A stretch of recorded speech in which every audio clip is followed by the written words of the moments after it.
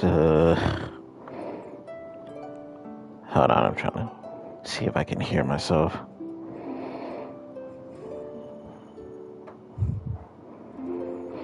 Okay, there we go. So, hey guys, Shotgun Twist here.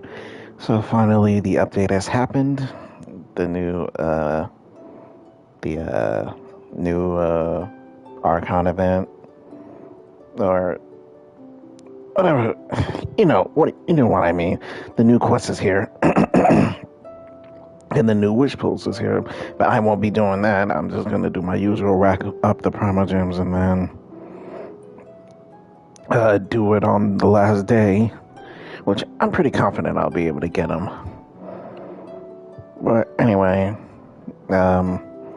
so we're just mainly gonna be doing the quest today, and if there's any side quests I come across, I'll do those as well. So let's get started.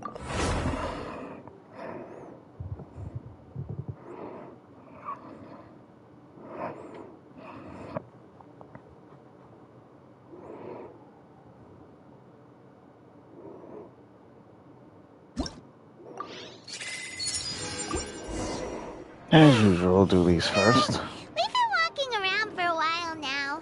Why don't we go back to the Spina di Rosula base in the Court of Fontaine and have a rest? Navia said something about having a place ready for us there, didn't she? Come on, let's go! Add Astro.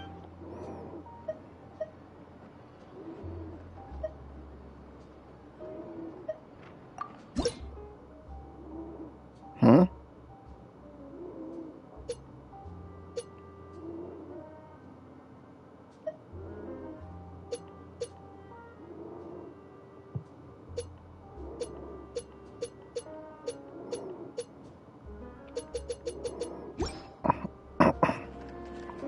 Add Astra.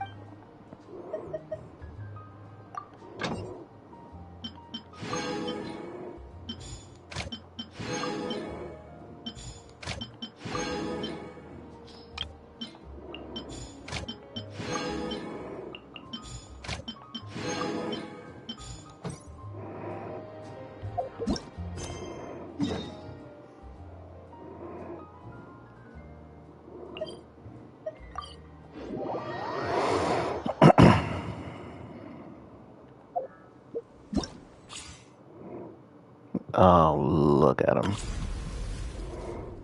Yeah, the Archon's was right here. And then his story quest.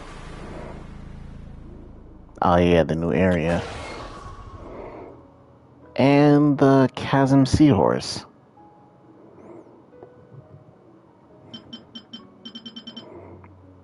No one who's gonna be using these. I could take a guess whose item, like whose materials this is gonna be for.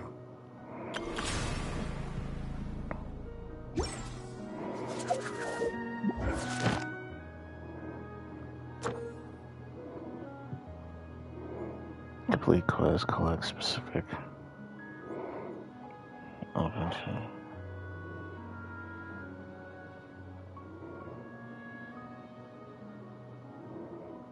Really? So we're not doing those anymore then. They changed that up. So I don't have to go to Catherine for the daily commissions. I mean yeah, that's interesting. That is very interesting.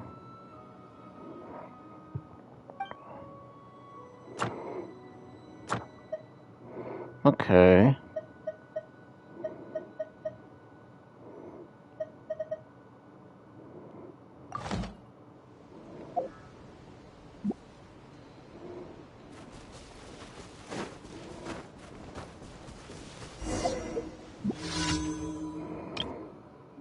I already got Hu Tao, so I ain't really worried about her. I would like his weapon though. Oh, look at him. So beautiful. So majestic.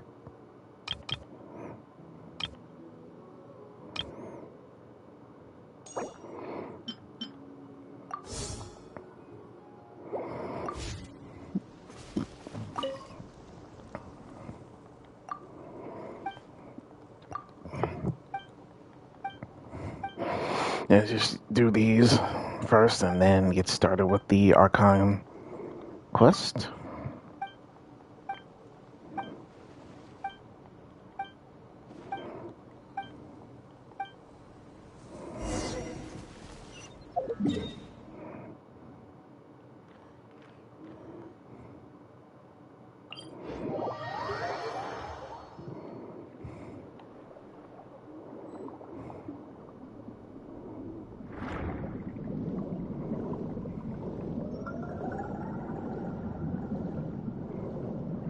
Whoa.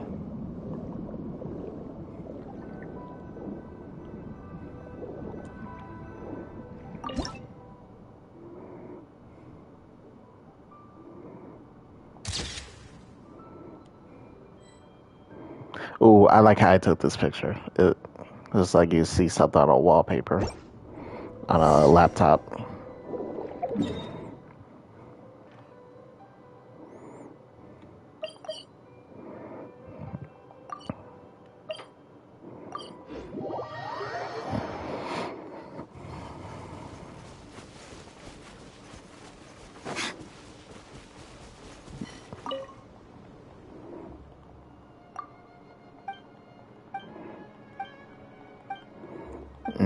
Yeah.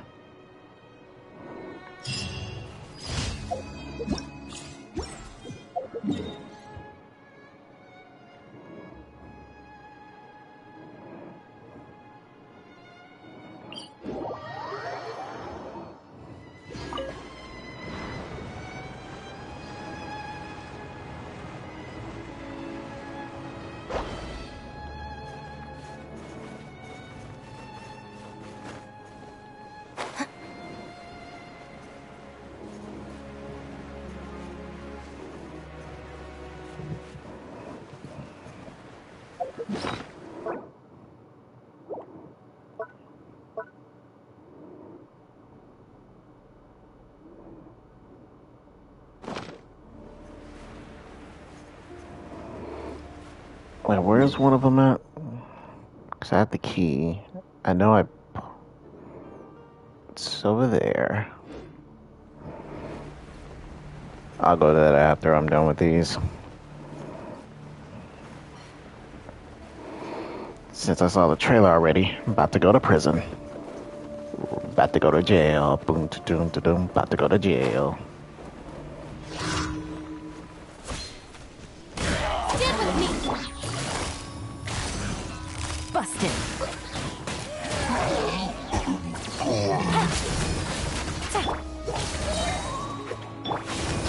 Gather. Gotcha.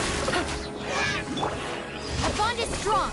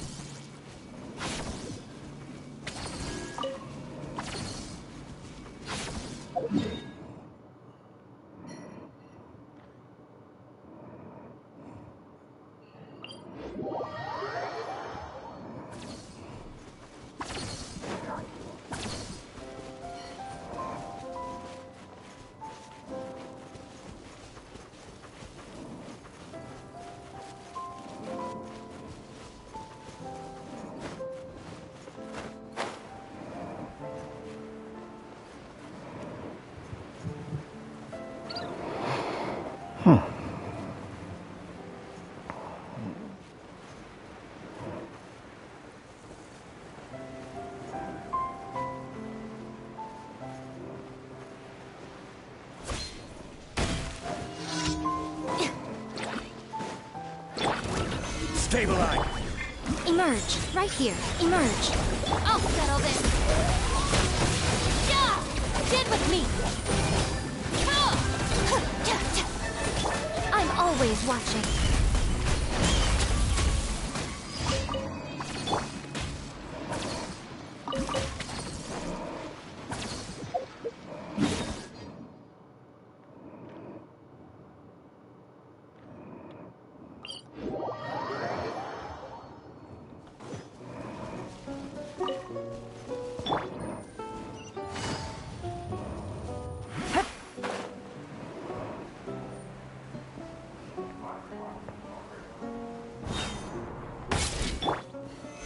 Solidify! Our bond is strong.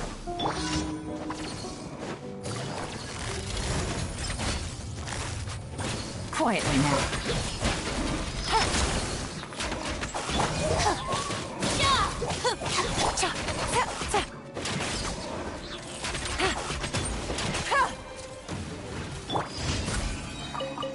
This way. I spy a treasure chest.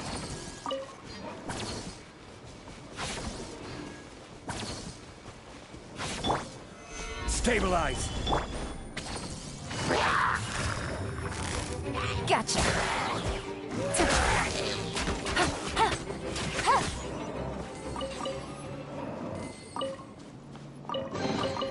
Treasure. One way to draw your target out of hiding.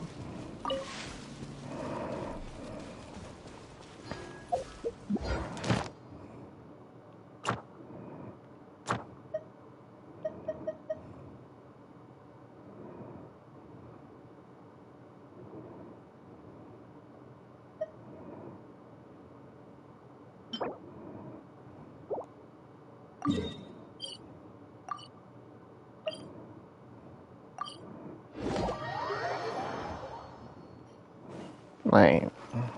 Add Astro. Thank you for I guess, Add Astro. guess I misread it.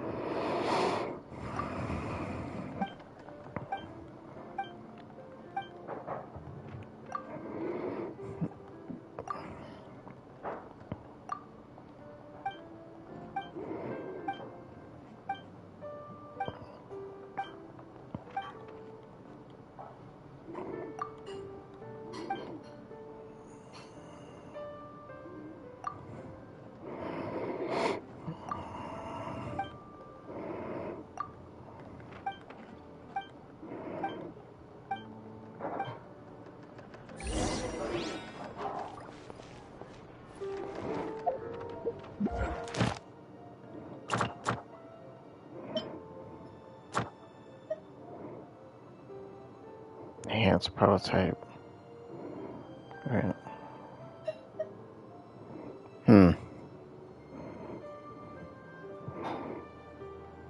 Oh, these are the weapons.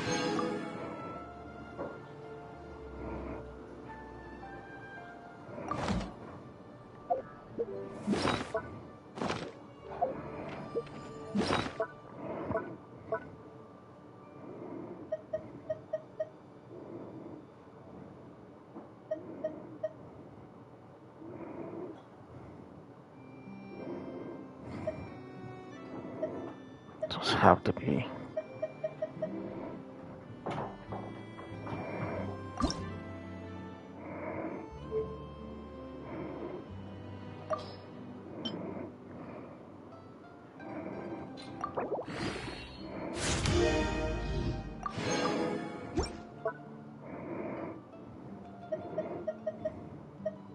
Oh no, it was this.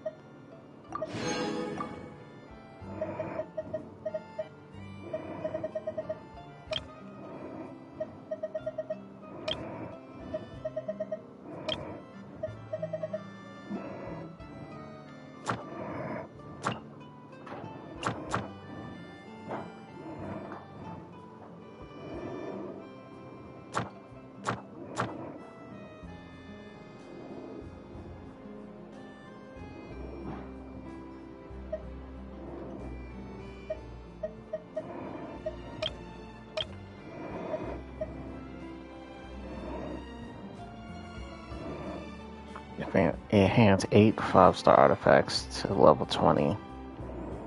Equip 2 characters with 4 piece sets of 5-star artifacts. Another one is Jean Lee.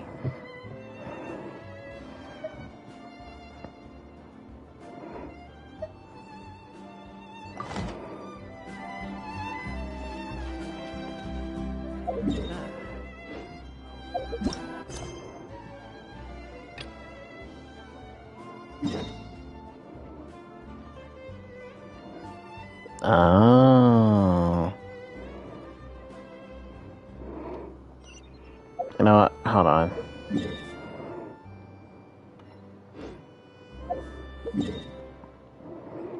I will come back to that.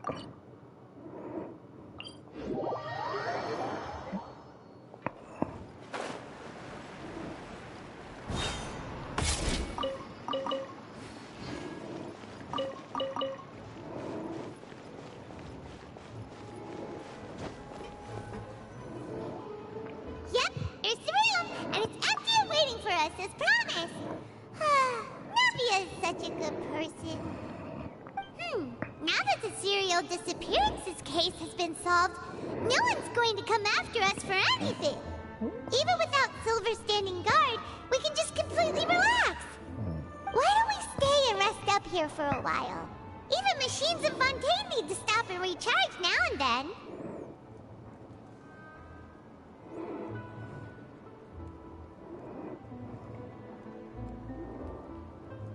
Oh, come on! This place isn't that bad. Besides, how often do we get to stay in an actual base? Oh, fine. Remember that detective story Paimon read before? Well, the author is about to release a new book, so Paimon wanted to buy it as soon as it came out and have a quiet place to read it. Of course. Then it's agreed. Come on, let's get some sleep. We'll need to be up first thing in the morning to get in line and buy a copy.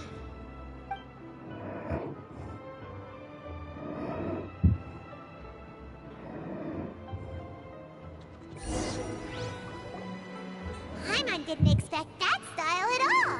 Even though it's a detective novel, it's also like a social documentary. Whew. It's actually pretty good. No! Paimon just spends a bit more time sleeping than you, that's all. Excuse me, but do you know if the Traveler and Paimon are lodging here? Huh? Who are you? Paimon doesn't recall seeing you before. Wait, you're not here to give us trouble, are you? A blonde traveler and a chatty little fairy. A chatty little fairy. Looks like I found the place. Good thing I asked the Spina di Rosula. Seems That's they sent funny. me the right way. Chatty little fairy. Hey, what do you mean by chatty? Paimon's always careful not to talk too much. Yeah, that's what I thought. It's an honor to Like, meet you better both. correct yourself. I was sent from the Palais Mermonia. Monsieur Nourilette wishes to see you. It seems he has something important to discuss in person. Nouvelette? He wants to see us again already? Huh. We talked so much the last time we met. Has something happened since then? I am not privy to the details. It would be best if you came to the Palais Mermonia and asked Monsieur Nourilette in person. If you say so, but Paimon has a bad feeling about this. Now that I've delivered the message, I'll take my leave. Thanks!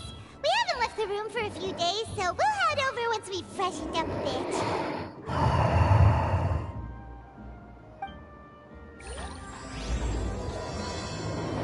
And so it begins.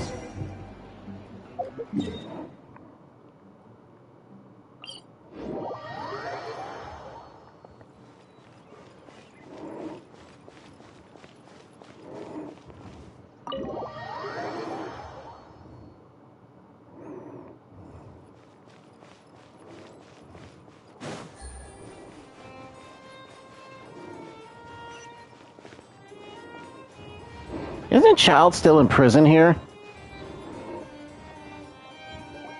Because he got judged by the scale. Nouvelette! We're here!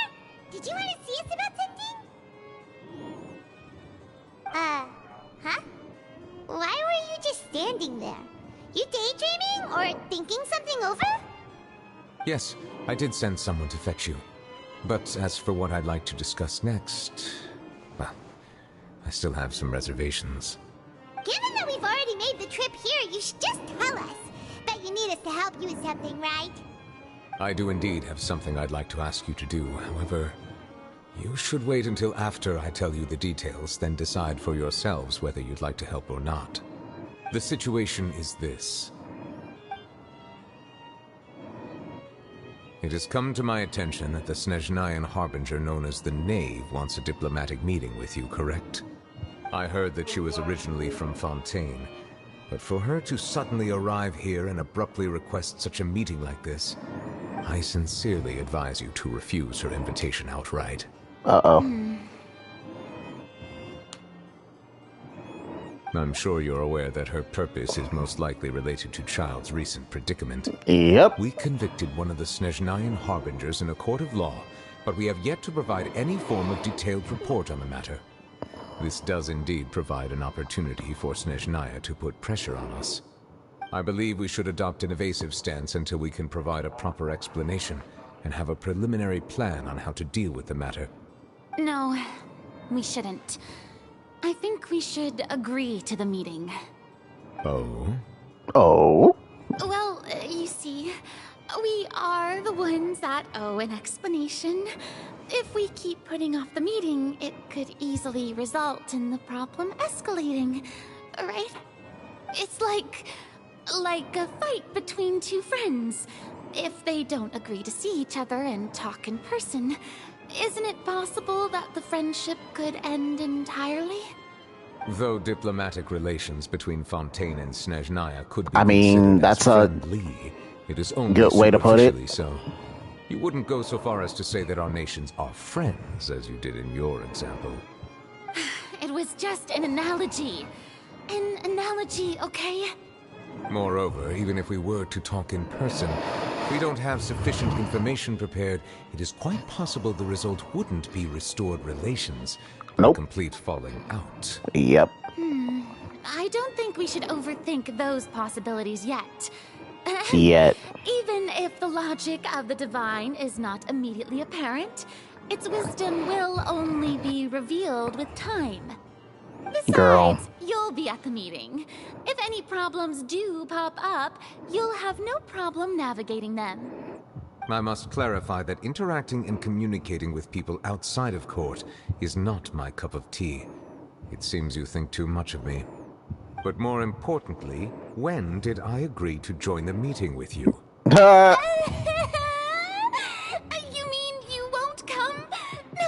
No, that won't do. I can't go to the meeting alone. You have to accompany me. I must take you with me. Girl. Lady Farina, could there be something else regarding this matter that is being kept from me? I'm pretty sure it is. Not at all. Look, I am the Hydro-Archon of Fontaine, Focalor, the god of justice who is loved and adored by many. Oh, God. So I only hope that justice will be served in this matter. Don't overthink it. I'll go find someone to arrange the meeting. Yeah. She's about to screw everything up. Though it could officially be considered a diplomatic conference, I prefer to see our meeting today as an ordinary tea party. Well, well, well. I assume you see it the same way, Miss Farina? So she's the fourth. Okay. I'm not familiar on the lore, so I didn't know she was the fourth. Yes, that's right. Just like you said, a tea party. I should thank you for providing the pastries. They look delectable. To make this tea party even more lively, I've invited someone else to join us today. It's a pleasure to meet you, Monsieur Neuvillette. I was born in Fontaine, so naturally, there's no need to introduce the nation's revered Eudex to me. Hello. The pleasure is also mine. First, I would like to thank the two of you. I'm often away on business outside of Fontaine, and I'm told that the children of the House of the Hearth have been well taken care of by you. Oh, I'm not referring to when my children, Linny and Lynette, were falsely accused by you. Please don't misunderstand. The children of the House of the Hearth are often misunderstood, perhaps due to the reputation of the Fatui. There's no getting around that. All I meant to say is that Fontaine has been stable in recent years. The people are well off and the children lead happy, fulfilled lives. That is something truly worth cherishing, and no one wishes to disrupt such peace. Oh, yeah. You have come regarding the matter of child, correct? Well, yes. It appears the ever-busy Iudex Neuvillette doesn't wish to waste time with diplomatic pleasantries, and hopes that we can get straight to the point of our talk. Yes, as you surmised, understanding Child's situation is indeed one of the goals of this trip. As we are both diplomats from Snezhnaya, as well as Fatui harbingers, Child and I have always been colleagues. Were anything to happen in colleagues. Fontaine, each of us would serve as the other's attorney to resolve the issue. So now, in my capacity as his attorney, I request that Child be turned over to Snezhnaya. We have a responsibility to cooperate with Fontaine and resolve what has happened to him together. The rules governing attorneys only apply before a trial has concluded. Since a verdict has already been rendered, we see the case as settled. I apologize for being unable to grant your request. There we go. Outright refusal. Very well. I respect all the rules of Fontaine's courts, just as I respect you as Chief Justice. Okay, why don't we back up a step? Back up a You step. don't need to transfer Child to us. I only request to enter the fortress of Meripede to see Child and confirm his condition. It's not like you couldn't even manage to fulfill a simple request like that. Right, Miss Farina? About that. Well, The fortress of Meripede has always been completely autonomous. Even we have no authority to interfere there, and diplomatic issues do not suffice as an excuse. However, if you absolutely must confirm the situation of the Harbinger, I have a proposal.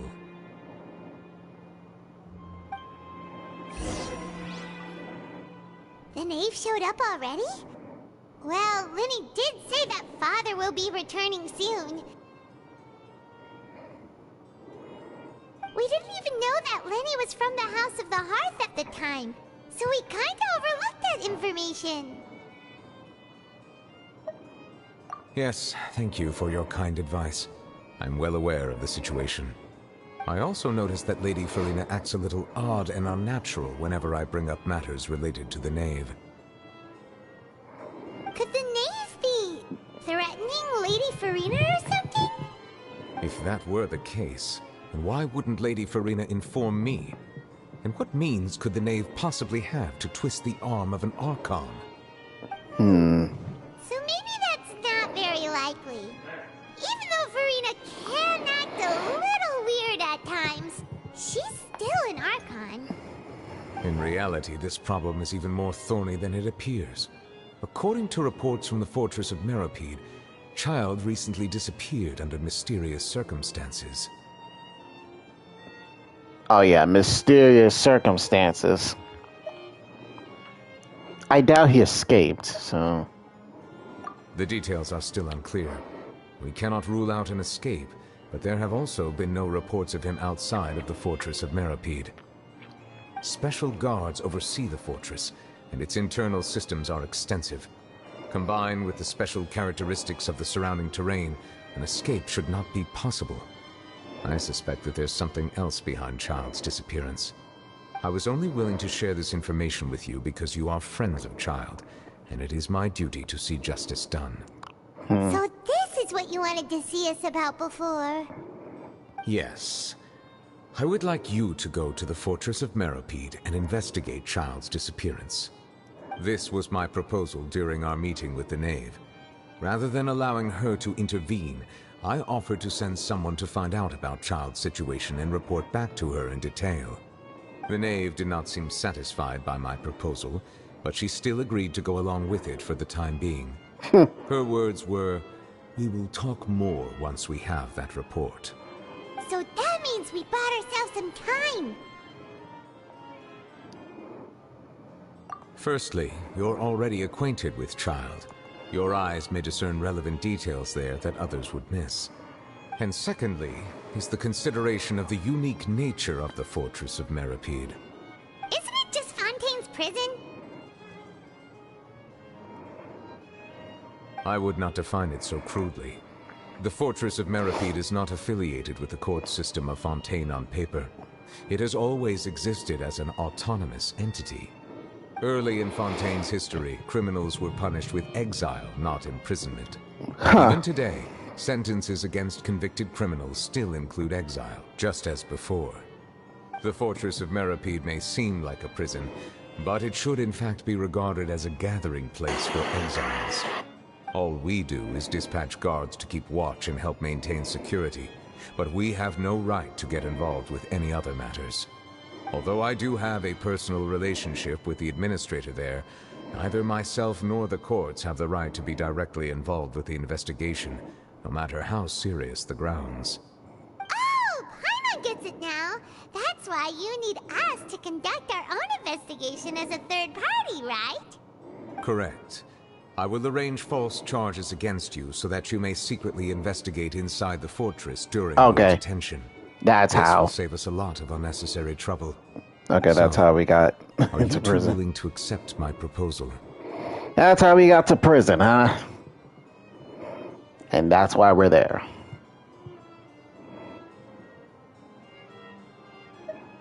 Yeah, no matter how you look at it, it seems we're the best choice. Alright, we hereby accept this difficult task. Reluctantly. You two have my sincere thanks. This matter is of critical importance to Fontaine's current situation.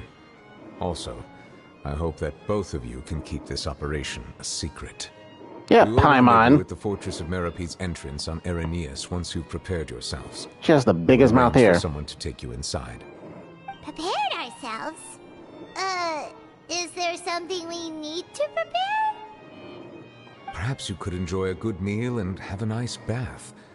I'm afraid that living conditions inside the fortress are nothing like those on the outside world. I'm pretty sure. Right!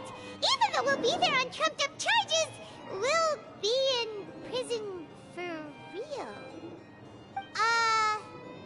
On second thought, is it too late to back out?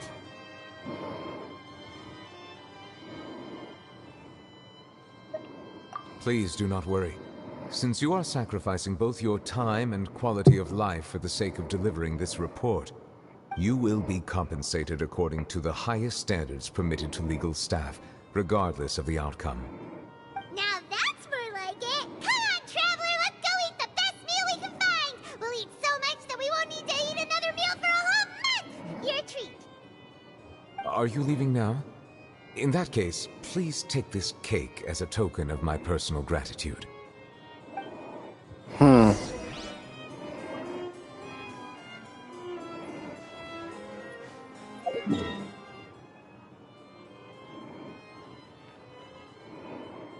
Oh man, we are so screwed. Ugh.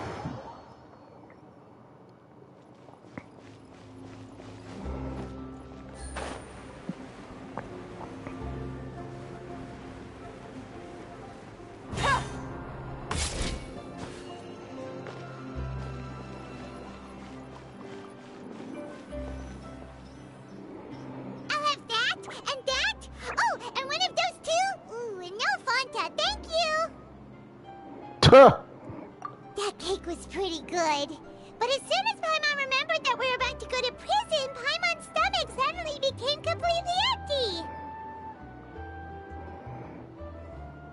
Now that Paimon thinks about it, we've always been super careful ever since we arrived in Fontaine. Just to avoid breaking any strange laws here. But here we are, about to willingly send ourselves off to the fortress of Meropide. Maybe this is what they call fate. Let's just try our best to investigate everything quickly once we get there. Paimon doesn't want to stay in prison too long. Who's taking a picture of us? Oh, what is that Oh. I hear? Is it the taste of a breaking story? No, Charlotte. Hey, you can't hear a taste. And what are you doing here, Charlotte? Oh, don't remind me. I invited an eyewitness to a case to eat here, and I was planning to get some great material out of him. But he didn't even show up. Calm down, calm down. This is nothing new. As a journalist, you should be used to this by now.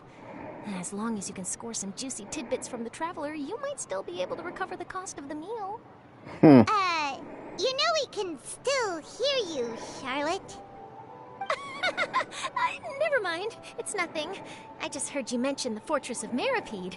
You didn't commit a crime, did you? Please tell me all about it. No. Wait, we would never. We're just going there to...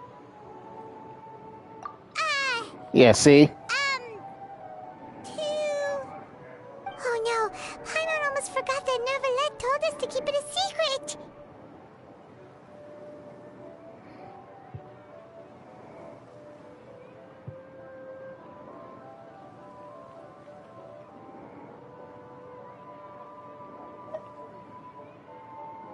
Huh? You're being arrested for that? Oh. But now that I think about it, I suppose that's not completely unreasonable. That's pretty despicable. Almost as offensive as committing theft. You mean Paimon really did something that serious? Sorry, Paimon really messed up. Yeah, you did. Well, in that case, it's nothing particularly newsworthy after all. Oh, how disappointing. Oh, right. There's still a chance. Since you're going to be at the Fortress of Meropide, would you be willing to help me gather some material for a story? About that, Paimon doesn't think we'll have any time. Oh, it's nothing difficult. All you have to do is think of a way to get some time face-to-face with the Warden of the Fortress. Why? He was awarded the honorary title of Duke in Fontaine. Sounds really cool, huh? Only those who have made significant contributions to the nation have been conferred this title. It's incredibly rare. On top of that, the Fortress of Meropide has never been under the jurisdiction of the courts.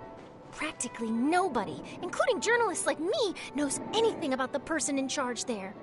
Oh, if I could write an exclusive article about him, I bet it would sell a boatload of papers. You make it sound easy, but it really depends. Of course, I wouldn't ask you to do it for free. So this meal is on me. All right, you got a deal. We'll do anything you want. Oh. Then it's settled. The food should be here any second, right? Huh? Wait, just how much did you order? No backing out now. Oh, Paimon's so full. Well, guess we have nothing to regret now, so let's get going. Wait. Paimon just said something really ominous, didn't she? Yep, you sure did.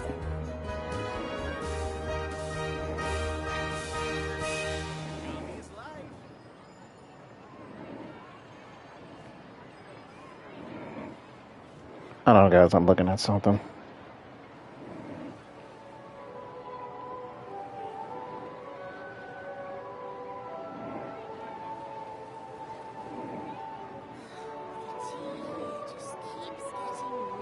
Navigating the world is a whole lot easier with a few different identities to choose from. Need me to come up with some for you?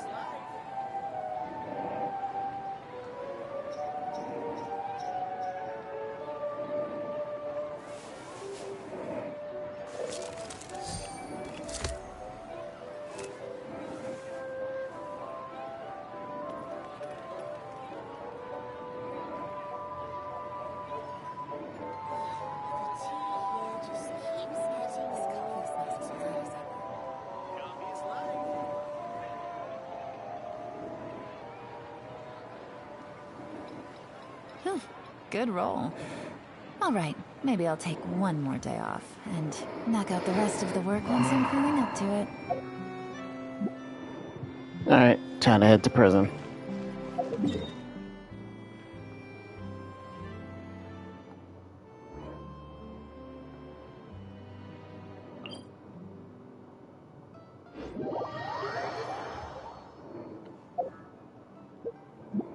I almost forgot to open this. There was a glorious kingdom. Crazy, I forgot to open this.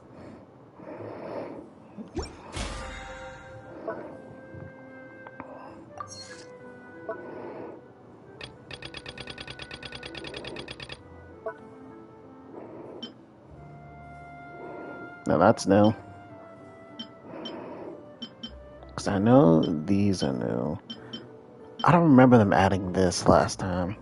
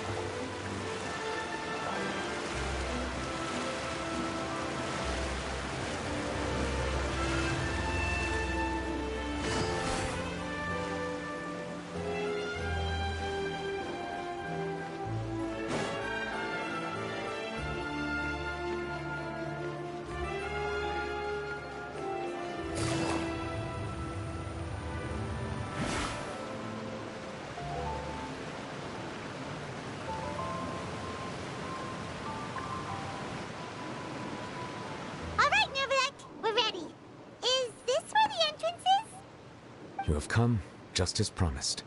Yes, this is the one and only entrance to the fortress of Meripede from Irenaeus. Careful. You may want to step back a bit. Okay. Oh, so you have to go down from here? Is the prison underwater? Utilizing both the barrier of the water as well as the fear humans have of the depths, the fortress of Meripede is naturally the perfect place to confine and guard criminals. But do not worry.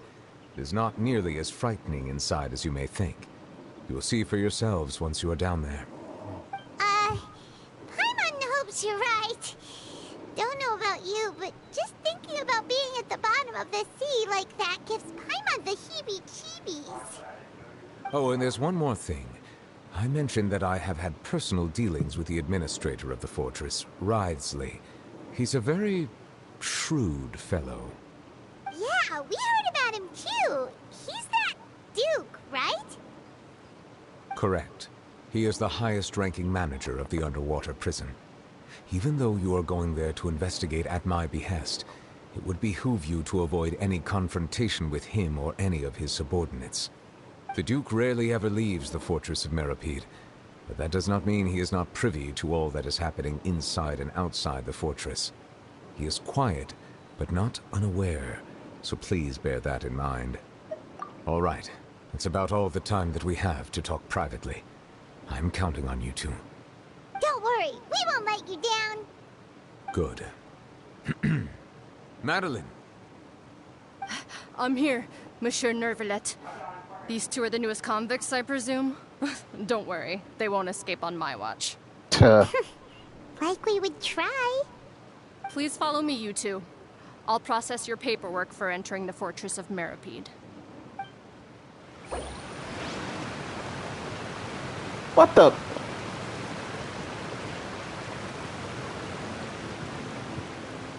How interesting. Navigating the world is a whole lot easier. So once I start, I can't leave. To choose from. Need me to Continue the for current. you? May cause parts of a following quest to become occupied. Process cannot be made. Okay. That's funny. But we know where we're going.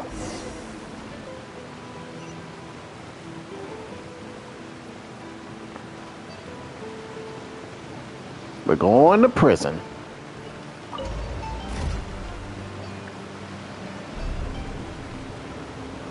Down we go.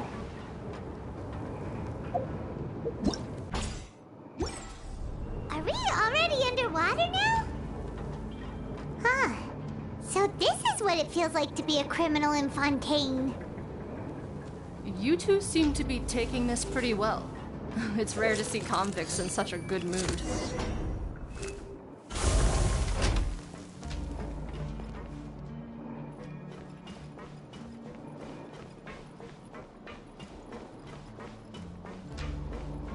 Oh, I exited the wrong way, but whatever.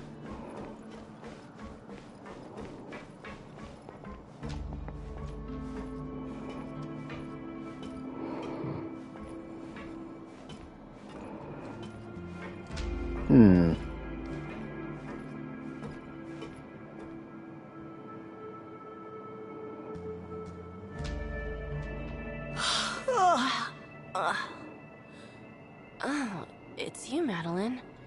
Why'd they make you make the trip down here today? Monsieur Nervalet personally requested I escort these two convicts. I suppose he was concerned others might not be up to the task. Well now, aren't you the lucky one? Must be nice to be on good terms with the big shots like the Chief Justice. Oh. The only people I get to see every day are the new inmates. Well, have you tried service with a smile? Who knows, it might help your professional reputation. I doubt it. Yeah, right. As if. Every criminal comes through here looking miserable. How can I smile with such a toxic work environment? And even if I did smile at them, the convicts would probably just think that I'm some freak getting some kind of twisted enjoyment from their pain. Oh, she's got a point. Well, I've finished transferring you. You two will register here, and Marette will guide you through the remaining procedures. Yep, I'll take it from here. You head on back to that bright and sunny world above. Okay, let me see. You are the Traveler and Paimon, correct? That would be us! Let me confirm your charges and sentence. Let's see. You two are charged with eating a cake specially prepared for the Archon by a Snezhnayan envoy without the Archon's permission, thereby incapacitating the political center of Fontaine for a brief period. Sentence: 45 days? Huh? Wait, you mean the cake that Nervalet gave us was... We were set Just up! looking at the charges, it seems you two are capable of causing some serious trouble. We were set up! Considering how fond Lady Furina is of sweets, this crime is tantamount to trying to assassinate the Hydro Archon herself. Really? Now I've seen everything. Anyway, we still need to finish processing you before you can enter the Fortress of Meripede. Please stand in front of the board over there. I'll take your mugshots with my camera. Oh, all right. But be sure to catch Paimon's good side.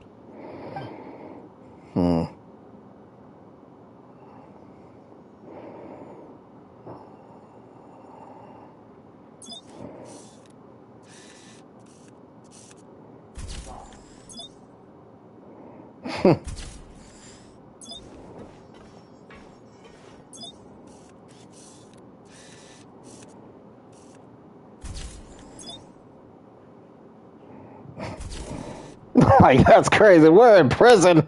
I still find that funny.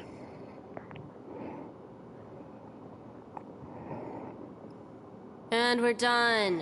Thank you for your cooperation. Next, someone will be along to guide you inside the fortress. Please be sure to cherish this opportunity for rebirth. For rebirth. Rebirth? Isn't that a little much? We're only gonna be here for 45 days!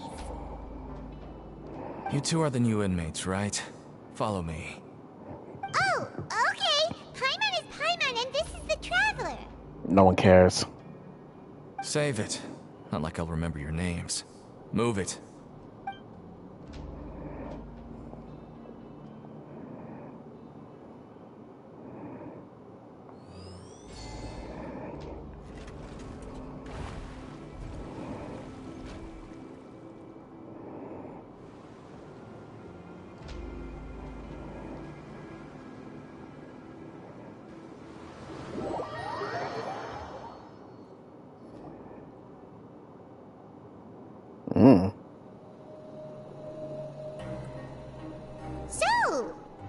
you one of the guards here? Is there anything we should be careful of while we're here? He doesn't talk to criminals. Did Paimon already ask something she wasn't supposed to? Why should I tell you anything? What's in it for me?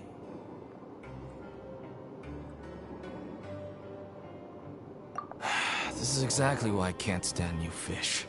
I wouldn't even be doing this if it weren't for the credit coupons. Credit coupons? Alright, seeing as you're not the annoying kind that's getting dragged in here crying and blubbering, I guess I can tell you a few things. But next time, it'll cost you some coupons. Mora means nothing here. Here, we use credit coupons. Coupons can get you almost anything in the Fortress of Meripede. Desires? Fulfilled. You want power? No problem. Coupons can even change fate itself. So, credit coupons are a currency that can only be used here?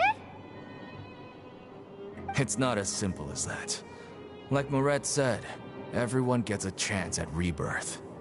No matter how much money or power you had before, it means nothing once you set foot inside the Fortress of Meripede. You have to start over and earn your coupons. Everyone starts from the same place, and you have a chance at a new, less terrible life. I guess that's the real purpose of the coupons. They symbolize true fairness and true justice. And this is also exactly why so many criminals choose not to return to the outside world, even after they've served their sentence. Oh, so that's what the Fortress of Meripede is like. Huh. Paimon was under the impression that it'd be more like a prison. It certainly ain't all sunshine and roses here, but it's also not the worst place to be. You'd better take a good look at the scenery now. It'll be the last chance you get for a while. After being away from the sunlight for so long, even the terrifying depths of the sea start to feel like home. It just stops feeling oppressive, you know? Oh, I'm actually an inmate like you two. Welcoming newcomers is a job I've picked up to earn some extra coupons.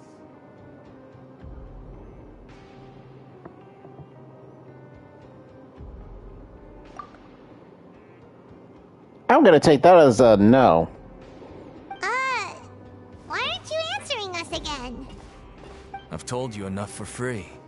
Any more info is gonna cost you. So all you care about is Mora! Wait, no. Coupons? Almost there. It's down through here. Your turn to give it a try.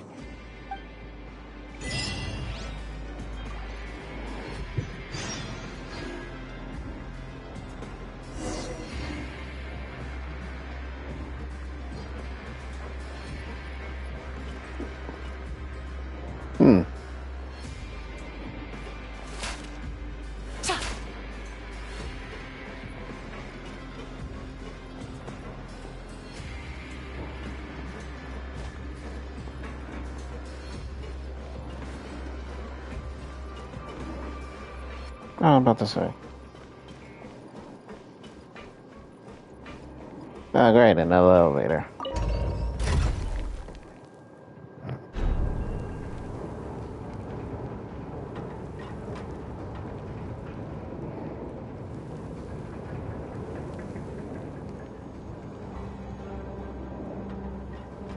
I got a new letter from an informant.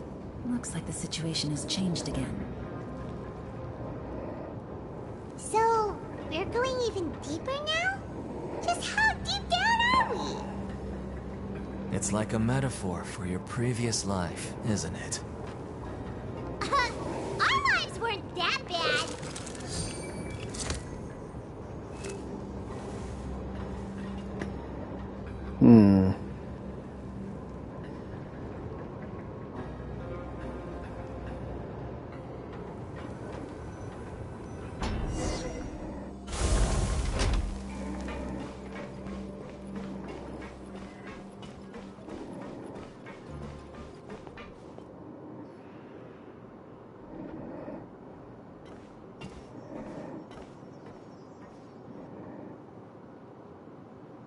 So this is the actual entrance to the Fortress of Meripede?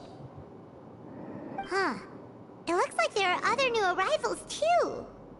Oh, they sure don't look happy. Maybe we look too relaxed for fresh convicts. Oh, right. We're on someone else's territory now. We need to think of a good way to act like criminals to get by. If we're discovered, even Neuvillette might not be able to rescue us.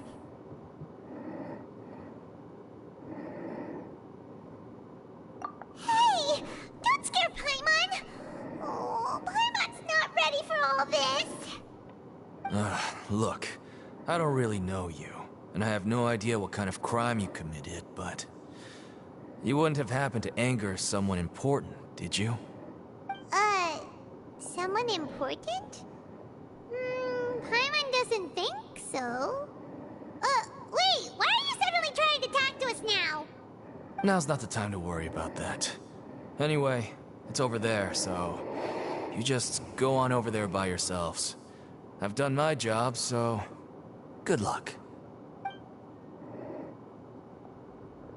What was that all about?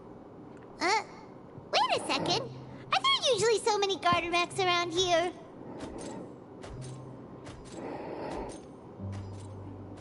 They're already onto us? Prisoners numbers 7459 and 7560. Welcome. Oh, no need to be anxious. These Gardemex aren't here to attack you. In fact, they're here as your honor guard. When I heard that you were friends of Monsieur Neuvillette, I had the Gardemex come and wait in formation. Wait! You know about our connection with Neuvillette? The seafloor isn't as cut off from the world as you might imagine. However, I'm afraid that I know nothing more than that you are friends of the Udex. And as you can see, committing a crime means being sentenced here, even if you're friends with the Chief Justice. Quite fair. The Duke! Greetings, Your Grace! He's the Duke. Lovely weather today, isn't it? Oh, hey. Greetings, my good fellow. Well, I'm willing to imagine that the weather is as good outside the sea as you say it is. How great it would have been if only the Fortress of Meripede had been built on the coast, huh? It would have been so convenient to enjoy a nice chat in the sunshine. Huh. Didn't think he was the Duke. I thought he was just some random prisoner. When it's on the trailer. My profuse apologies. I just got so nervous when I saw you, So this is the Duke. He sure looks a lot younger than Paimon imagined. Yeah. The Traveler and Paimon, correct? Mr. Deacon here was responsible for your welcome. I trust you were satisfied with his guidance?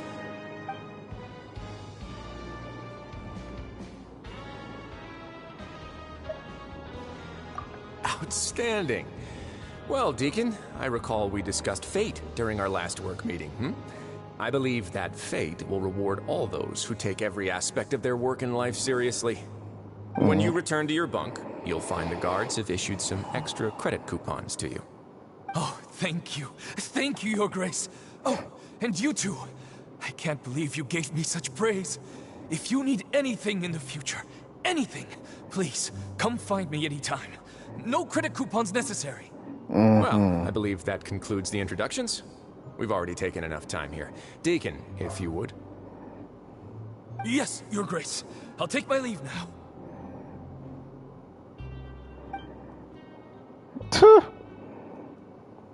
Please, follow me.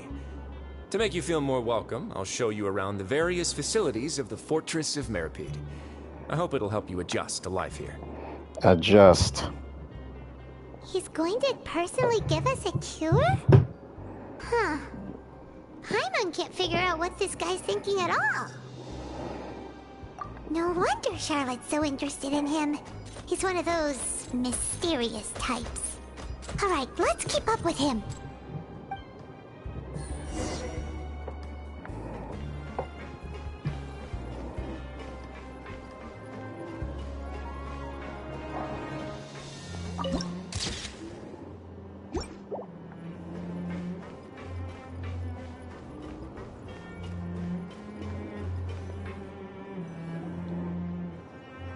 There's no need to be so reserved. The label of criminal is nothing but one of many identities. And being criminally inclined here at the fortress is just one of many ways to survive. Is it really okay for the warden to think like that? We're real criminals, you know. What if we're too difficult to handle? Well, then maybe you'll be able to carve out a name and a place for yourselves in this underwater world, But before you go in swinging, please remember that in the Fortress of Meripede, it's better to not cause trouble for yourself or for the guards. Now, we've arrived at a very important place, the Coupon Cafeteria. You can come here and claim one welfare meal each day. Welfare meal? You mean it doesn't cost anything? That's right. Criminals are essential to Fortress operations, so we must guarantee that they at least have the basic means to survive. But that's not how it was. Back in the day, it cost your reward coupons just to get a cup of water here. For fish like you who just arrived with nothing, you'd have to go to work hungry until you earned enough coupons to eat. It was only after His Grace became the administrator that we got the free meal rule. Now everyone gets a square meal every day, even no-good slackers who've never picked up a wrench in their whole lives. Nobody starves to death here. In the Fortress of Meripede, credit coupons are the only currency, and everything must be purchased. In some sense, you could say using the coupons is a form of trade. But trade is always conducted by people. So if we want trade here to prosper, we need everyone to work hard and live their lives. If nobody could even afford a meal, then the whole fortress would be up in arms. That would only make things more difficult for me.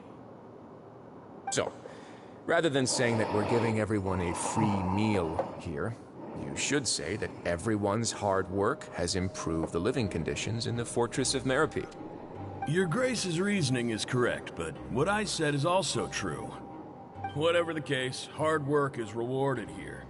You'd be hard-pressed to find anywhere else as fair and reasonable. Right! Paimon sees your point. By that logic, this place doesn't seem so bad after all.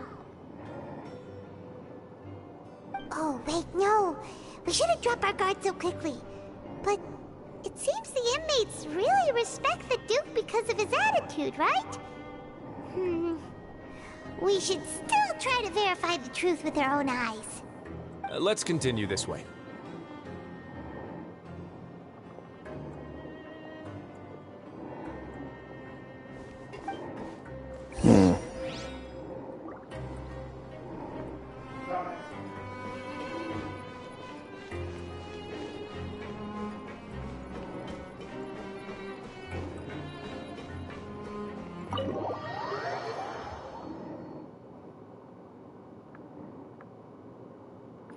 Oh. That's what...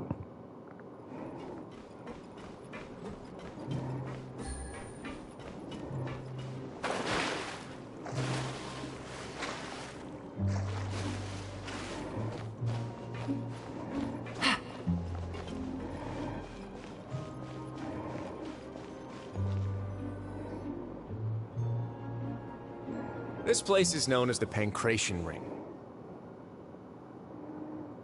Sometimes we have criminals who have more energy than they know what to do with. Their daily work alone isn't enough of an outlet for them. So, instead of leaving them to their own devices, we've provided them with this dedicated venue.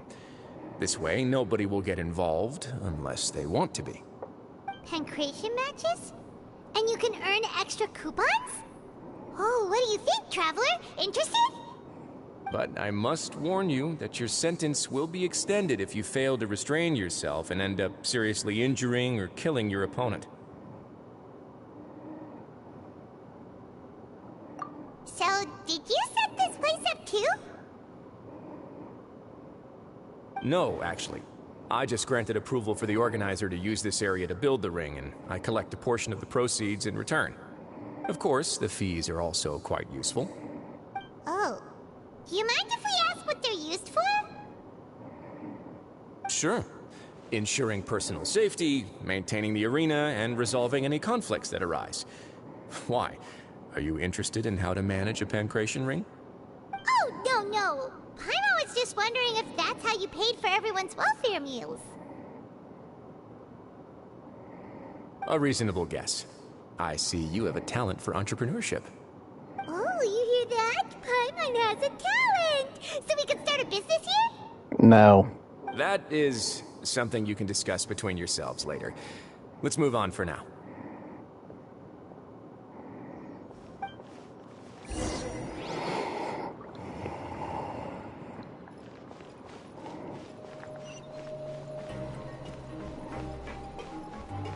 How the hell do I get up there?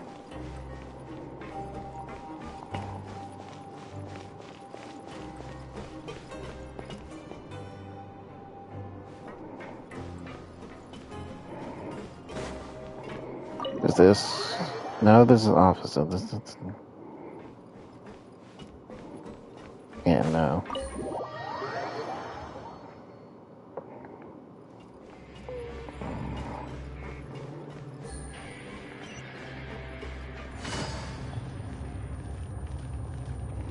Oh.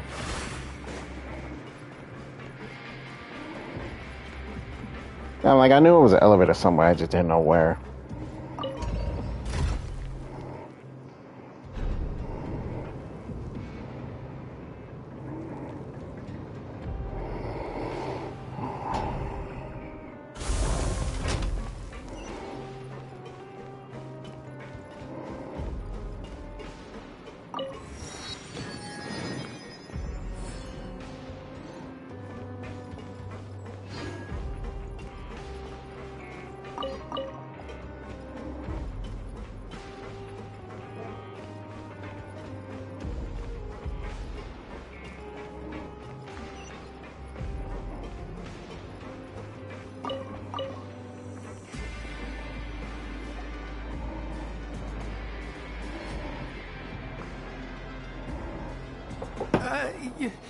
Your Grace.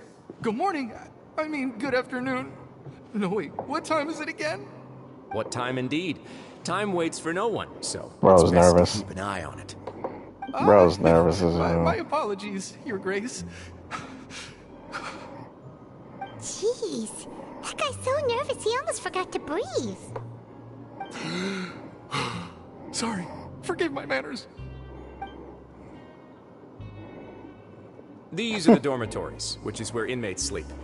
The guards will inform you where your bunk is later. In the Fortress of Meripede, criminals usually spend most of their time in either the production zone or the sleeping areas. The production zone? What does it produce? Is that where we'll be working? Not necessarily. Though working in the production zone is the most reliable way to earn credit coupons. If you have other skills, you can skip your shifts to earn them in other ways. Wait, you're the manager of this place, and you're just telling us to our faces that it's okay to skip work? The fact that the Fortress of Meripede has continued operating completely autonomously is proof enough that most people are willing to work honestly and earn a stable income. As for what we produce, many of the clockwork machines seen all over Fontaine originate from our workshop. Therefore, the Fortress of Meripede is not only a place where criminals serve their sentences, but also a giant machine factory.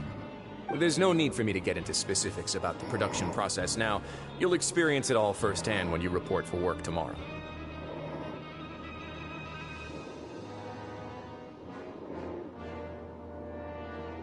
Let's move on. The tour continues over this way.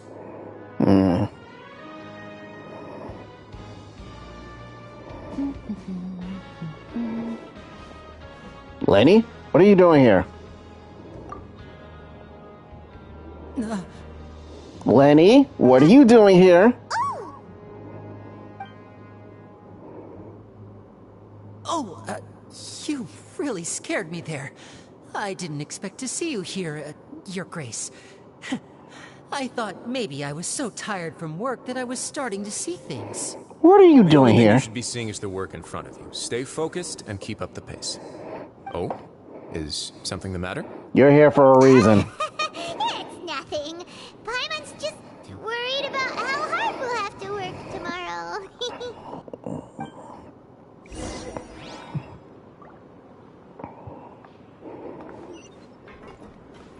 What are you doing here, Lenny?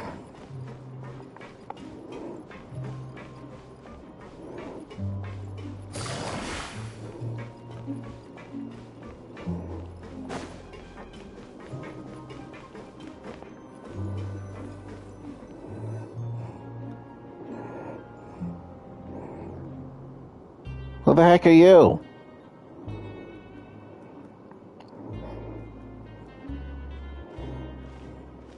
Your Grace?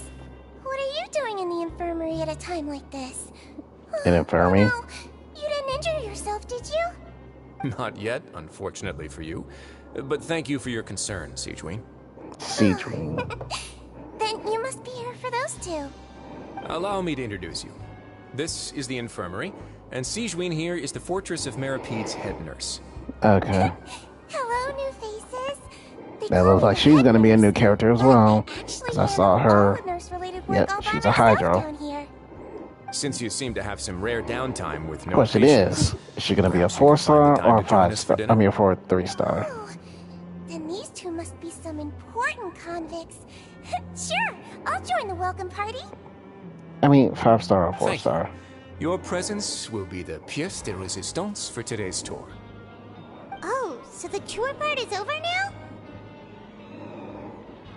I believe I've already covered the primary aspects of life here in the fortress. As for your work, there'll be someone else to guide you through the details. Is there anything else? I seldom conduct tours, so why don't you just ask if you have any questions? Well, this is our first time here. Paimon's not sure what to ask.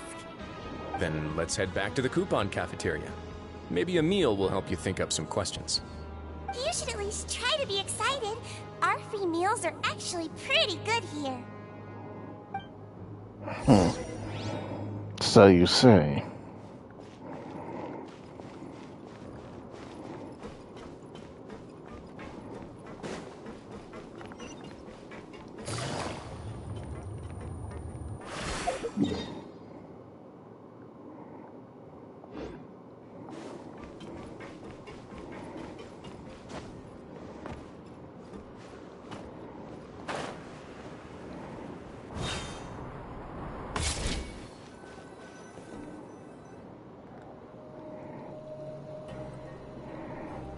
What do you think of the food? Does it meet your expectations? Wow, it looks delicious! Nivelet made it sound like living conditions in the Fortress of Meripede wasn't very good. Who would have guessed that criminals get to eat tasty food like this every day? Oh, isn't that the meal box that only super lucky people manage to draw? Seems like you two are quite fortunate. It actually has nothing to do with luck in this case. I had a word with Walsey, so you didn't have to draw lots like everyone else. Oh, you mean the meals are random? Yes, what you get to eat depends completely on your luck. You could say that it's a distasteful little game that Chef Walsey likes to play here in the cafeteria. Paimon knew it! If criminals got to eat tasty food like this every meal, the crime rate in Fontaine would skyrocket for sure! Excuse me, did I hear you mention Nervylette just now? I've been wondering how he's doing. Is he busy with work? Has he been taking care of his health? He seems healthy no matter how you look at him. But he works so hard all the time, so it must be really tiring. Sounds like he hasn't changed a bit. Looks like you can stop worrying so much, Sigewin. Oh, that's good. But I still feel like it's been too long since I've heard any news about him. No news is good news. Maybe next time I've got something to discuss with him, I can invite you to accompany us. But isn't the Fortress of Meropede independent from Fontaine's court system? What do you two have to discuss? Well, we provide all kinds of mechanical products for official use, and some essential goods have to be obtained from the overworld, so we naturally have to stay in touch about this and that. Monsieur Nervylette's character is unimpeachable. No matter the question, you can discuss it openly and freely with him. Talking with him feels quite effortless. In light of that, I am quite willing to go out of my way to show respect and accommodate him. In fact, right now, I'm treating you two as guests invited by Monsieur Nervylette. But unfortunately, I can only do so until the end of this meal. After this, you two will just be inmates here. You're very welcome. Well, your new life awaits. Yeah. Oh joy, our new life.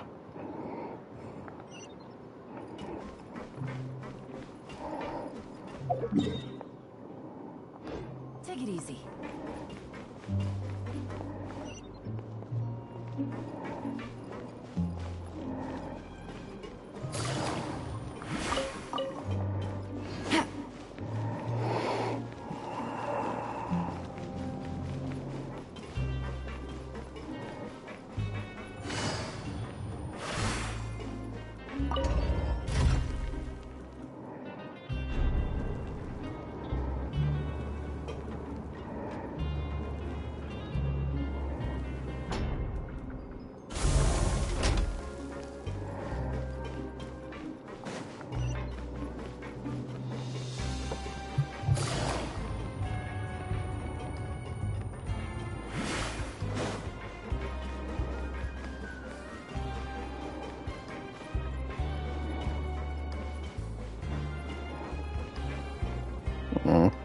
The Traveler and Paimon, right? Listen up. As new inmates, the only thing you need to worry about is what to do and when to do it. Don't make any extra trouble for yourself. Your bunks are right over there. Follow me.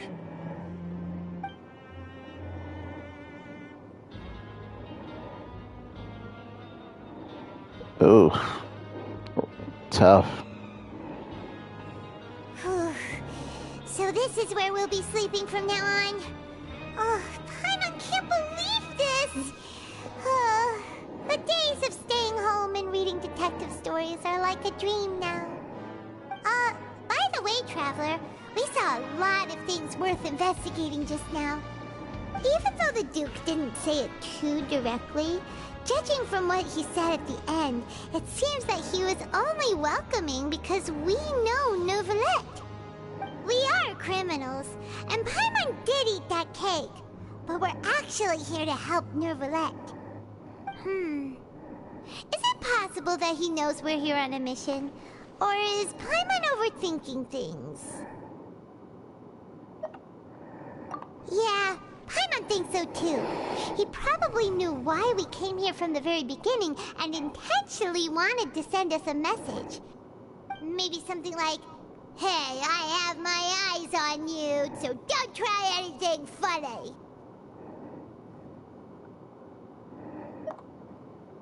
Yeah, you're right. It's not like we can go back to Neuvillette empty-handed and say, "The dude looks scary, so we gave up." And besides, the Duke said that he was willing to go out of his way to show respect for Neuvillette, right? So, we at least need to try. But Paimon hasn't gotten a clue where we should start our investigation. You mean... Yeah, that's what Paimon was thinking too! Paimon almost spilled the beans when we ran into him. Fortunately, based on his attitude, it looks like the Duke sees Linny as just another inmate. We worked so hard to help clear Linny and Lynette's names, and yet we turn around and bam! He's in prison anyway!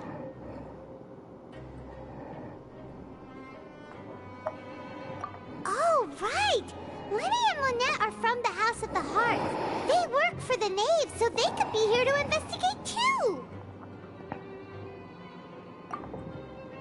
Huh? Oh, it's a card! Paimon didn't notice it earlier. It looks like a magician's prop. Lenny must have left it here. He's in prison and still doing his little tricks, huh? Let Paimon have a look. It was nice to bump into you again. Let's catch up in the production zone tomorrow. What in the world? It's written like he's greeting a buddy on the street. Paimon thought he'd write something important.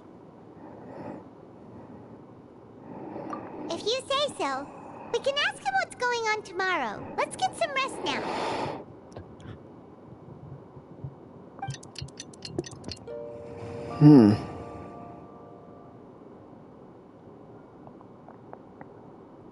Hey, you're finally awake! Well, it's Paimon's first day as a prisoner. Last night, Paimon dreamed about getting interrogated by the guards until Paimon told them everything, and then Paimon woke up. Hey, come on! It's just a dream, okay? Paimon wouldn't really squeal. Maybe. Yeah, that's what I thought. Hey, lazy bones. What are you still doing here? If you don't want to starve, then get yourselves over to the production zone. Sorry! We're going right away!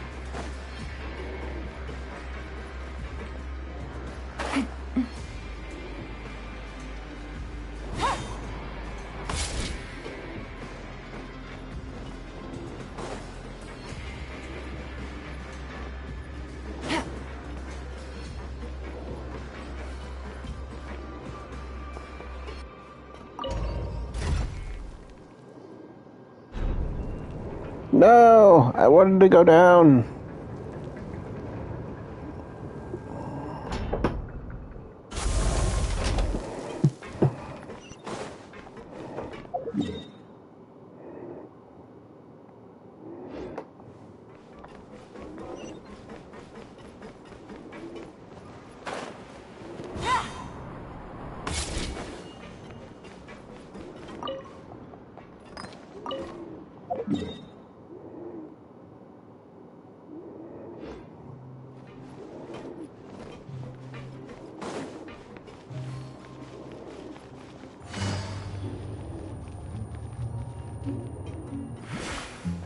There we go.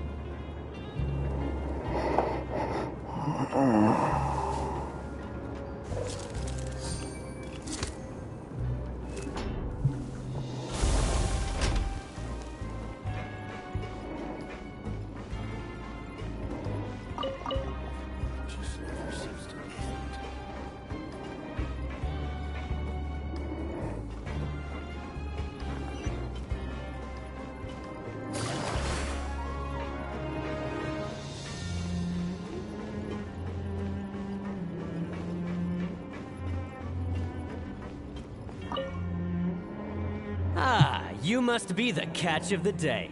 Looks like you've got some luck getting assigned this space. Yep, we just arrived yesterday and... Don't interrupt me when I'm speaking. Yes, sir. Listen carefully to my instructions. I don't want any mishaps. Every machine here is worth more than the both of you. Working around these machines can be very dangerous. Do your job well, and you can eat in the cafeteria after your shift. Get sloppy, and you dine in the infirmary. Anyway, the Fortress of Meropide doesn't want to lose a single one of its machines. And it also doesn't want to waste the production potential of any inmate. You got that? Got it! Your job is to use the machine over there to process widgets. Watch carefully, and make sure you step on the pedal at the right time. If the machine gets jammed, then give it a little maintenance with your fist. Here, take this. Bring me the processed widgets, and I'll give you some credit coupons in exchange. Why do I have to do this shit manually? I don't wanna. For the modeling process, you must place the unprocessed parts into the machine and then interact with the machine. Some parts get stuck while rotating. To attack the rotating part.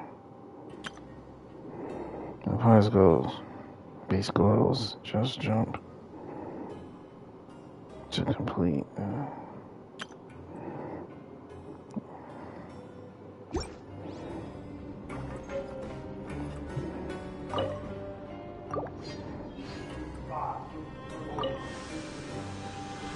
So if the machine gets jammed, you just need to attack it to fix the problem.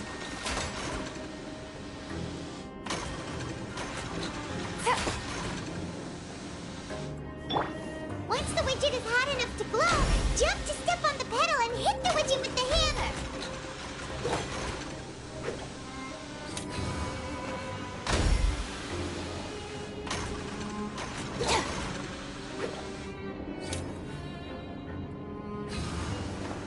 Okay, you got this! Great! Now we can report back to the foreman and give him the processed widgets! Huh. This one is tolerable. Though, since the processing is done by machine, the product is all pretty much the same anyway. Alright, I'll pass you for now. And we'll count up how many credit coupons you've earned.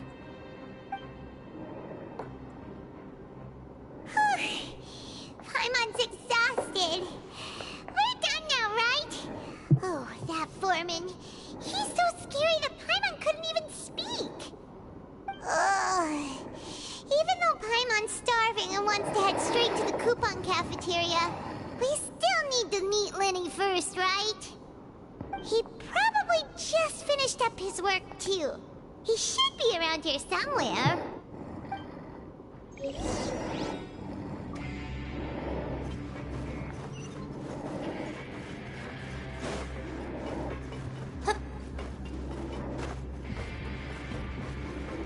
Lenny?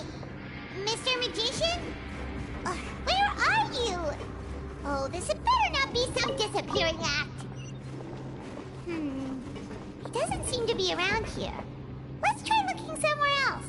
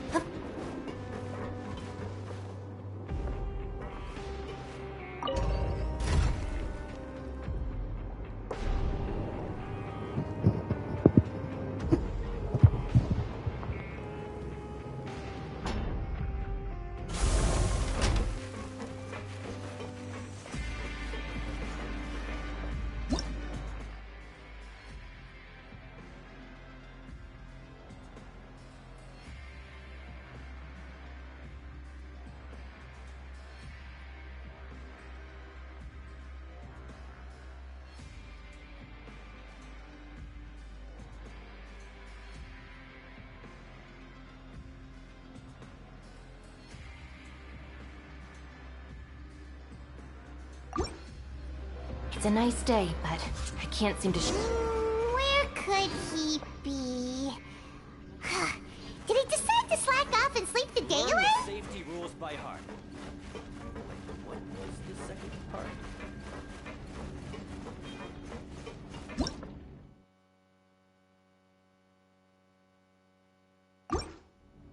It's a nice day, but I can't seem to shake this strange feeling. Let's just hope it's my imagination.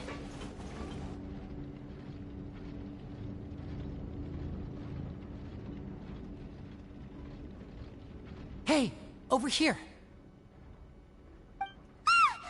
Oh, you scared Paimon! How did you appear out of nowhere like that? Oh, you scare so easily now?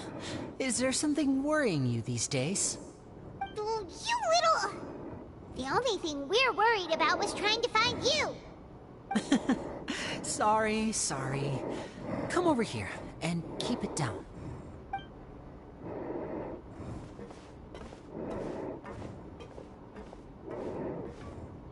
Oh, Lynette! You're here too! You two really are inseparable. That's right. My brother simply can't stand to be away from me. It's not just Lynette. Fremine is also here. Do you still remember him? Oh, you mean that diver from the House of the Hearth, right? I don't remember seeing him in the Court of Fontaine before. Now hurry up and tell us, how did you end up as criminals this time? We fought so hard at court to prove you were innocent, but now it looks like our incredible court battle was for nothing! Sadly, even the teeniest of things can land you in prison these days. I put together a street performance and used the popularity we gained from the Opera House incident to attract a big crowd. And then? Next, I invited several audience members to participate in the show. And then, with the entire audience watching, their wallet suddenly disappeared. My brother was charged with theft, and I was charged as his accomplice, having assisted him in his crime. Wow, really, Lenny? It really isn't that bad. The missing wallets are all in the leftmost drawer of the Maison Gardiennage's big filing cabinet. We just need to see how long it takes to discover them. Yep, we should be released then. In terms of the magic trick itself, I think the performance went perfectly. Leave it to Lenny to magic himself into prison.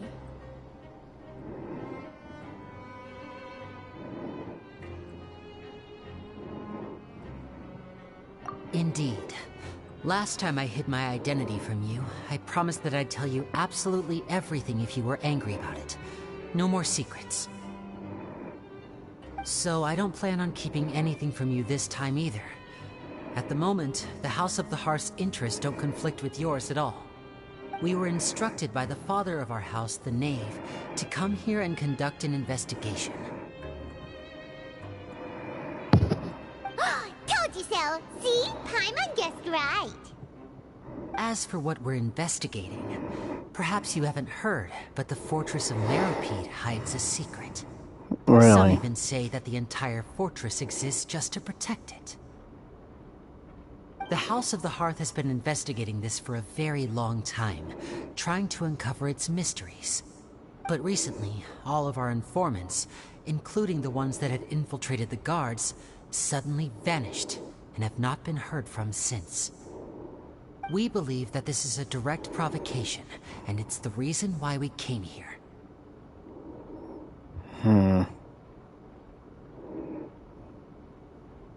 Father has somehow managed to confirm that Focalors does not have Fontaine's Gnosis. Huh? How did she manage to learn information that important? Father has her ways. Many of them are beyond our imagination, and we've never had the chance to see her at work. But we trust her conclusions. It was this information that led us to suspect that Fontaine's Gnosis might be in the Fortress of Meropide and is related to that secret. So it's all about the Gnosis again. Well, that's about it from our side. How about you two? Did Monsieur Nervulette send you here? Bingo! The Knave has been applying a lot of pressure. She wants to know what happened to Child, so we came here to investigate. Traveler, are we allowed to tell them?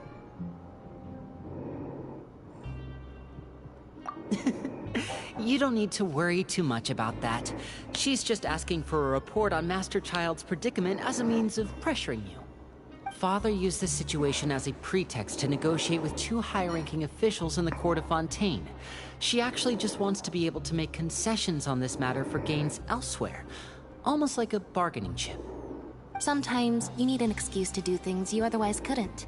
And a harbinger is more valuable than you might imagine. Of course, it's not a complete farce. If we do manage to find out what happened to Master Child too, then diplomatic relations with Fontaine could improve, and Snezhnaya might even be able to adjust its stance a bit. Is it just Paimon, or does it feel like we're the only ones who actually care about Child's situation?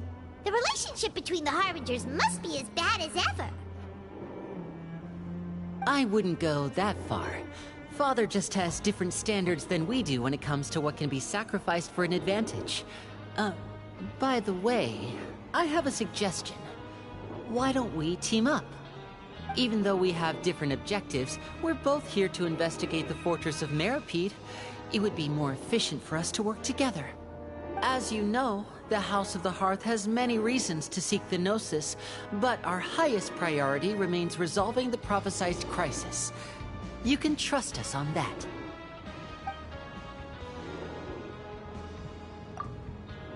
See, I told you.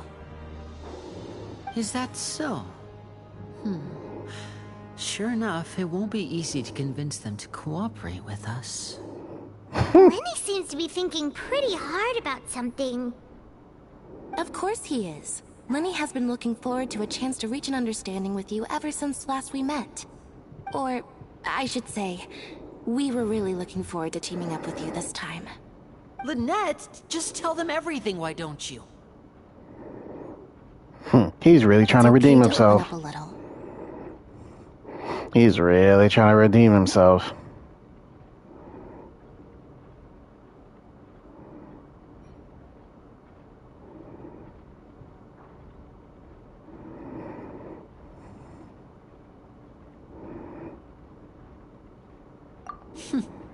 Very prudent of you, and consistent with your behavior since we first met.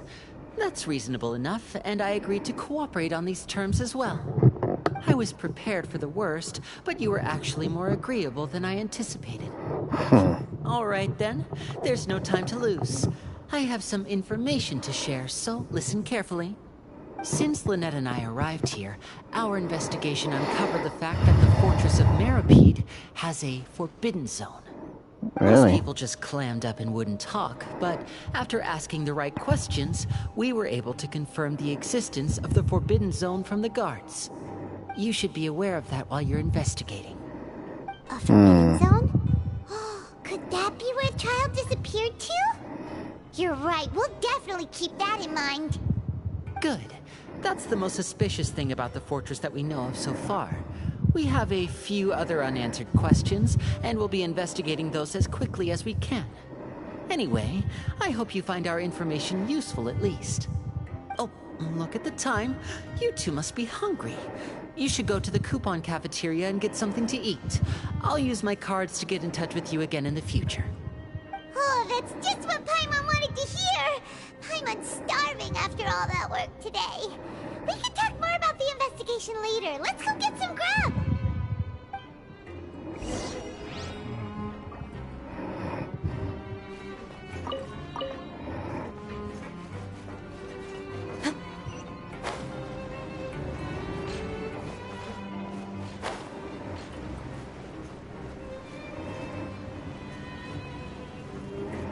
Whoops.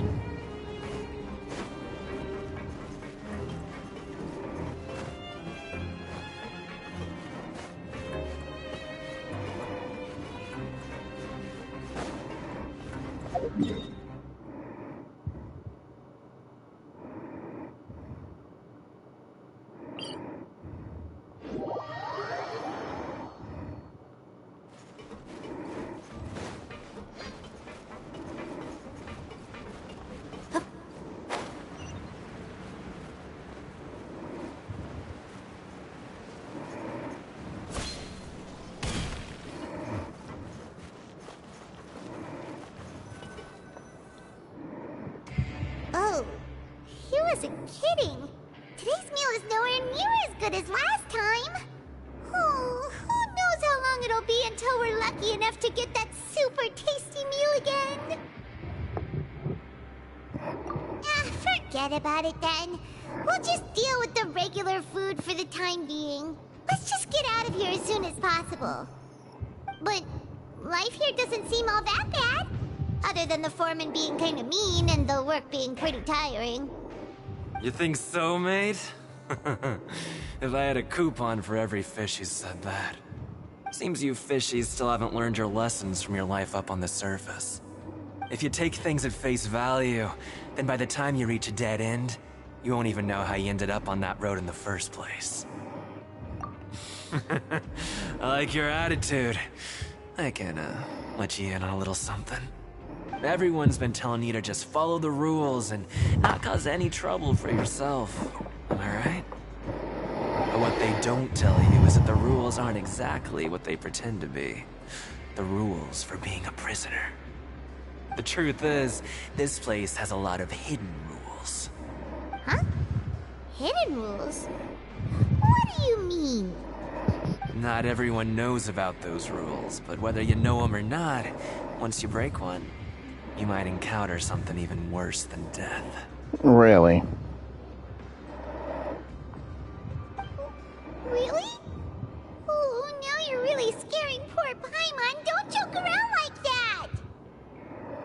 Of course. And I'd say that just disappearing would be one of the better outcomes.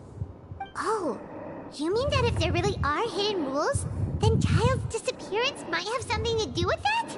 So you must have broke one of those hidden rules. And randomly disappeared. Would you tell us some hidden rules? We definitely want to avoid breaking them. Come on, mate. This is valuable information. The difference between life and death. Do you really think you can just ask and I would tell you? Paimon understands, but we don't have many credit coupons yet. Yeah, I know. Not like I'm going anywhere. Just come talk to me after you've saved enough. Moreover, you're new fish, freshly caught, and completely out of your element. What'd be the point in even telling you anything before you've gotten a handle on your new lives? Come and find me once you've been here longer. I'm usually around the Rag and Bone shop.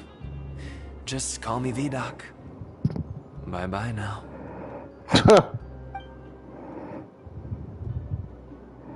He left. Just like that. Huh. Do you think he's just trying to scare us into buying fake information from him?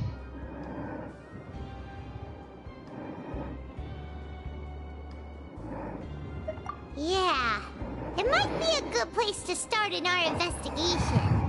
Hidden rules, huh? But, like he said, we don't have any coupons, and we're still not familiar with this place. Oh, there's nothing we can do about it now. Ah, we were so busy talking, we almost forgot to eat. Even if it's not the best, it's probably better while it's warm. Come on, dig in before it gets cold.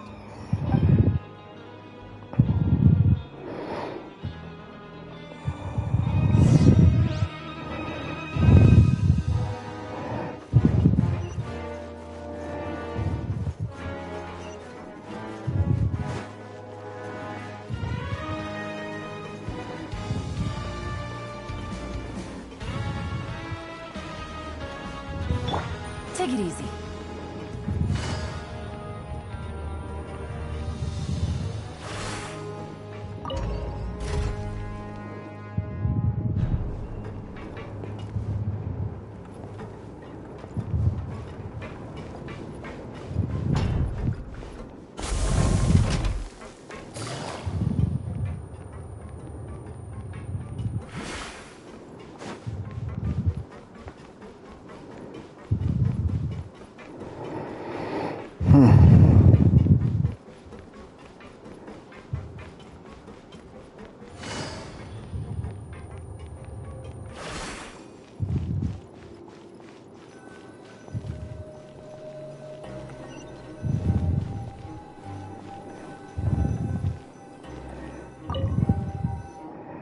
So Paimon just confirmed with the guards that our shift is set for every morning, and we're free to do whatever we want all afternoon. But it seems like most of the other inmates choose to continue working through the afternoon to earn more credit coupons. Oh, and they also said that you can use coupons to skip work in the morning and free up your time. They weren't kidding. Credit coupons really can't be used to do anything here. Paimon's so tired. And we'll need to wake up and go to work in the morning. Without any credit coupons, it's not like we can really do anything else. Nighty-night, Traveler. Paimon hopes we can keep making progress on our investigation tomorrow.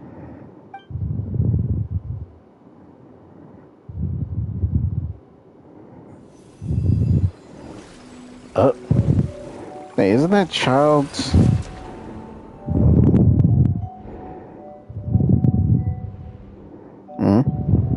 Yep.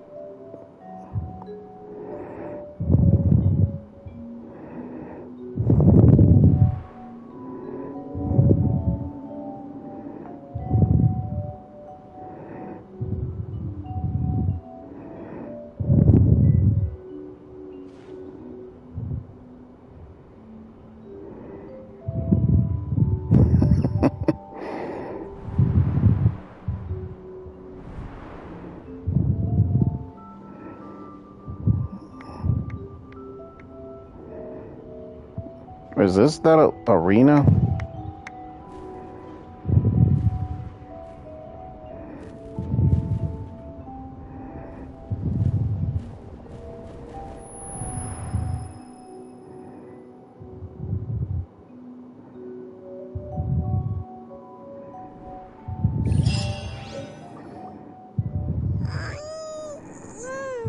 Are you awake, Traveler? What's wrong? You seem to have something on your mind. Did you dream about something last night?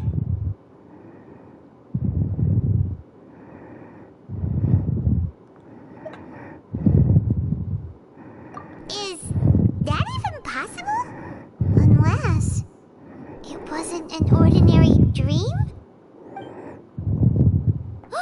Child's vision! So you had it with you this whole time? Maybe the vision connected Child's consciousness to yours.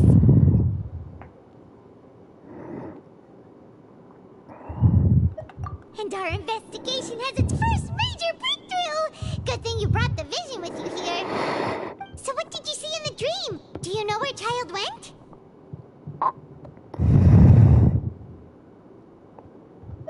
Huh. Okay. Well, hopefully it'll be a bit more helpful in the future.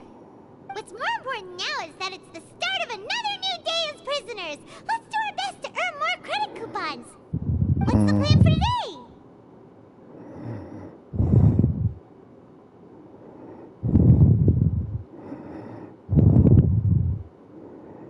Let's go! It's time to start working. If that guard Fielding catches us skulking about, he's sure to give us an earful.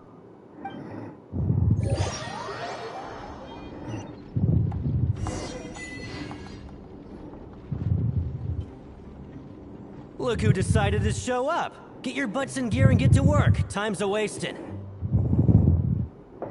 Good, here you go. Remember to give me the widget once you've finished processing it.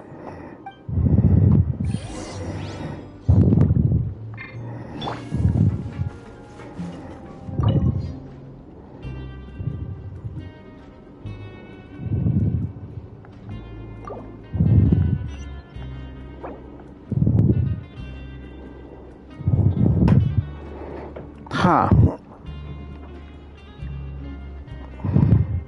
The criteria for certificate exams are straightforward enough.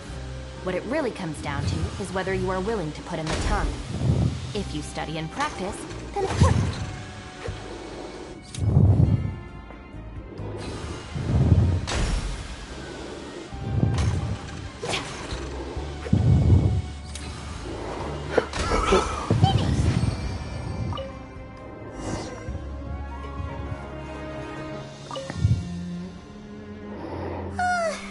Paimon's beat.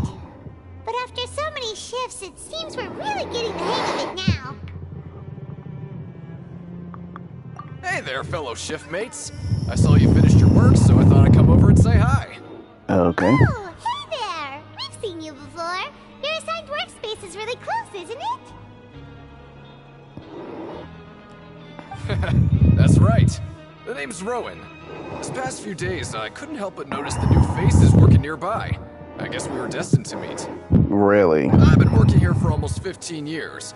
Even the foreman, Grainville, always calls me Chief. Whoa, you've been working here a long time, Chief. If there's anything you'd like to know, just ask me. I know the work here in the production zone better than the back of my hand. All right, Chief. We'll be sure to come to you first.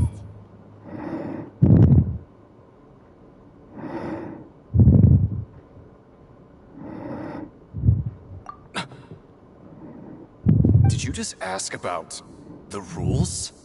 Uh-oh. Pretty sharp for newcomers. You've already heard about the rules, huh? Who'd you hear it from?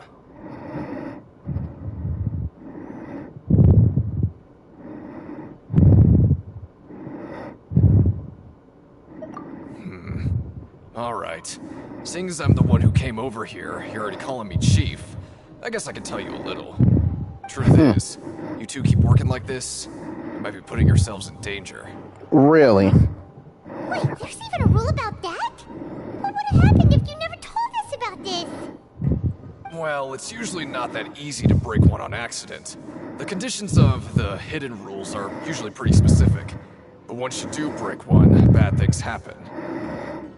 If you work continuously in the production zone for 3 days, and if all you do besides eating and sleeping is just work, then something bad will happen during lunch on the 3rd day. Really? Huh? Like what? Oh, don't scare Paimon! If I knew that, then I wouldn't be standing here talking to you, now would I? You mean, even you have never tried working 3 days like that before? There's actually a legend about this rule. They say that there was a worker who worked way harder than me. He was both efficient and eager on the job, and most other workers couldn't hold a candle to him. One time, he tried to test his limits and worked as long as he could. Then during lunch on the 3rd day, he disappeared into thin air, as if he'd evaporated. Later, some people went and asked some of his past friends about him, but they said, never heard of the guy. What the? How could that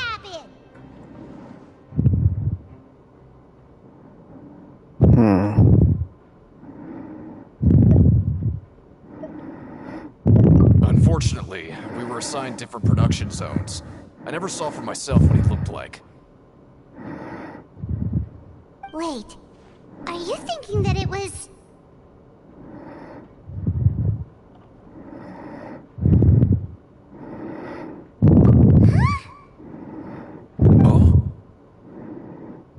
You...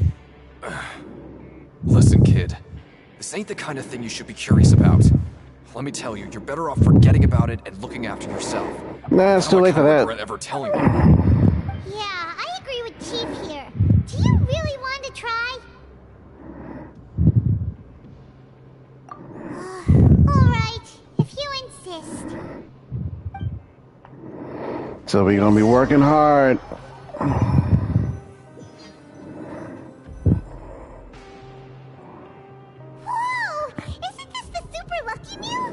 No, that's how much I have. Get rewarded. Paimon's gonna take her time and savor every bite. What would you like to do this afternoon?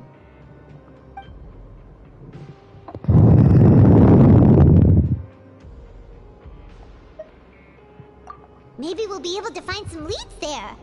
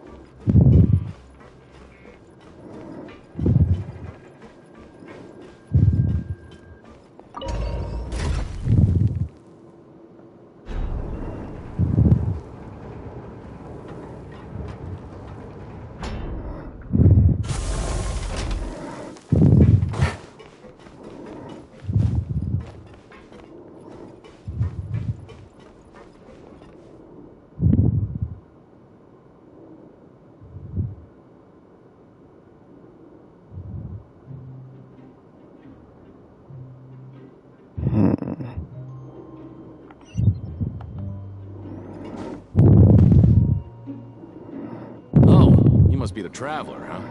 Sorry, mate, but competitors as strong as you are prohibited from participating. I don't make the rules, mind you, but I was given very specific instructions. Even convicts value their lives, don't they? I hope you can understand. But we have a game here that'll let you show off your strength, and you'll even earn some credit coupons in the process. What do you think? Interested? And if we lose the game, will it cost us credit coupons? Of course. That's the cruel reality facing every competitor in a place like the Pancration Ring.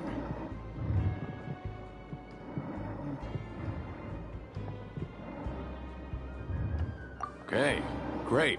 Let me walk you through the rules. The targets in front of you will pop up one after another. You'll need to hit the targets in the same order that they popped up. If you can complete a few rounds in a row with no mistakes, then you'll win credit coupons. The second you mess up the order, you'll lose. Game over.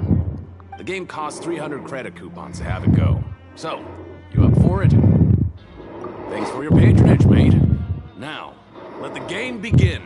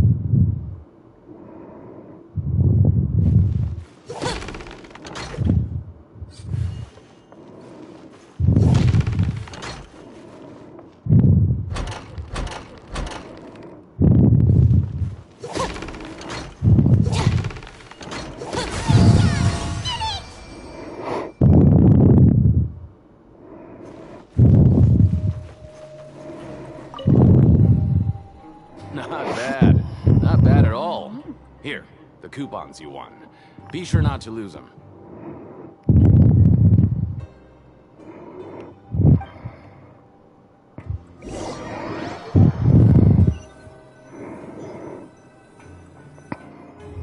Aw, looks like we won't get a chance to sleep in as long as we're here.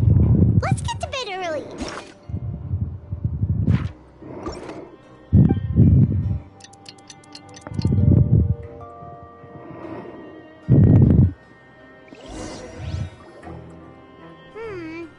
Maybe we can make some progress in our investigation today. What do you have planned for us?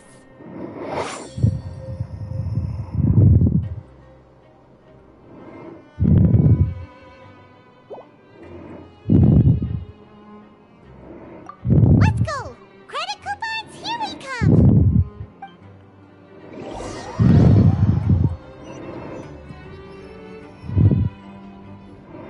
Look who decided to show up. Get your butts in gear and get to work. Time's a-wasted. Oh? What's with suddenly wanting to work so hard? You need coupons that badly? Sure. Let's just say we really want to test our limits. Mm-mm.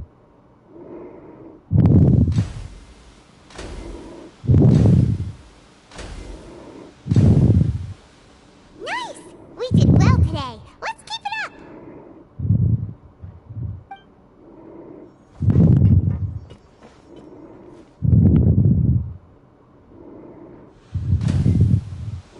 This is day 2. Paimon's had it. Who knew that processing these widgets would be so tiring?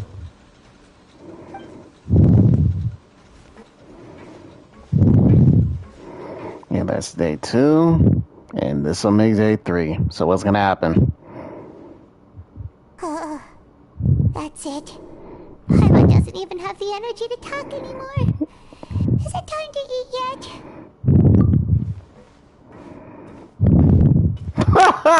Looks so miserable.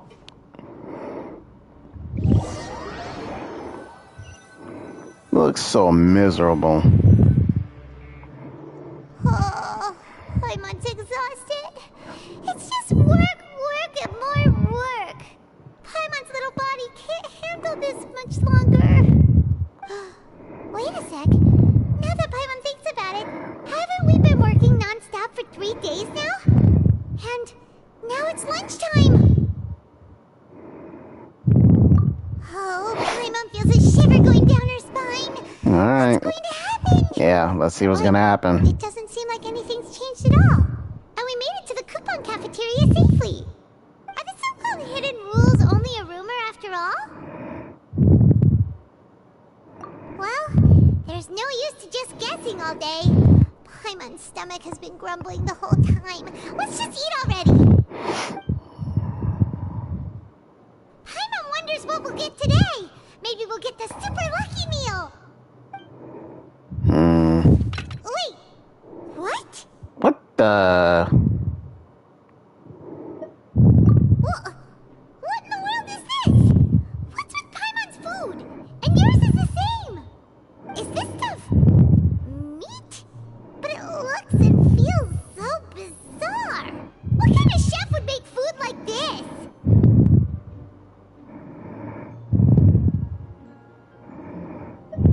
What do you think is going on? Is this the bad thing that Rowan was talking about? No, stop right there. Paimon gets what you mean, just don't say it. Hey, isn't that Woolsey over there? He must have made the food, right? So let's just ask him about the food and be done with it. Hey, Woolsey, have a moment? What is it? I'm about to go report the numbers for today's free meal, so you'd better make it quick. It's about the meat in our meals.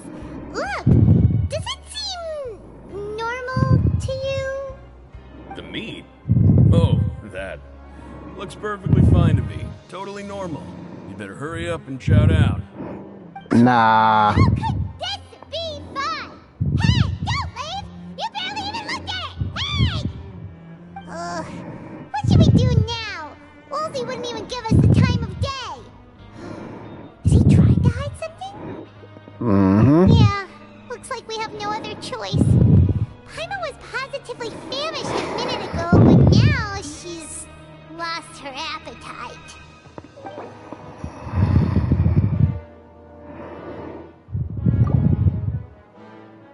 What would you like to do this afternoon? Yeah, Paimon felt like some of the people here were a little strange the moment she saw them.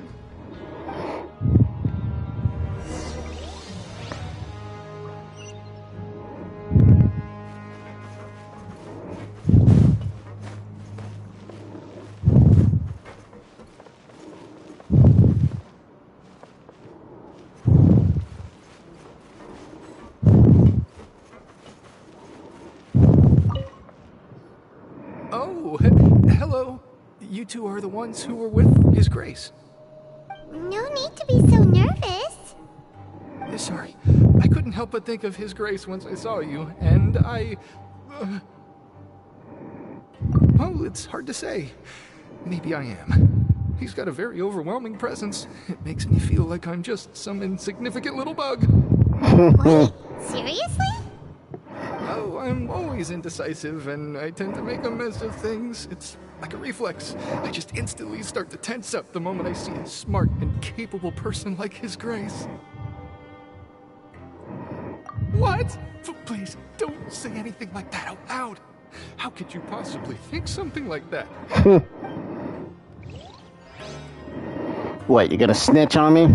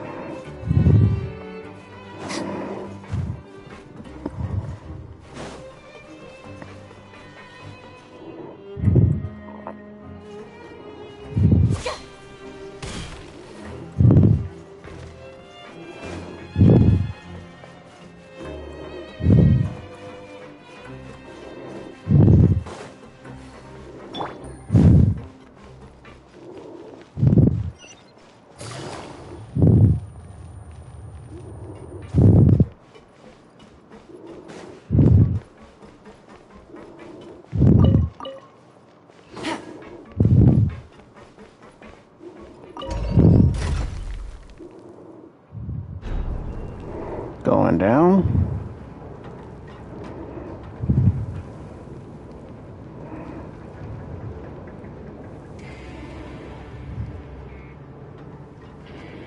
Navigating the world is a whole lot easier with a few different identities to choose from. Need me to come up with some for you?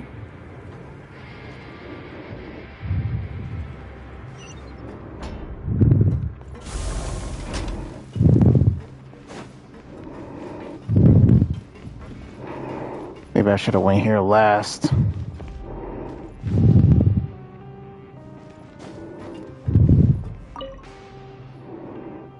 Hey! It's the Traveler and Paimon! No need to tease me, okay? I won't trip on the same step twice. Listen, I feel ashamed about last time. Thank you for praising me in front of His Grace. Here are the extra credit coupons he gave me. I'd like you to have them. Huh? No, we couldn't take them. They're your reward after all. But when I was welcoming you, I didn't do anything but give you the stink eye. Come on, I insist. These coupons are nothing compared to getting the attention of His Grace. Really? Don't take no for an answer.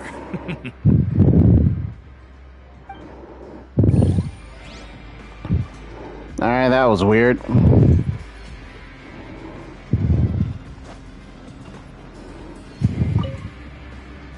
Siegewing?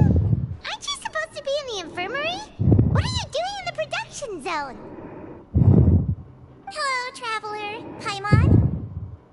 Everyone's usually busy around now, and we don't have any patients to look after in the infirmary. I thought I'd come here and enjoy the sight of everyone hard at work. Really? Enjoy? What's there to enjoy here? It's really worth watching. I often stand here and observe everyone. Humans are just so interesting and adorable. I like to watch your expressions while you work. Are you talking about pets or people? That's a weird thing to say. That is definitely a weird thing to say. Oh, I can see why you think that, but you shouldn't jump to conclusions.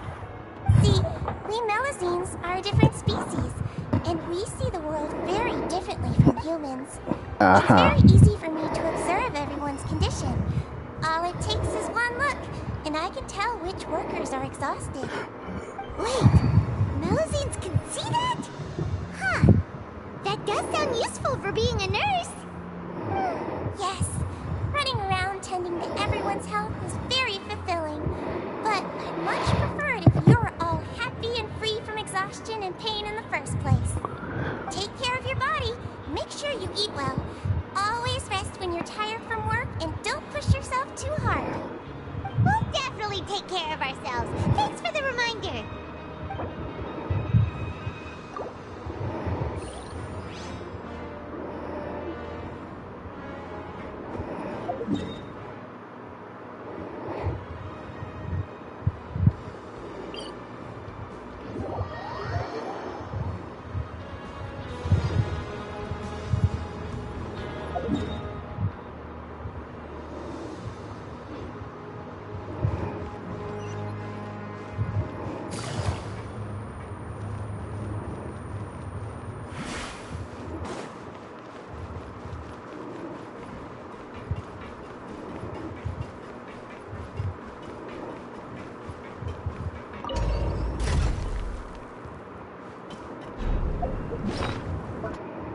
They let me know how many.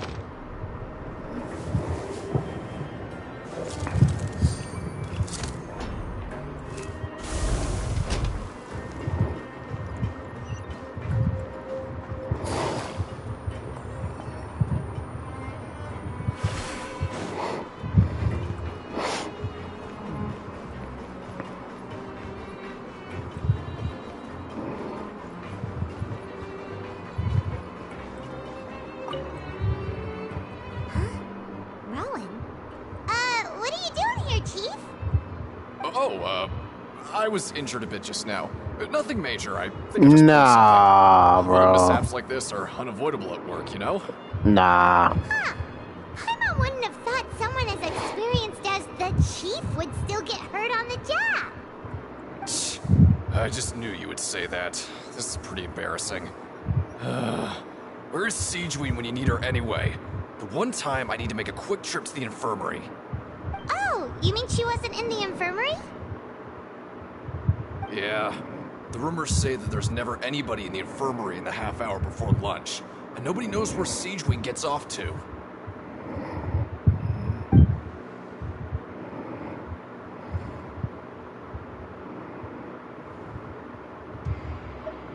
Huh.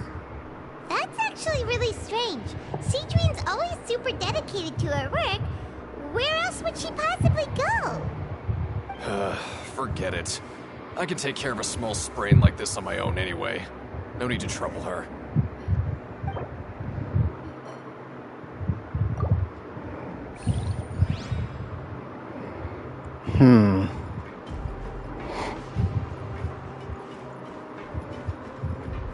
Lynette, what are you doing here? Oh, wonderful. I I was worried that you'd be busy trying to earn reward coupons all the time, but it seems like you haven't neglected your investigation work after all. Paimon likes having more coupons, but no one wants to work all the time. Have you also been investigating the area, Lynette? No, I was just slacking off, and you happened to catch me. I was just slacking off. My brother is still obsessed with anything remotely related to the Forbidden Zone. But knowing him, it won't be long before we get more leads.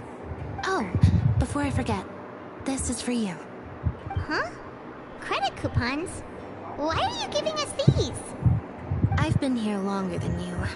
Coupons aren't a resource in particularly short supply. What is in short supply are interesting people to talk with. Aw, that's so nice of you, Lynette. We'll be sure to make good use of these coupons then. Thanks a bunch!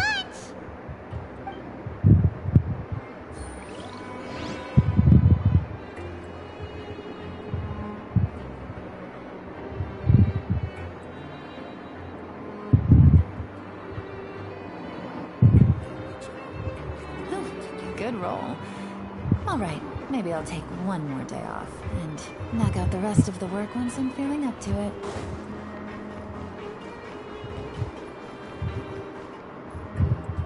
Hey, look! There's something here! Looks like a research notebook. That suspicious guy peeking into the infirmary just now. Are they a fan of Seedring? He must have dropped this.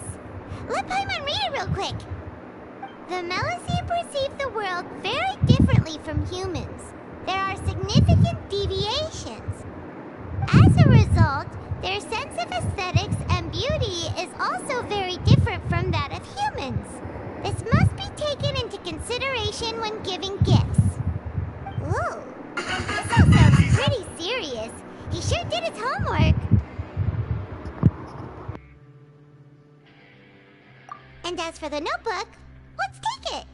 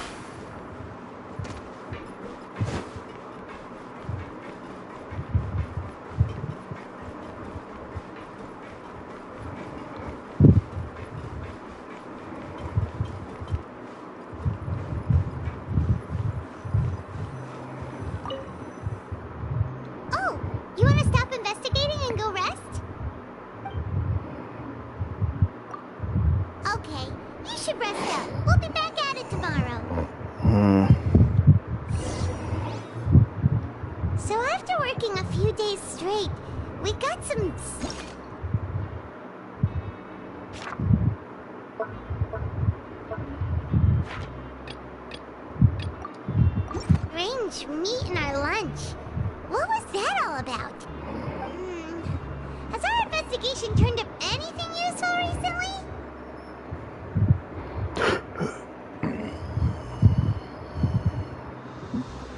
Really? Then it looks like that part of the investigation has hit a dead end. Well, we'll keep searching for more clues tomorrow. Good night, Traveler.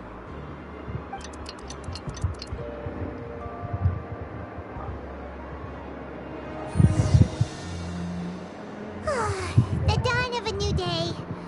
Paimon feels like we're getting used to life as convicts. Is that a good thing or a bad thing? What do you have planned for us?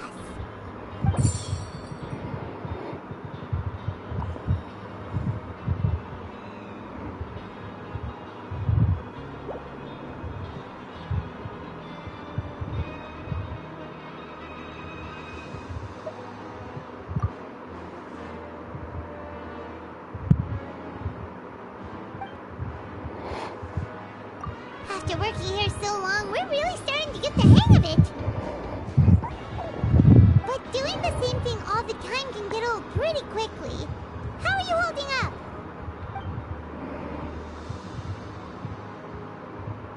Yeah, it's good to kick back and relax once in a while.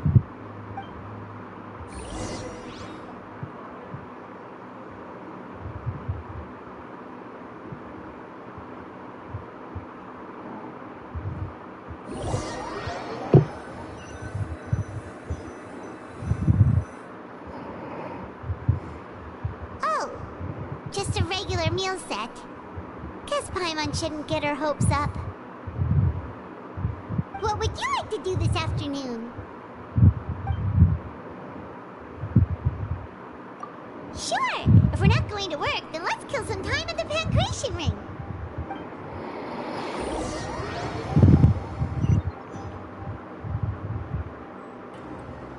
Oh, back for another try? I hope you brought enough credit coupons this time. All right, then get ready to play.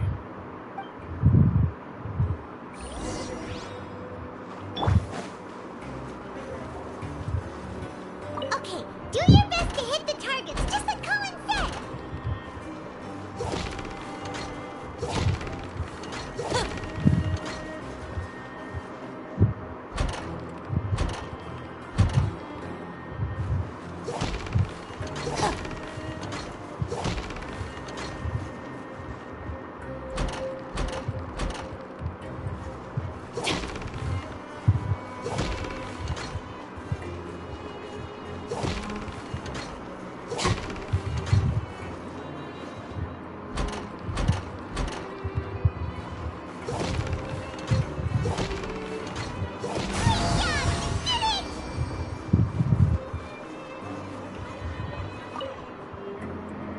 Your strength really shouldn't be underestimated. Now I get why you're prohibited from participating in any official fights. Nobody who values their life would be willing to get in the ring with you.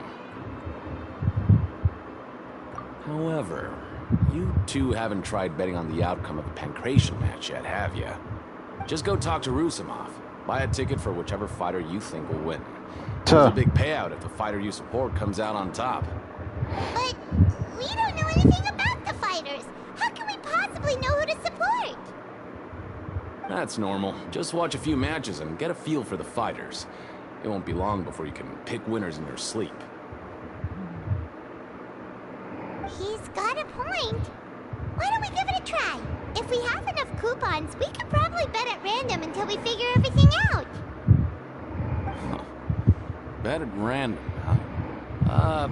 Well, how should I put it?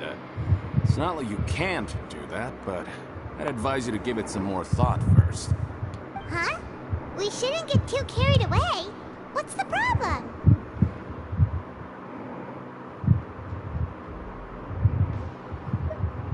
What? Yep, never even picked a boxer before, and you already know about the rules? You're not just strong fighters. Seems you're pretty perceptive, too.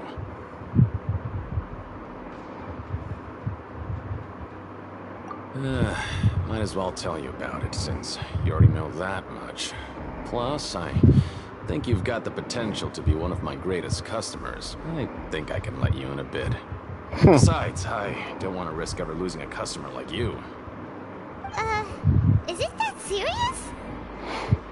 Okay. The hidden rule here is, if you buy both boxers' tickets and support them both, something bad will happen the next morning. So are we gonna do it? The rule is that we shouldn't pick both boxers in the same fight. But if anyone actually did that, wouldn't they be guaranteed to lose coupons? Who would do that anyway? And what do you mean by something bad will happen? Not what I know. Not like I'm stupid enough to do that. But I've heard a story about the rule. According to the rumor, there was a masked boxer who possessed incredible skill and power. None of his opponents even stood a chance against him.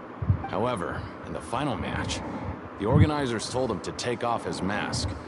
He refused and never showed up to the fight. And after that, he was never seen again. Some say he died, or that he was taken care of by the event's organizers.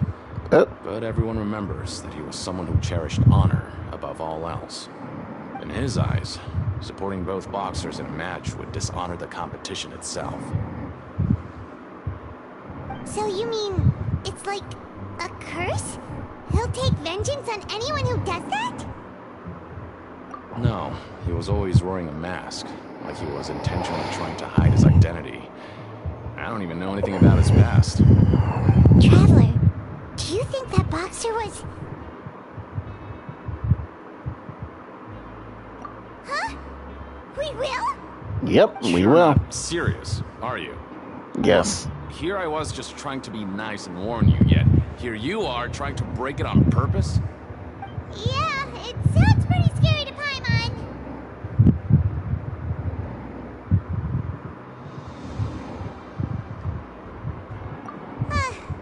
Seems you've made up your mind. Just be sure to protect Paimon, okay? Betting on both fighters will set you back about 3,000 credit coupons. Oh. If you have enough, then go ahead and give it a try. Just don't come running back to me if something happens.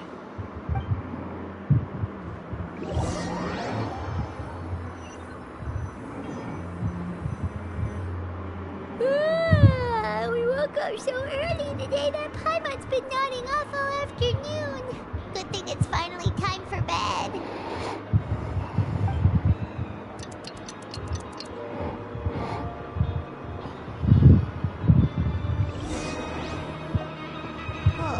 Paimon doesn't want to get up.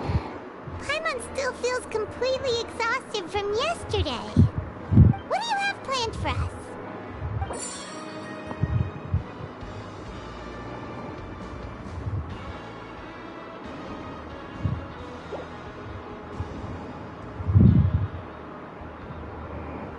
After working here so long, we're really starting to get the hang of it.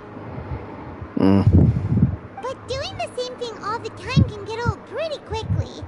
How are you holding up? Yeah, it's good to kick back and relax once in a while.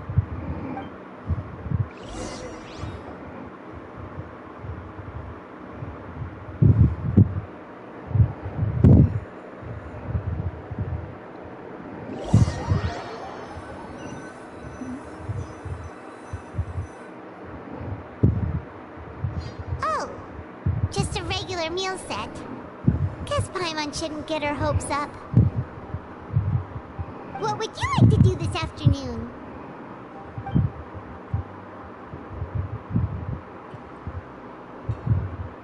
Sure! If we're not going to work, then let's kill some time at the Pancration Ring. Alright, let's see what happens when I bet on two fighters. On both of them. Are you two here to buy tickets? Better be quick about it. Another match is about to start. Who are the boxers in the next round? We have the reigning champ, Le Grappler, versus a contender from the Eastern Prison Block, Demon Horde. Are those their nicknames, or did they choose those names themselves?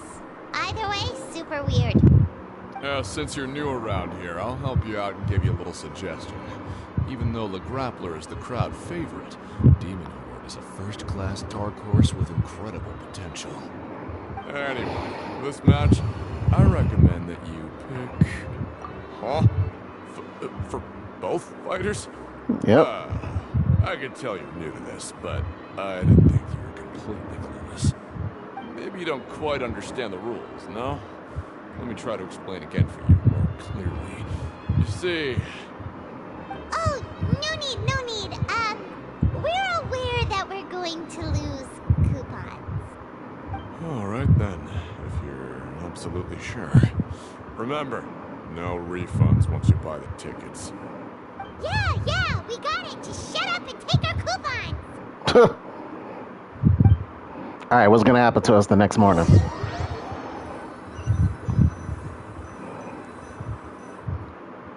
Seems we had a productive day.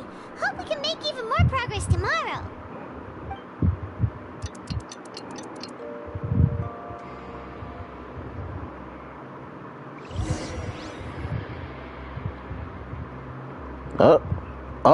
Yep. Hey, Traveler. Paimon. Package here for you. The Package. next time you buy something, go pick it up yourself. I'm not a delivery man, you know. Huh? A package? For us? Uh-oh. Did you buy something, Traveler? Paimon's not quite awake yet, so why don't you go take a look? Right! Yesterday we broke the hidden rule and bought tickets for both boxers. Oh, maybe this package is the bad thing that Colin said would happen. Paimon suddenly feels wide awake. Wait, maybe let Paimon go hide somewhere first. Just call Paimon after you opened it. No. Hey, wait! Paimon's still here! Don't open it!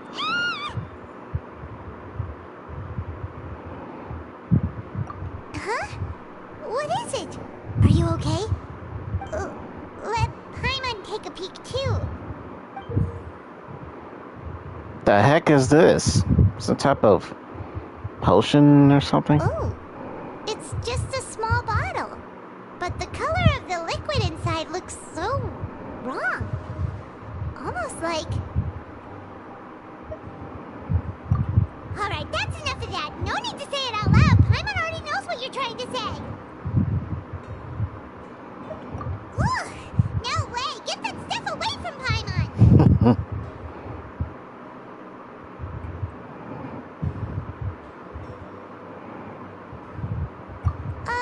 Paimon thinks we shouldn't open the bottle until we figured out what's going on. Just trust Paimon on this one, okay?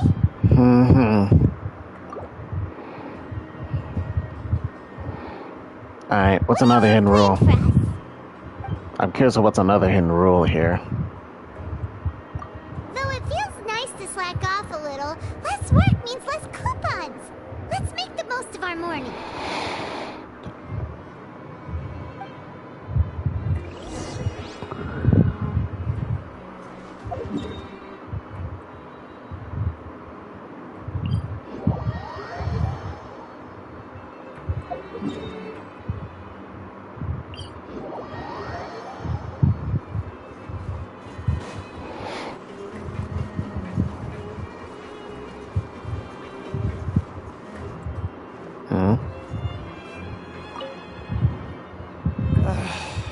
If there's no way to send it all out, maybe I'll never get a chance to leave.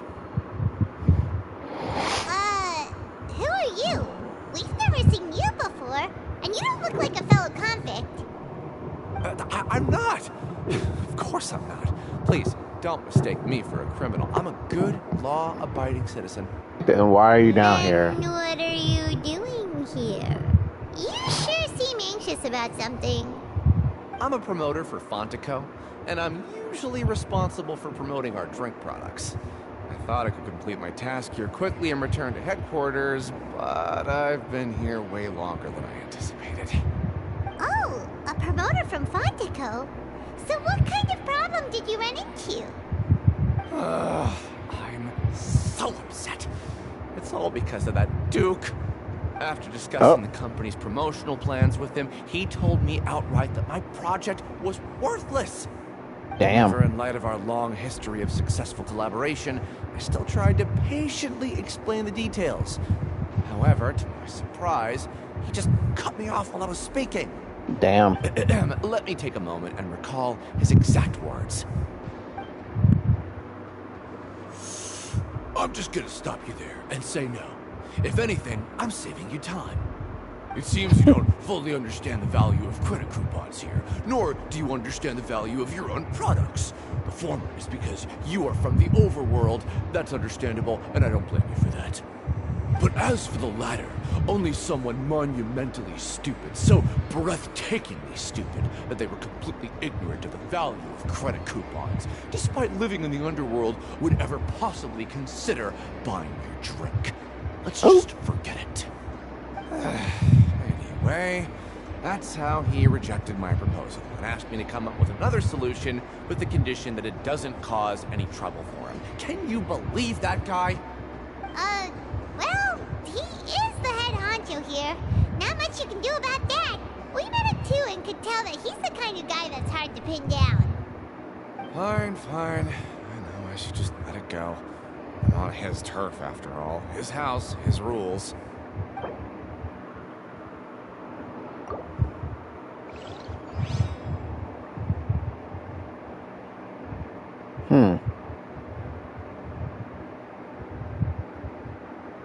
So that the Duke seems shady.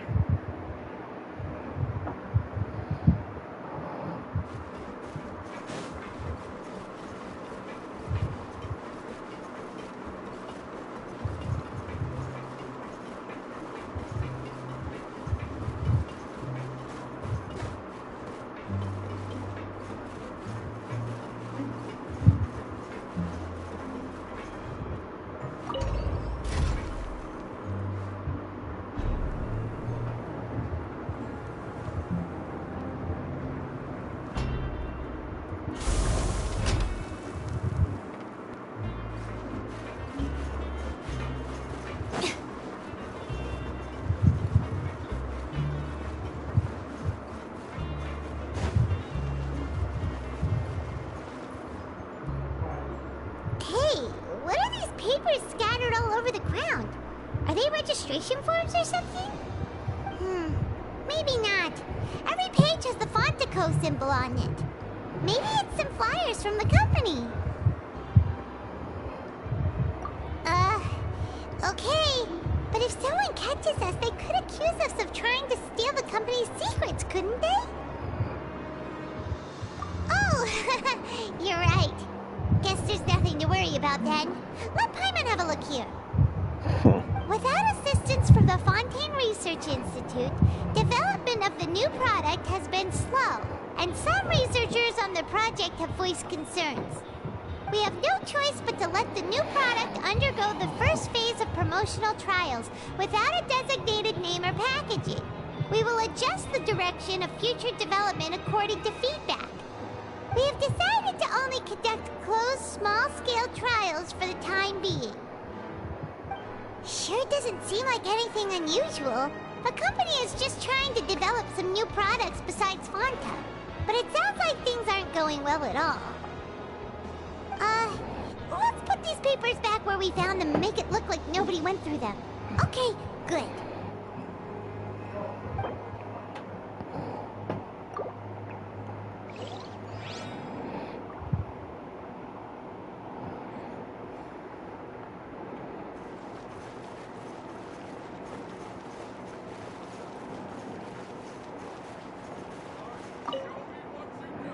Hey, I heard you crazy fools really did it. You bought tickets to support both fighters, didn't you? Well, did anything happen? Well, the next day we received a mysterious package, but we still haven't made any sense of the contents. So it is real.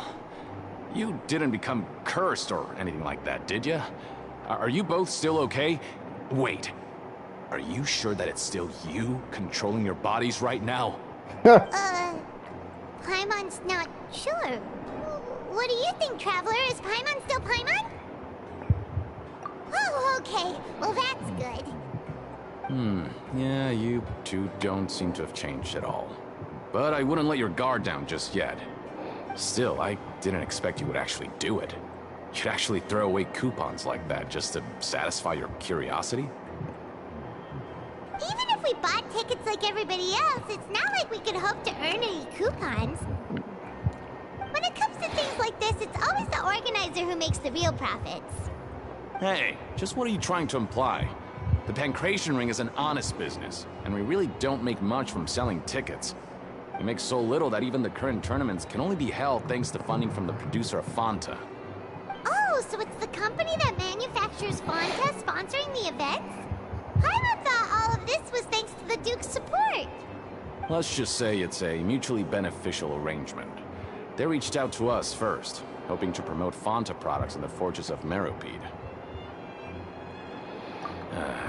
Anyway, you try and take extra good care of yourselves these next few days, you hear?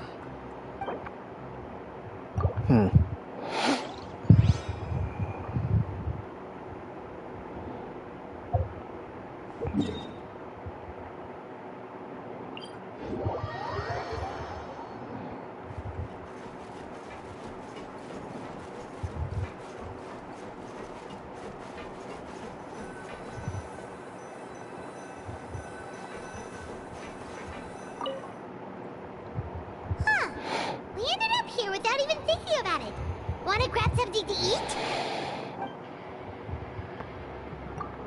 Alright, but remember that we bought this time with coupons, so let's make better use of it next time.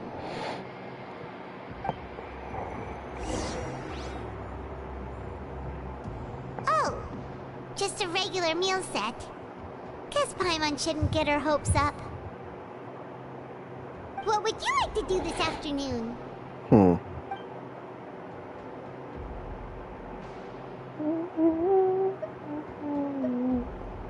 After working here so long, we're really starting to get the hang of it.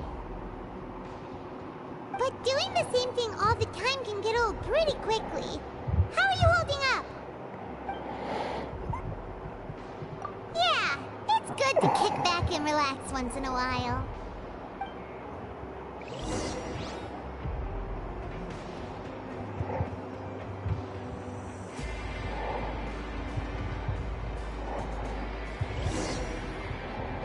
A mysterious box? A bottle of crimson liquid? Paimon still doesn't know what to make of it. Do you have any ideas, Traveler? Really? Then it looks like that part of the investigation led us nowhere. Well, maybe we'll have better luck tomorrow. Good night, Traveler.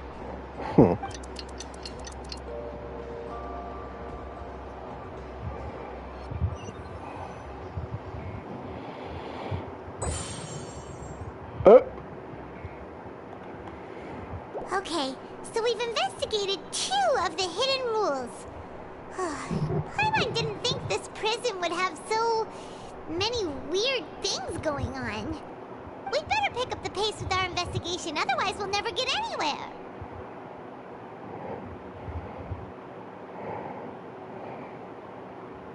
Yeah, let's skip work for now and put our time to good use.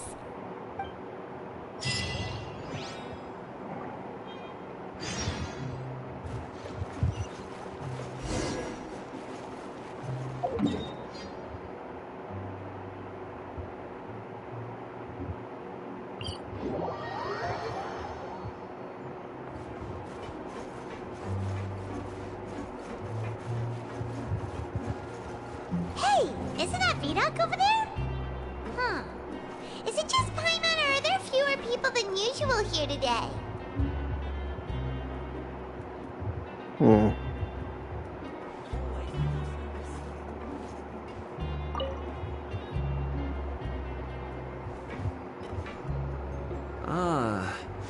Seeing you at this time must mean you've already saved up a lot of credit coupons. Or at least enough to skip work. Seems you're getting into the swing of things around here. Impressive. Very impressive. So, now can you tell us about the hidden rules you know? If that's what you want to know, I guess you couldn't have come at a better time. Huh? What do you mean it's a good time. Leonid and those other pesky broke urchins have all gone to work in the production zone. I wouldn't want them listening in without paying up. We get it! Just tell us already! So, you know those pipes that make strange sounds? Don't ever, ever go near them at night. Even if you manage to avoid the guards, you might find something even more terrible there. I must know. More terrible? Like what? A group of cannibals. Nah, he's over exaggerating. Nah, he over exaggerating. Cannibals. I doubt that. Every month, they meet a few times in the dead of night. Rumor has it they might be connected to the people that have disappeared here. But what's even scarier is that they have a special proclivity. Since they have no way to dispose of the leftover remains, they have ways to transform them into other forms. And Yeah. keep them in the fortress forever. I doubt that. Paimon might already know what you mean by other forms. So that's what's going on here. Oh, Paimon's stomach doesn't feel so good. You two look pretty skeptical. No matter. Learning the truth behind dark secrets isn't necessarily a good thing. I've got things to do too. I suggest you just act like I never told you anything. Traveler, can we just trust him on this one? Oh, Paimon doesn't want her blood and flesh entombed here for all eternity?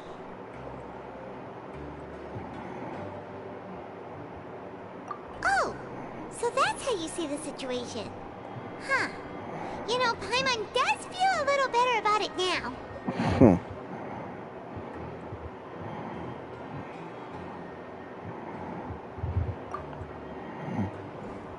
When will all the secrets end? Never.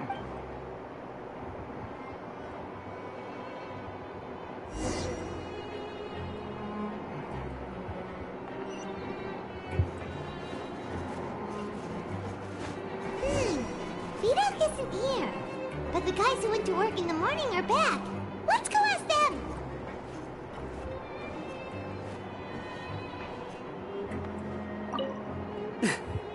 Just stay away from me. Oh. Screw you too. What? What are you saying? You shouldn't go around saying stuff like that.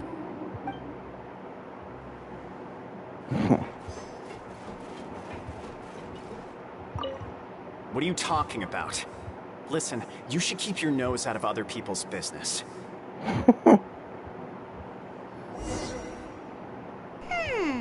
Their attitude sure is suspicious. Like they're trying to avoid us.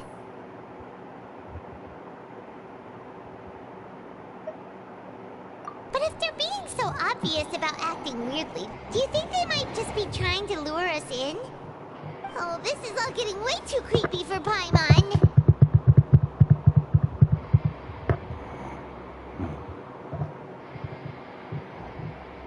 So you mean we still need to investigate some more? Okay, if you say so.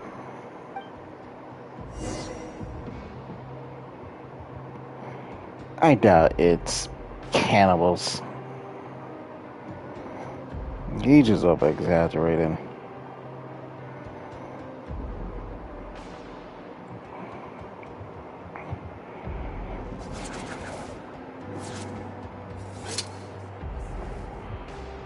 He is over exaggerating.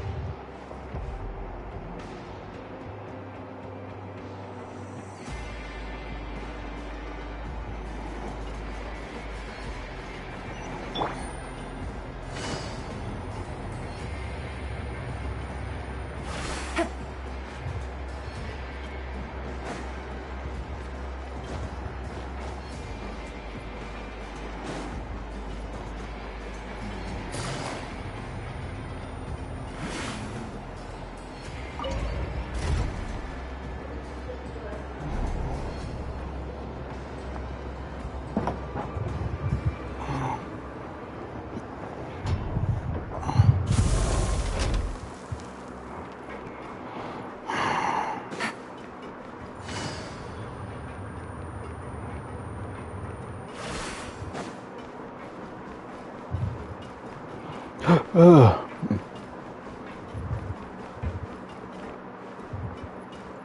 Oh, look, it's the guard that doesn't like us. Hello, Fielding. What do you want? Criminals like you ought to be working right now. Catch my drift. We just want to ask you a simple question. Have you ever discovered anything odd during your nighttime patrols? Why are you asking about something like that? Whatever happens at night isn't your concern. All you need to worry about is getting enough sleep. I don't know why you thought of asking this dude.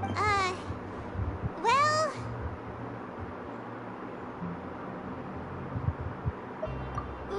Right! We've heard it happens a few times every month. Paimon has sensitive ears, so it makes it hard to sleep. Really? I see. But it's not like I'm on duty every night. And now that you mention it, I recall my colleagues talking about something like that before. They say that strange things tend to happen at night on pipe cleaning days. Lots of us don't willingly take those shifts. So, what happens at night on pipe cleaning days? And they just conduct regular cleaning of the fortress's drainage facilities. There are 3 pipe cleaning days per month. It just so happens that today is one of the scheduled days. You can try to confirm the sounds tonight if you want, and if they're real, then I can report the issue to my superiors for you. Oh, okay. Then we'll keep both ears out tonight. If that's all, then I'll be leaving now. I advise you not to try anything funny, though. Even if I'm not on duty tonight, someone will still be watching you. Don't worry, we don't want any time added to our sentences. Oh, he left. So what do you think about the pipe cleaning days he mentioned?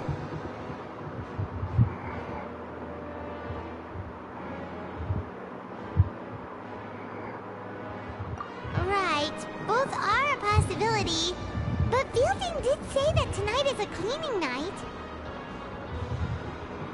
I knew you would say that. Alright, sounds like we'll be up all night tonight then. Paimon just hopes the guards don't catch us.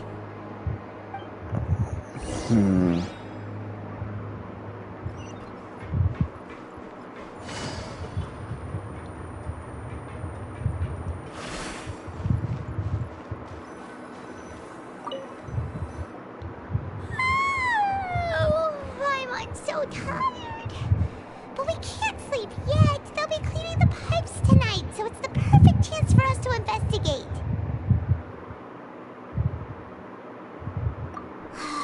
Whatever. Just be sure to wake Paimon if she dozes off. Paimon's worried something might happen if you go alone. No. Traveler, did you fall asleep already? Oh, wait.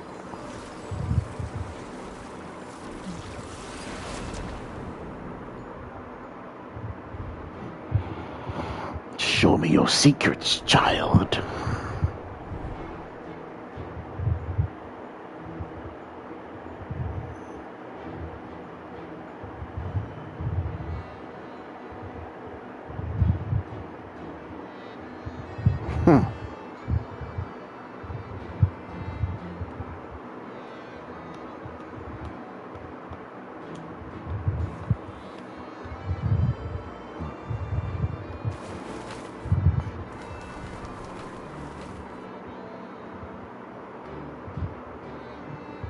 Oh, well.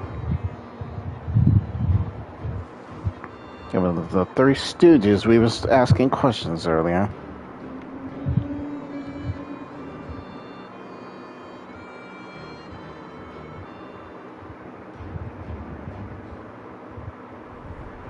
Traveler, come on, wake up!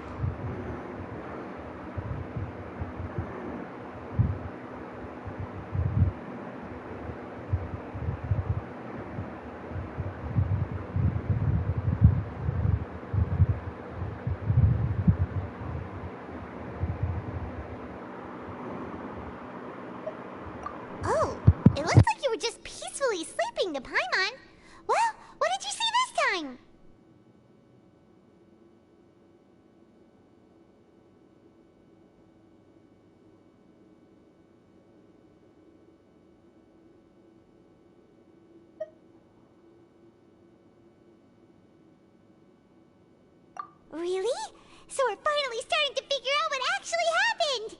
But what about the cannibals? How do you explain them?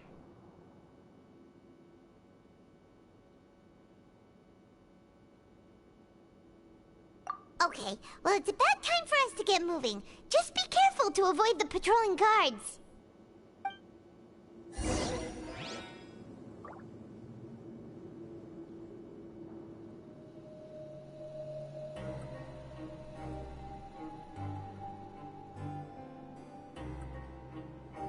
I got a new letter from an informant.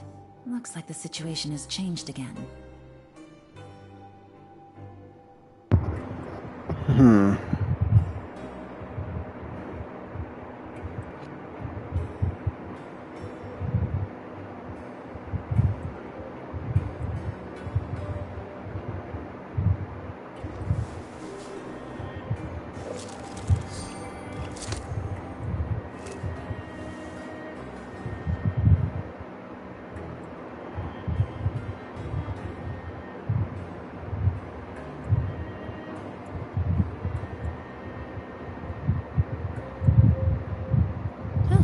Good roll. Alright, maybe I'll take one more day off and knock out the rest of the work.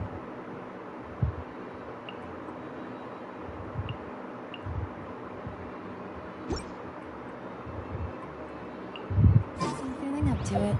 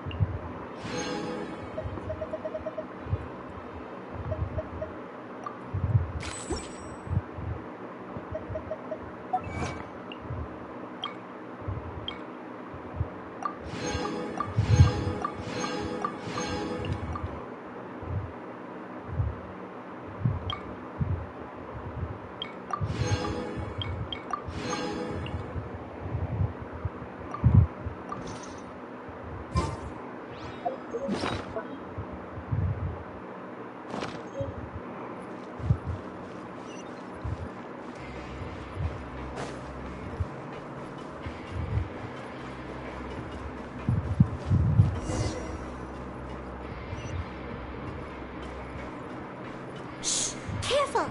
We'll get in trouble if the guards catch us.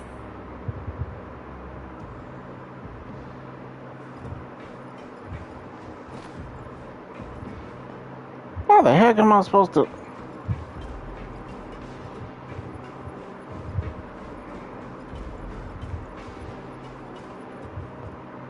Okay, I'm about to say.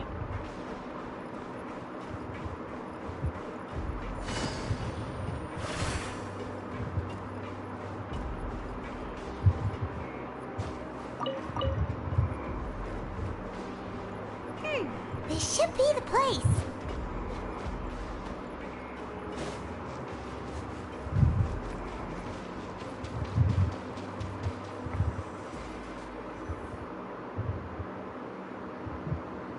Well. You were the ones we saw. Huh. You've got guts showing up here. You know who we are, right?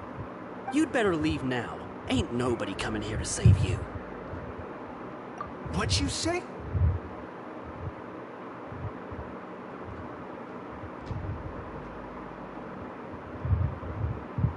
Yeah, so what if they were? If you push us, we can make those rumors a reality at any time. Really? Hey, what's the point of all those rumors anyway? What exactly are you trying to do? I don't have to tell you anything. If you turn around, go back to the dormitories and act like you never saw anything, then I'll pretend that you never showed up here. Yeah, scram. Nothing worth seeing here.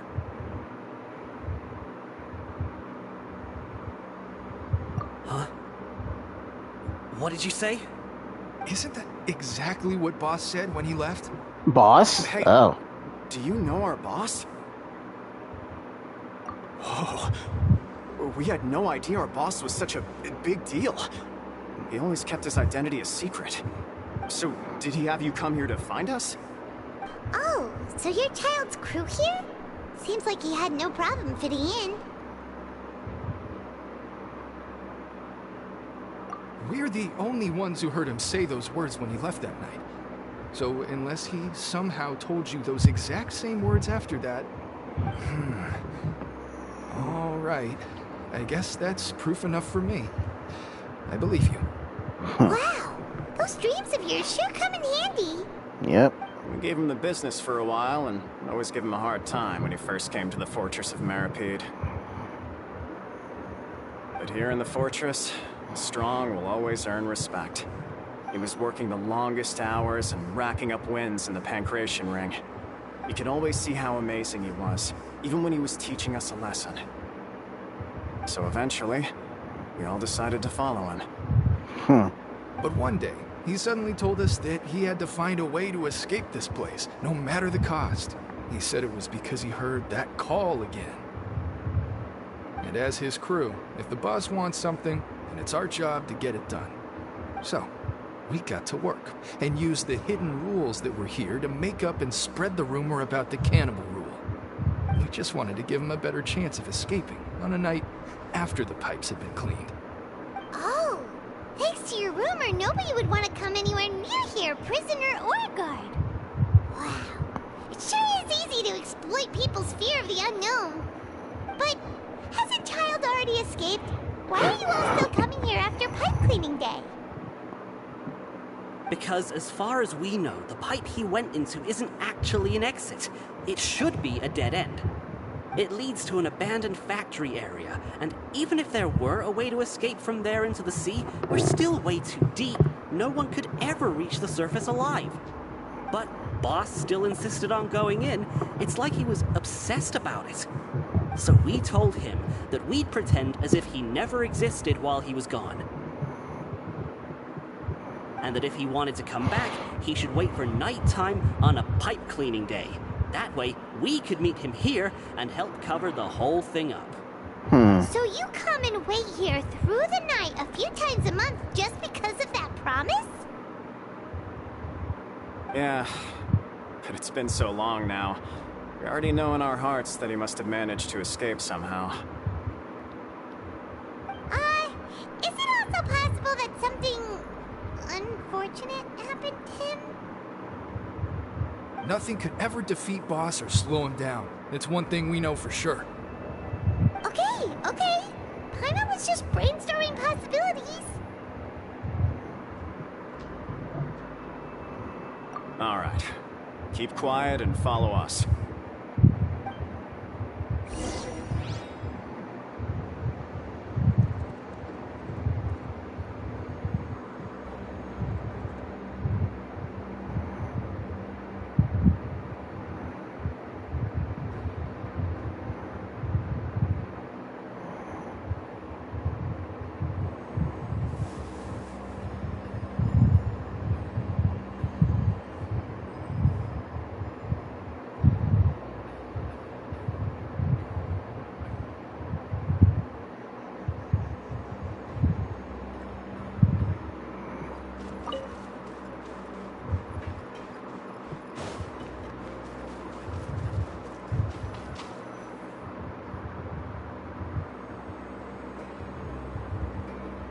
The way up from here has been sealed off. It's impossible to get through. Boss left by going down from here. It wasn't full of water at the time. Later, we came back hoping to have a look. That's when we found out it had been completely flooded. It's impossible to navigate unless you're an extremely skilled diver. Do you think Child got trapped by the water? Not likely. We all know that Boss was an incredible swimmer. Really? Then have him come investigate, pronto. Just be sure to tell us if you get any news about Boss. It's getting late. We should leave before the guards come this way. Yeah, we learned a lot about what happened to Child here. Let's get going.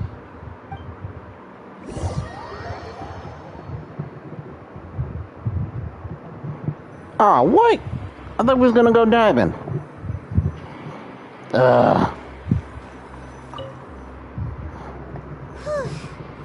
We finally learned some key information. Seems all of our investigative work has finally started to pay off. When you said you knew a diver, you were talking about Fremine, right? If we ask Linny, he'll definitely have Fremine help us. Ugh. Why is Child like this? What was he doing going into the pipes? Not making our jobs easier, that's for sure. Fortunately, though, it seems like it's only a matter of time now before we find out what really happened. Now that we can finally relax, I'm starting to feel super sleepy. Let's try to get some rest while we still can. Nighty-night, traveler!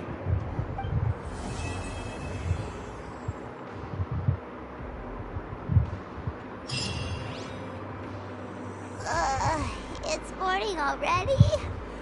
Paimon still needs more sleep. Is that a random picture on the floor, or am I imagining things? Or is that card from Lenny?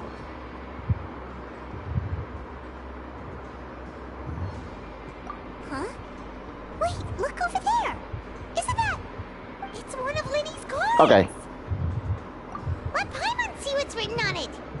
Maybe you haven't heard, but today is the monthly free day. Everyone has the day off today, which makes it the perfect time to do some investigating. It's been a while since we last talked. Have you been making any progress lately? Let's meet at our usual spot in the factory area before lunchtime. I have new information. Ooh, today's our lucky day. We have the day off. From the sound of it, Lenny's been making progress with his investigation. Wonder what he's discovered. We still have some time before we meet up. Let's talk with the people here for a bit more before we go. Why? Why would I want to do that?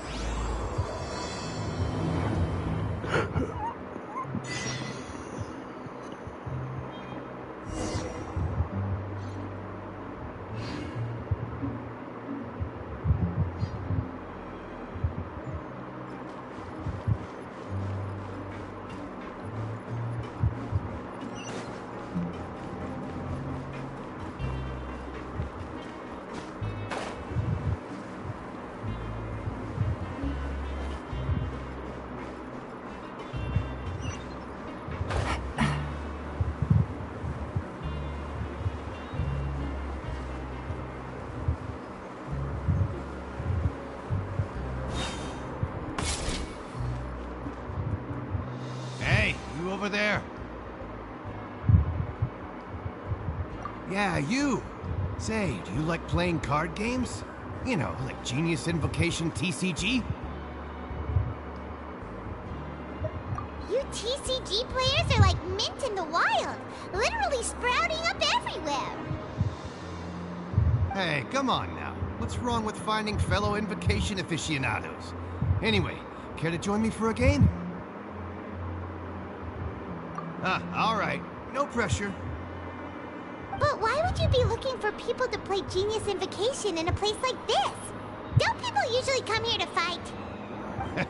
Whether you're throwing down cards or throwing punches, it's all a competition, isn't it? It's all the same in my eyes. There are lots of card players here in the fortress. When I saw you, I immediately thought, hey, even outsiders from other nations play cards. So I came over to say hi. Sure. Great! Since you've been here longer than us, you need to flex your seniority a little bit, right? Maybe you could start by telling us newcomers some stories about this place. I thought you would have already heard everything by now. All right, then. Did you have anything specific in mind? Or do you want me to just pick a topic? Why don't you pick? We'll let you know if we've heard it already. All right. Have you heard any strange rumors since you've arrived? Then, did you know that there are some people who are always gossiping over in the corner? There are two guys who are always skulking around in the corners of corridors gossiping. The bigger guy is Quisto, and the skinny one is Lavaroon. People call them the Bombshell Bros. I never really found their gossip very mind-blowing. It's pretty much just the same stuff that I hear about when I'm at work every day. If you're interested, you can go talk with them.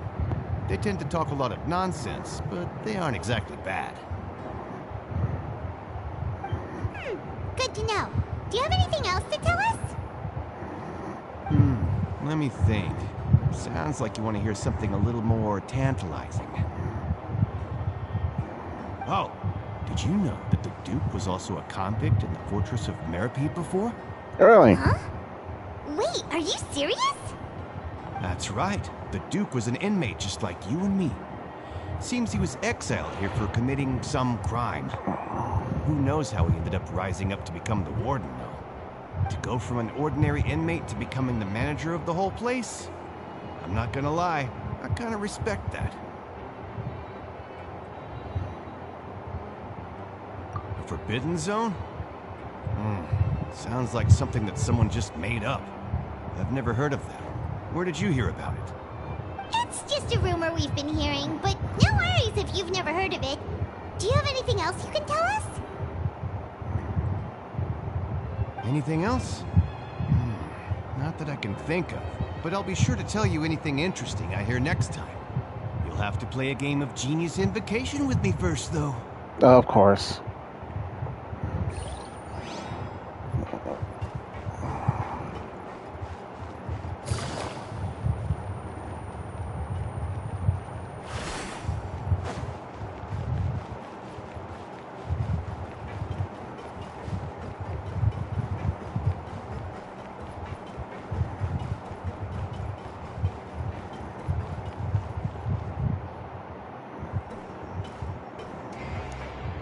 There's a How about group those of two? people over there. Let's go listen in.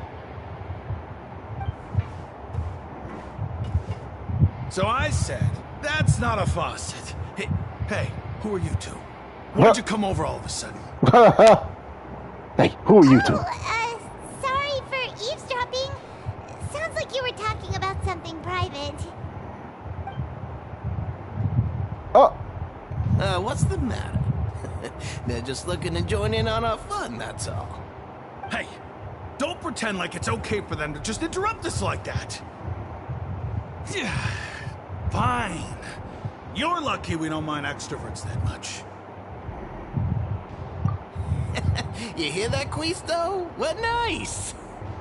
Your expressions tell me you're looking to hear some juicy info, am I right? But before that, it just so happens that I know you two. Really? Really? Are we that famous? You're kidding. How often does anyone get a personal tour led by His Grace himself? Practically everyone was talking about it. Word has it that you also caused quite the kerfuffle. A little mistake, huh? I like the way you put it. You see, people with a good attitude can join our group anytime. Unlike some of the others here. Your group? I'm Quisto, and this is Lavaroon. Yep. People usually call us the Bombshell Bros, but don't worry. We're not playing with bombs or anything. It's just that our information is always so explosive, and we blow minds on the regular. So, you two really like to gossip? Whew, you sure know how to embellish. No. You don't get it. Knowing intelligence will make things better for you here. For example, knowing who's working with whom, who has the latest rumors, who's not getting along. Wouldn't you like to know all that? Whoa, all this info's worth something, you know? You should prove you're worthy of it. I don't mind him. Quisto's always this way. Just play nice and say something to massage his ego. The welfare meals. Talk about the welfare meals. Right. That meal we had yesterday was super delicious. Paimon can still taste it whenever she closes her eyes. Is that so? To tell you the truth, I've been helping out with making those welfare meals. I've been working as a kitchen assistant for about a month and a half now. Oh, so you're the one who made those delicious steaks. Amazing. You could be a professional chef. You are correct. I am a true professional. In fact, I even went to culinary school. But enough about that. Since you like my cooking, I guess that means we share similar tastes. Listen carefully. This little bombshell will help you learn what's really going on here in the fortress.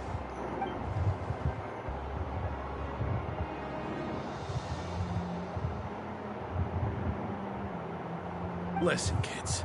The power structure within the fortress is quite complicated. The overworlders couldn't care less about us down here. We're basically dogs to them. You've already met the one person here you should never cross, the Duke, Risley. He knows more than you think. And if he doesn't care about something, then he often doesn't bother dealing with it. Those who have the Duke's attention get all kinds of special perks, even better treatment in the infirmary. I know who you mean. It's that Jurier character, right? I don't think there's anything useful about him at all. Why does he visit the infirmary practically every day? Is it normal for anyone to be going in and out of there so often? If you ask me, he's just faking it to get out of work. But did you know that Jurier was a talented researcher from the Fontaine Research Institute before he came here? There's no denying that. I don't care if he was a researcher that could turn dirt into Mora. Once you're in the fortress of Meripede, you're just another inmate like everybody else.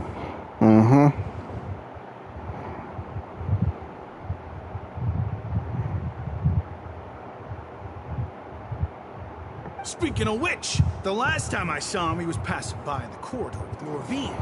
I also heard they started arguing in the library and got into a fight, right? Guess that's just how terrible of a guy he is. You mean he hit a woman? Wow, I never imagined he was that bad. But that Lorvine's also quite the odd one, you know? She's always gabbing away, got into a fight with a man, and she also got sent to the infirmary.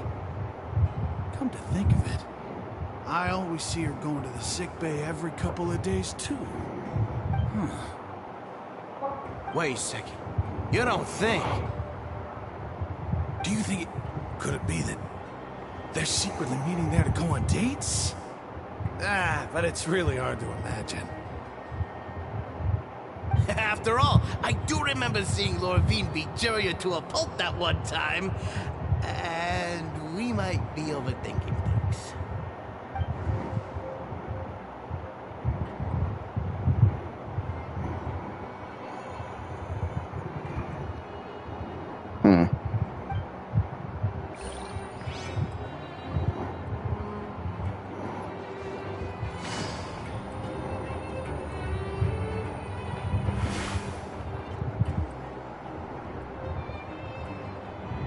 Look!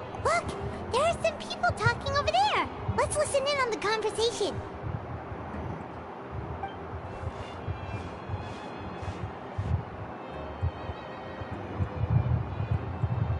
If you ask me, those pompous parasites on the surface act like they're all a bunch of aristocrats. Do any of them give half a hoot about a bunch of dogs like us? Hey, speak for yourself, mate. I'm no dog. Oh, you think you're special or something? If you're here, then you're just a convict like the rest of us. I've heard that even if you're released after serving your sentence, going back to life on the surface ain't any better. Once a criminal, always a criminal. Or marked for life. I don't buy that. Hey, how cool would it be if the whole world was destroyed by a giant flood and everyone had to start over from nothing? What kind of filthy bilgewater are you spewing? I have family up there. You best shut your sewer hole with talk like that. Listen, things ain't so great on the surface, but who says that you have to leave? I've heard that you can still stay here and work even after you've served your sentence. Not bad if you ask me. Who wants to live in the ruddy overworld anyway? And what makes you think they'd want to hire someone like you? That's one of the great mysteries of the universe, how someone as useless as you is so confident. Whoa. Sounds like they're really unhappy about the overworld. Speaking of which, Paimon never heard anyone use the words overworld or underworld when we were living up there. Is it only something the inmates down here say? That's true. Okay, we've talked to just about everyone, and it's about time for us to go meet Linny. According to the card he left us, we should go meet him in the production zone.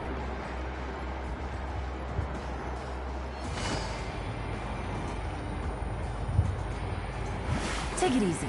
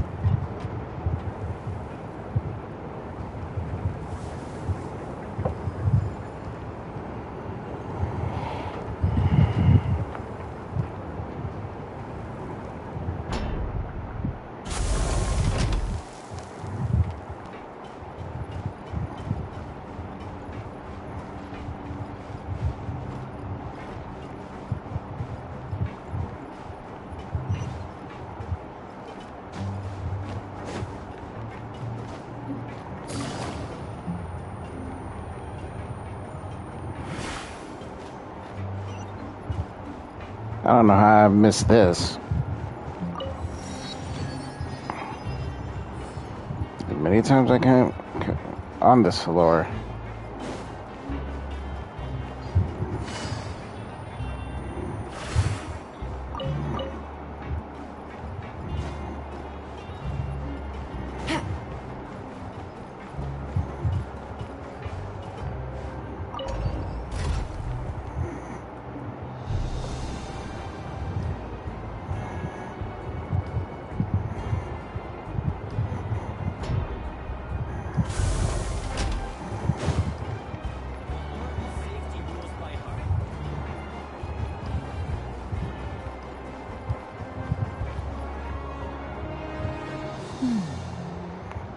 What are you doing, Lenny?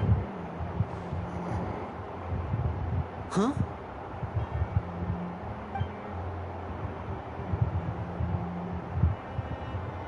That look in your eyes. You found something? Hey, this is no time to be modest. Just tell him we found a boatload of information. Oh, as expected of the legendary duo, you have my full and undivided attention. Huh. I'd have never guessed that myself. The rumors swirling about this place are unreliable after all, and Master Child probably went missing because he found a way out. He is a harbinger after all. I suppose he's much more resourceful than I initially gave him credit for. Unfortunately, this isn't enough for our final report to Father. We need to find out Master Child's exact whereabouts. Father told me that even though Master Child said he was just coming to Fontaine for a vacation, he actually had some personal reasons. His agenda might be linked to his disappearance.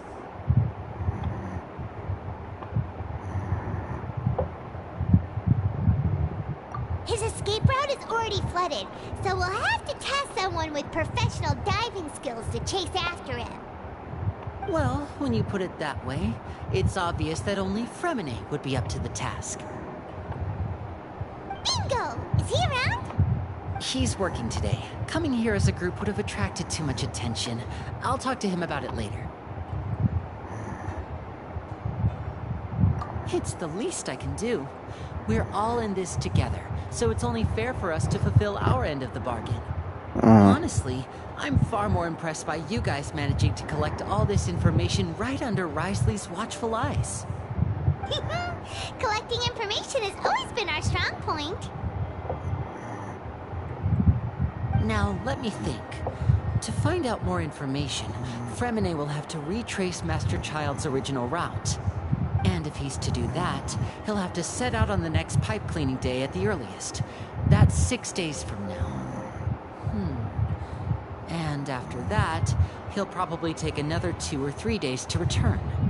You can even estimate how long it'll take for him to get back? We've been working together for a long time. We know each other's capabilities like the backs of our hands. Traveler, of course you what do. say you to meeting here 9 days from now? We'll be able to pick up Fremine while we're at it, too.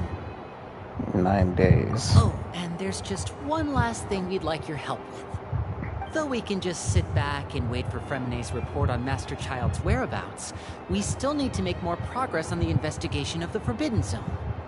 Fremine's no master of disguise. Lynette's still working on getting intel from the other areas, and I'll need to spend some time helping Fremine prepare for his diving mission.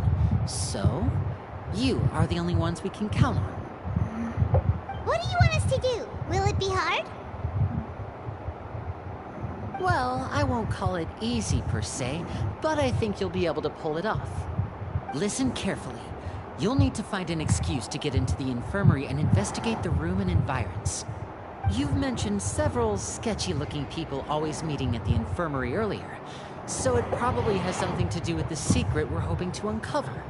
You've already met the head nurse, so she'll be less suspicious of you. Investigate the internal structure of the infirmary and any active dealings within, and pass those on to me alongside anything else you're able to discover. But also, there's no need to take risks. Don't forget, safety always comes first.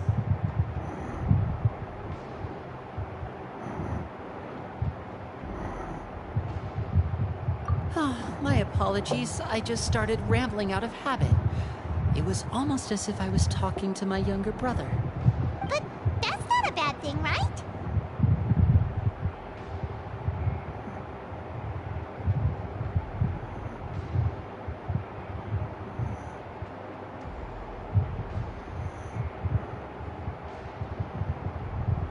All right, then we'll head out as soon as we finish our prep. Let's go our separate ways for now, then. Don't forget, we meet here again in 9 days. Stay safe. Not like I can go anywhere.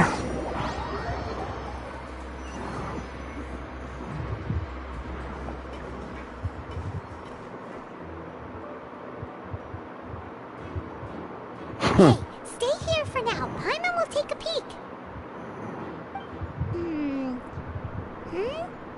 There seem to be several people inside.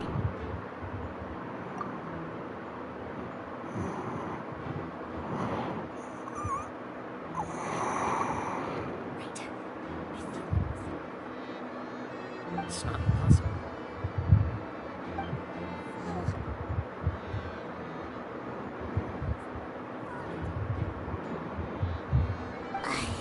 It's a bit hard to understand them from here, so why don't we just try to talk to them in person? Let's go as soon as you're ready. Huh.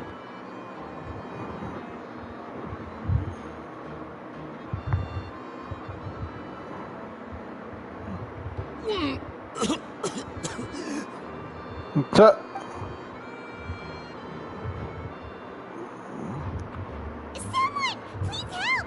He's sick!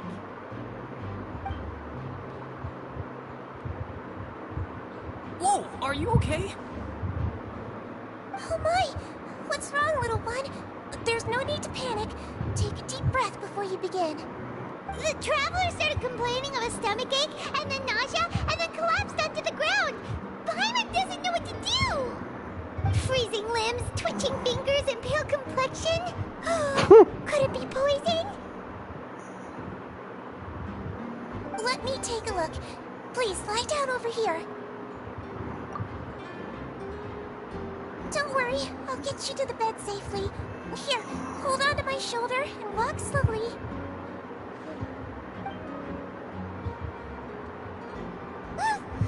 You can do it, traveler. Huh. Don't apologize. You're sick after all. Now, please relax. I'm just going to do a preliminary checkup on you.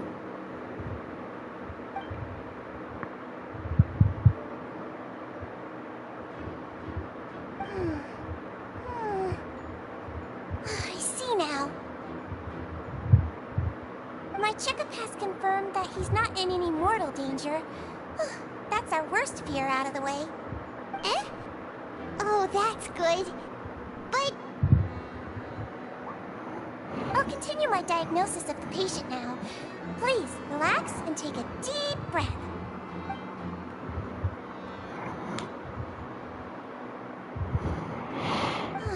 Don't sense serious damage to your organs either.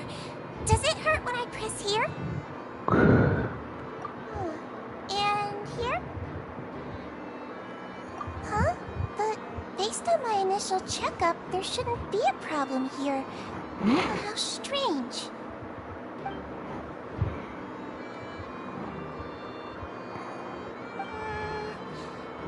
What about here? Does this hurt? Oh. I understand. So that's what it is. What? I think you just ate something that disagreed with you. That's all. Nothing too serious. Outside of a pretty bad stomachache when it decides to act up. So that's what it is. Thank goodness it's not anything more serious. And there have been other inmates complaining about the food recently. I'll inform our head chef, Mr. Woolsey, of this problem as soon as possible. Congratulations! The health risk is incredibly low, so you should recover within a couple days. Why don't you take a rest here while I go get some medicine for you? Miss Levine, I'll have to trouble you to help me look after this new patient while I'm gone. Very well. She hopped away, just like that. Yep, just like that.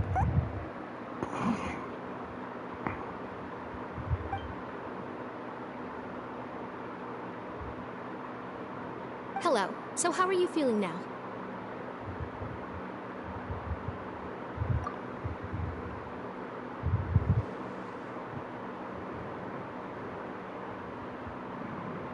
His stomach ache's really bad. He was stumbling about the whole way here, so Paimon's really worried. If Miss Sijuin says it's not a serious problem, then there's no need to worry. She's the best medic we've got down here. But it also looks like she's the only medic you've got down here. Well, that's true. What do you mean, that's true? That's really misrepresenting the situation. Of course I can't speak for the whole fortress, but it's not like everyone imprisoned here is useless, you know? Though they may have committed crimes and gotten locked up here as a result, they still know a thing or two about medicine, and they help Miss Sishuin take care of the sick and injured. Yeah, you're right. But did you have to lecture me about it in front of another patient? Aren't you a patient too? Where did all your energy come from? That's correct. Sorry, I got a bit ahead of myself. Are you two also sick? We've been sick a while. I come back every once in a while for checkups, and to pick up the medicines Miss Sijuin prescribes for us. That's just the nature of chronic illnesses. As for her... you could say she fancies herself as Miss Sijuin's capable helper because she learned a bit of medical knowledge ages ago. Please watch your mouth, Mr. Jurier. Don't forget that you are the primary reason I have frequent heart palpitations. Hey, don't start arguing now! Please, keep it civil at least.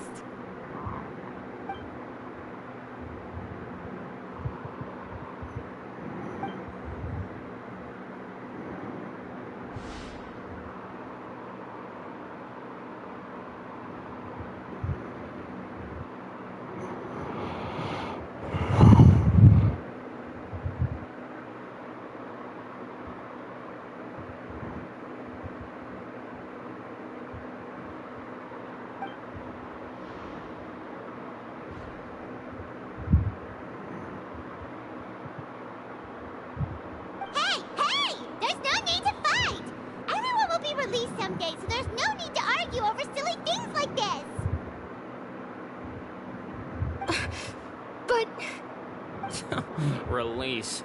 It's way too early for us to even think about that. And who the heck knows if we'd even be able to continue our previous lives?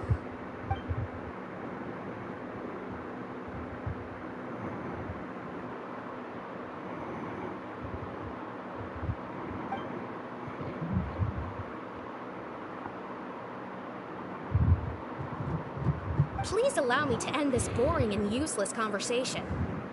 Oh, and Mr. Jurier, I don't want to see your face here again anytime soon. And same to you, Miss Lorvine. Anyway, that was more than enough rest for me, so I'm going to get out of this excessively noisy place. See you later, everyone. He just slowly walked off like that? That's just what he's like. I'm sorry you had to see all of that. I'm Lorvine, and that's... Well, his name is Jurier, but I hope you'll never have cause to remember his name. You really can't stand him, huh? I mean, can you blame me? Look, who would like someone who's as arrogant and obsessed with weird research topics as he is? But there's no need to keep dwelling on him. I'll accompany you two for a while. Miss Sishuin should be back soon, and I'm sure you'll feel better as soon as you've had some of her medicine.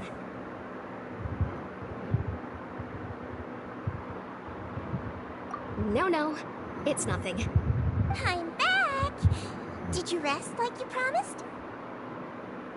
Thank you for getting our medicine, Miss Sishuin. Did you all cooperate with your bed rest?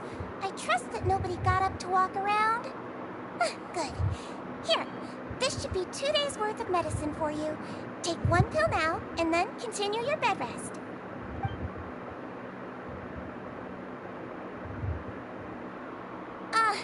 Miss Lorvine, I left an a bit of a hurry just now. Do you still remember if we discussed the color of the pill that you should be taking today? I remember. You said it should be yellow.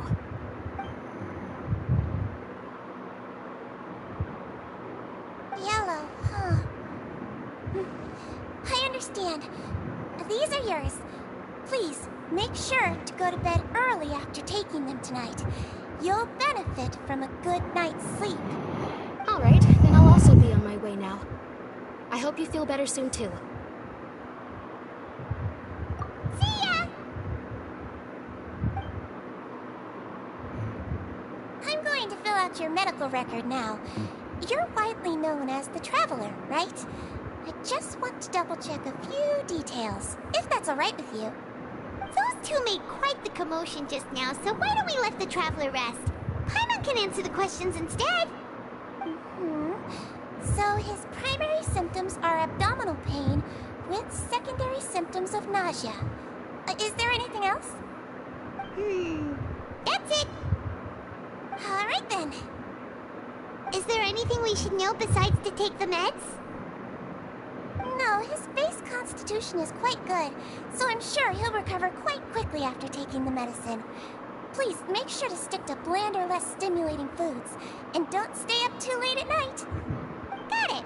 Paimon will hold the Traveler to that for sure.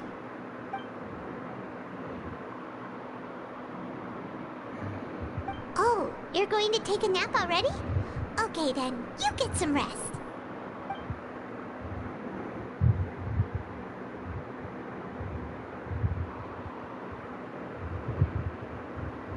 We've been to lots of places together. He may look a bit under the weather now, but he's actually super strong. So you're the best of companions. But don't worry, he'll recover soon.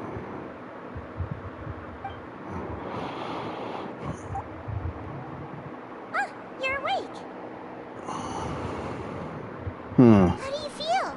You slept for a really long time, but we never left. Well, now you can go back without a worry in the world. Remember to take your meds regularly, and remember bland foods. Thank you, Miss Sijuin.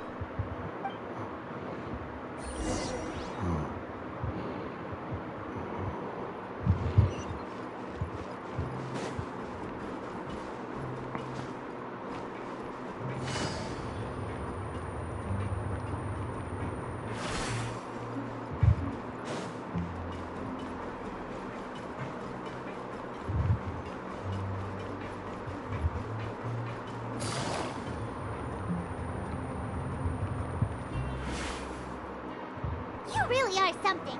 To be able to fall asleep like that and even sleep talk the entire time, you scared Paimon half to death! No, but you kept mumbling things along the lines of, Tyron, don't take my grilled fish, and put down the Adeptus Temptation now! Paimon talked with Sijuin the entire time you were asleep. She seems like she's just a sincere nurse, and Paimon didn't notice anything unusual in the room. Are you sure we're not going off track with the infirmary?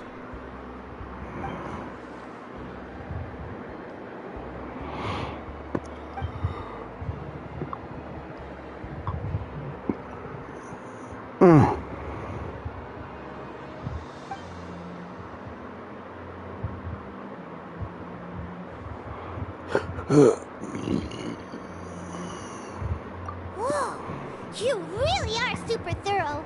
All those tiny little suspicious things that Paimon didn't even pick up on. We've got to get the info to Linny.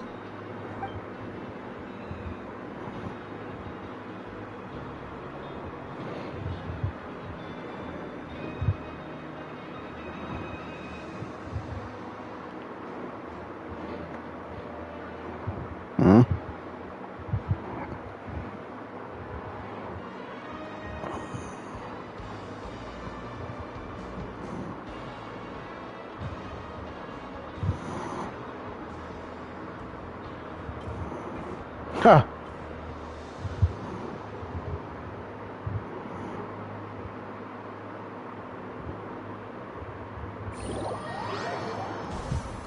Nine days has passed already. Today's the day. Let's go meet up with Linny.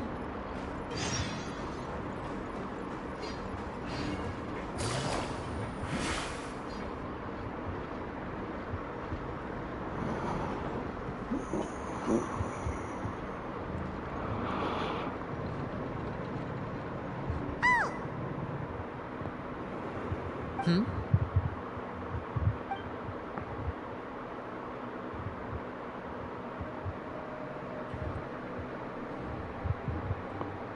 Did you two run into any trouble over the past few days?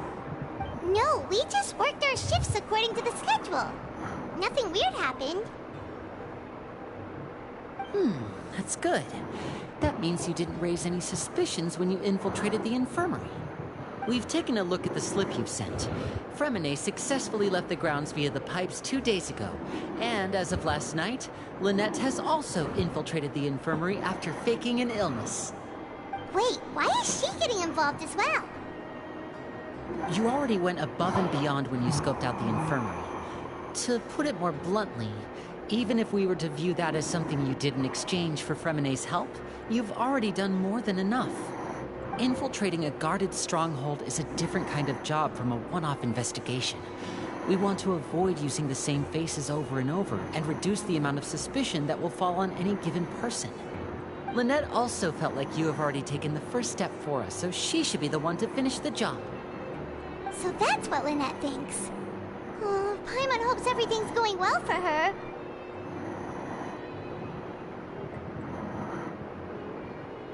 Then, let's go check on Lynette before Fremine returns. If everything went well, then she should be wrapping up her investigation right about now. Is now really a good time to go over? According to my observations, Sigewinne always spends around half an hour away from the infirmary right before lunch. Lynette knows this as well, so this should be a good time to meet up with her.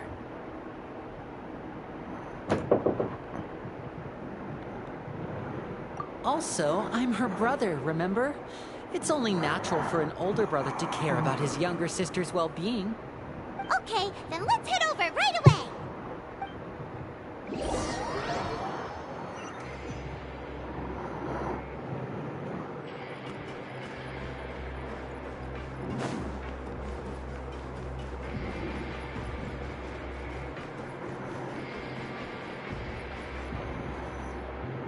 Lynette should be here right now. Huh.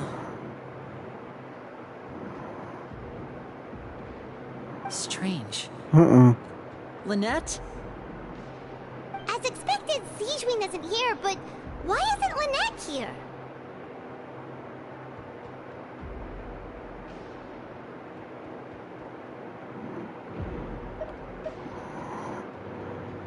No, Lynette rarely deviates from the plan. We agreed that if she were to make changes on the fly, she'd find a way to let me know. Unless... Let's see if there are any clues around here. We can look while we wait for her. Who knows? Maybe she'll be back soon. Okay.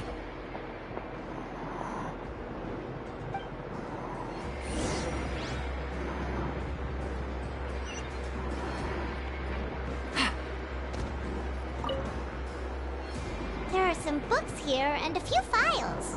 They all look like medical records. Advanced nursing, how to raise the spirit of your patients, a quick guide to the psychology of emotions, and the meaning of laughter. These sure are some interesting books. Who knew Sigewinne would be interested in these kinds of things? She even has books on understanding people's motivations and feelings. Is it because she's a Melusine?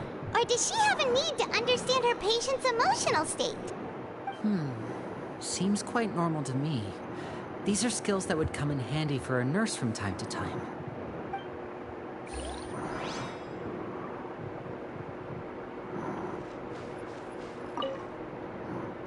None of the beds have any signs of having been slept in.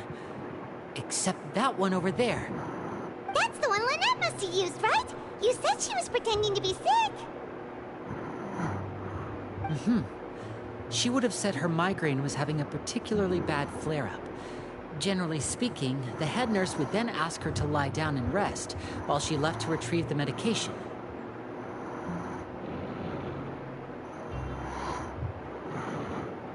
Which means either the head nurse didn't return the entire time from when Lynette laid down up until she left the bed, or the nurse intentionally left it this way.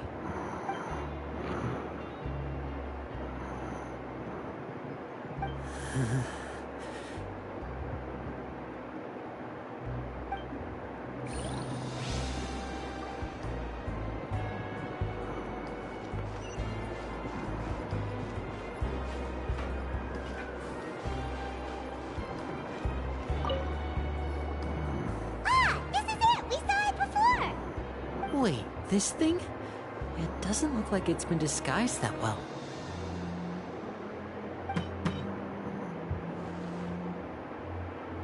The space behind it is empty. From its size, I don't think it's an entrance that is meant to be taken apart. There's probably a mechanism around here somewhere. Could Lynette have tried to get inside? But if that's the case, she would have contacted me for sure.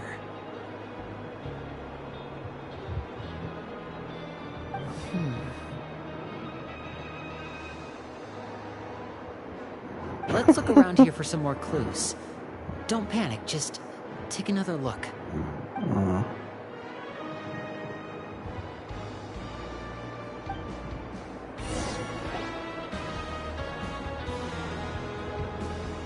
Hey, you guys, there's a slip of paper over here.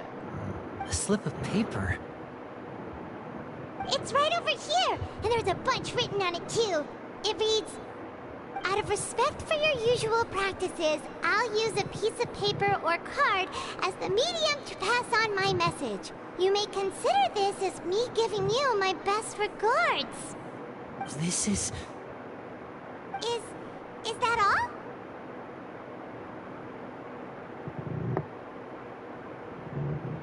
The back. This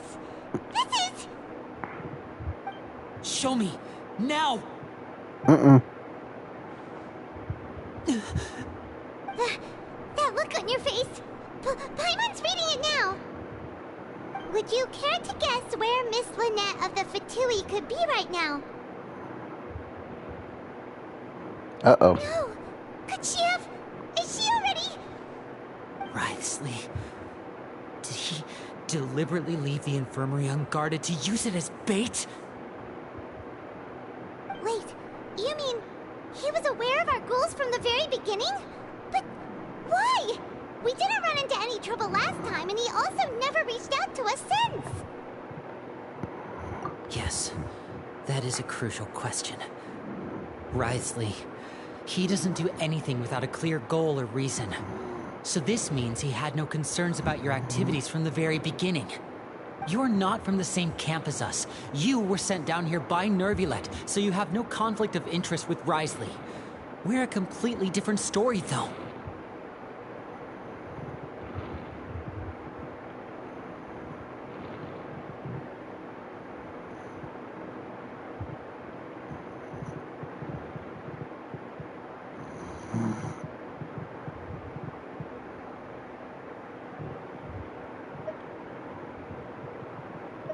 I'd like to know that too. Why did he only go after her? Don't panic, just think everything over. I have to stay calm. This is not like what happened last time. The situation's different now.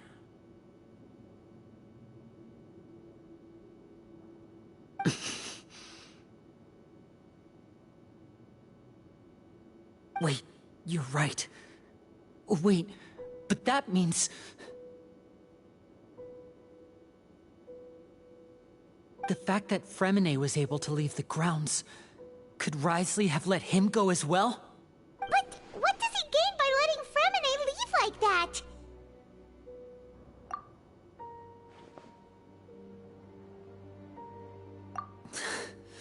So he's challenging me and trying to provoke me, I'm sure of it.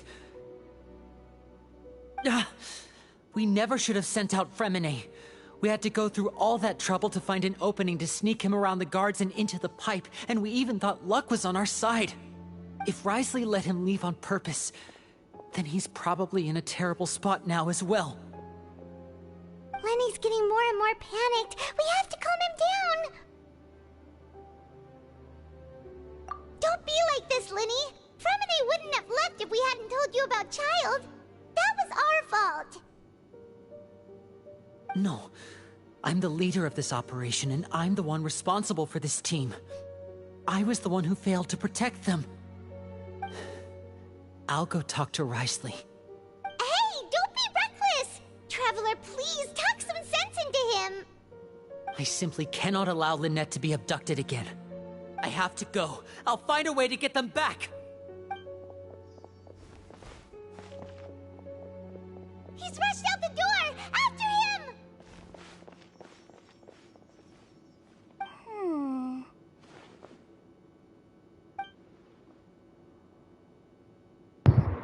Uh-oh. Right. I feel like we still have some room to make changes on these details. It's not impossible, but it'll require extensive testing. Is that so? Very well. Then please be mindful of the time. Huh? Is someone? Pack everything up. Whoever's outside is eavesdropping. They'll probably come in once we stop talking. Someone! Please help! He's sick!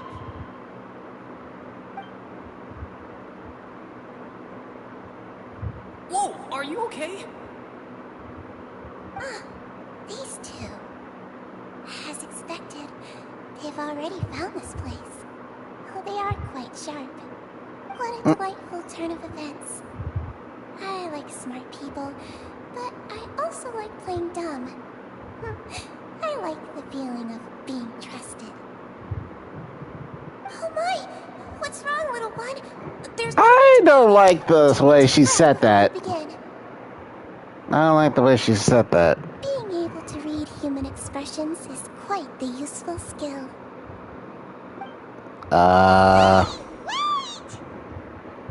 It's no use. We have to catch up to him.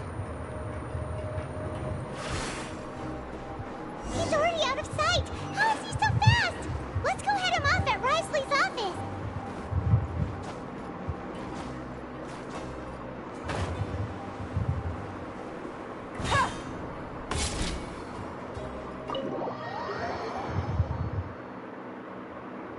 Oh man, we are so screwed. Come out and face me, Risley! There you are. Aren't we at an administrative office space? Why don't you at least try to follow even a couple rules from the fortress's indoor management regulations? What did you do to my sister? I ran into the young miss at the infirmary. I'd heard that she was suffering from quite the migraine, so I decided to invite her over for a cup of tea. I do have some teas in my collection that can work wonders against such an illness. Stop joking around! Where did you take my siblings? I have also heard that your performances are quite the spectacle. Miss Lynette would sometimes enter a box filled with water, only to emerge the next second from another place altogether. Maybe she'll appear behind you right now if you were to turn your head. Is he trying to trick me into turning my head? No. He's probably not looking to attack me right now. All of the hostages are in his hands, and he's even in the mood for small talk. That means Lynette is probably still alive. You knew we were investigating the infirmary from the start, so you deliberately aroused the Traveler's suspicions and baited us into continuing our investigation, just so that you'd be able to kidnap Lynette. Oh. As for Fremine, no, you probably didn't even interfere with Child's escape. You let him go, so you could purge the Fatui members that we had planted into your ranks. There was no need to do so. The Fortress of Meripede is a pretty pleasant place. Most people enjoy their lives here. The only ones who act differently are those with personal agendas. It was quite easy to identify your colleagues. You removed our original members and spread the news of Child's escape so Father would assign our team to come down and investigate. Fremine has also fallen into your hands, right? If you're oh so omnipotent and so in control, why would you need hostages? One correction. One Lynette correction. is in my hands right now, but Fremine is not. He's not. What do you really want? Winnie! Oh, wonderful. Everyone is here, so I'll only need to say this once. Thank you so much for cooperating with me. Eager and to the point, I see. Alas, only Miss Lynette is currently having a cup of the fortress's finest tea. Although, as per your original plan, Mr. Fremenet should also have returned to the fortress by now. But he has neither shown up within my gates, nor has he been taken into any kind of custody. So where do you think he may be right now? Wait, you can't mean... you locked him outside in the sea? Uh-oh. I closed the fortress's gate to the outside world. That's all. Fremenet's a star diver, so he should be fine, right? No, we're still here, so he definitely tried to find a way to come back for us. So we can't assume he might have made a break for the surface. But why would I do this, you may be asking? To have an audience with you, of course. My intel tells me that Mr. Linney is a great magician, so it's only natural for me to want to have some cards of my own when it comes to negotiating.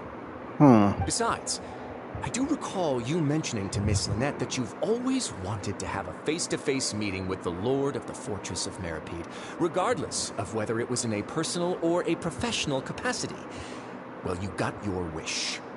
So, you've been keeping tabs on us before we even set foot in the fortress. Some of my folks just happened to hear a thing or two, that's all. In any case, I will be straight with you. I was willing to play dumb and turn a blind eye, so we had a pleasant few days playing games together here. But once you started focusing on the Forbidden Zone, all of that changed. Mr. Linney, the cards are stacked against you right now. Miss Lynette is in my hands, and Mr. Fremenet is still slowly being pickled out there in the brine. You know just as well as I that he cannot last out there forever. You need do but one thing to guarantee their safety. I would like you to contact your superior, and ideally invite her over for a cup of tea with me. You want to see Father? But why should she bother giving you an audience? Well, if she cares for the well-being of her dearest children, she should have plenty of motivation to join me for a parents' evening. I've heard that the bonds between the members of the House of the Hearth are like the bonds of family. I don't see why she would refuse. Why did you think Father sent us to handle the Fortress of Meripede? This place is basically a no-man's land.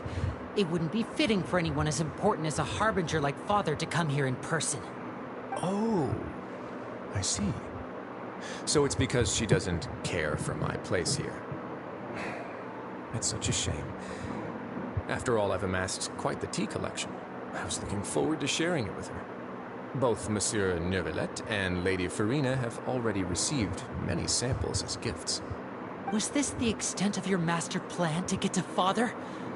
No matter how much pressure you may put on me, I won't allow you to use us to blackmail her. You people really are difficult to get along with. All I'm asking for is a face-to-face conversation. Does she truly have no interest in the fortress's secret? Mr. Linney, you have one last chance to invite your father here. If you refuse... Uh-oh. Linney!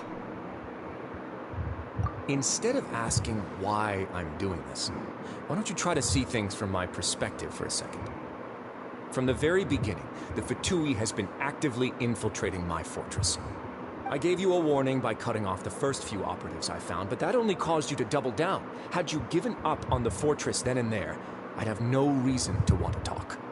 Mr. Fremenet left the fortress on his own, and Miss Lynette tried to pry out my secrets right in front of me. No matter how you look at it, the responsibility for this falls on you.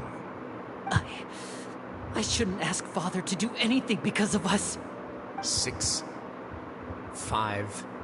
Wait, 2, 1. Time's up. It really is a shame, Mr. Linney. Risley! Negotiations have broken down. Please leave, ladies and gentlemen. It's time for my afternoon tea.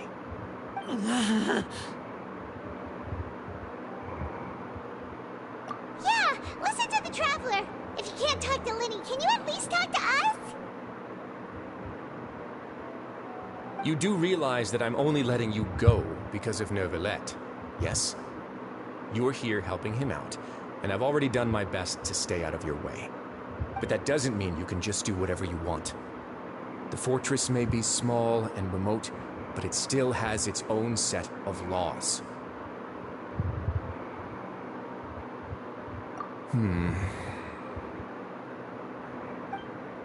Then how about this? Those who are capable deserve respect. You've spent quite some time investigating my home turf by now, so why don't you tell me a thing or two about what you found, I'll ask you 3 questions. Answer all of them correctly, and I'll agree to your request. Question 1. Regarding the hidden rules of the production zone, what is the truth behind the one about not being allowed to work for 3 days in a row?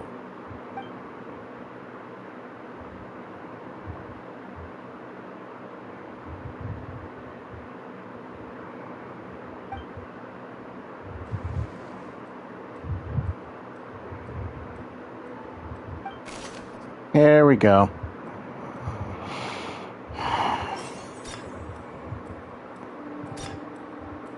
I've been told that the infirmary is always empty for the half hour just before lunch. But what could Sijuin be doing during that time? The Fonta promoter has been struggling because he doesn't recognize the real value of coupons. Meanwhile, the Duke believes that only idiots who don't understand the value of coupons will spend them on Fonta.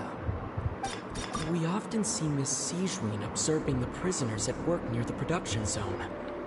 It seems like she can perceive the general state of a person's health just by looking at them. Fonta's internal report suggests that they're starting a new trial of an unnamed and unpackaged product. But the product has to undergo a trial because even Fonta's own employees have a lot of reservations about it. The research notes said that the Melusine race perceives the world very differently from humans. As a result, the Melusines have also developed a sense of aesthetics that appears rather strange and alien to humans. According to Collins, the Pancration tournament only took place because the Fonta company sponsored it. The company must want a return on their investment as well.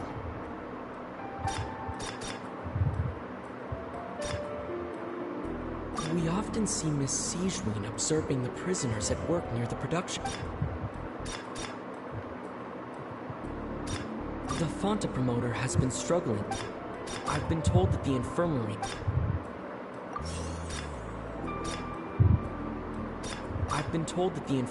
is... The Fonta promoter has been struggling. We often see Miss Sijuin...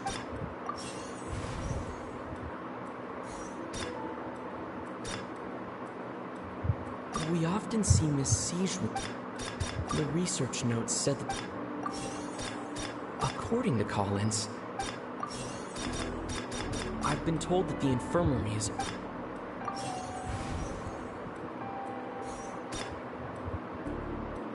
The Fonta promoter has been...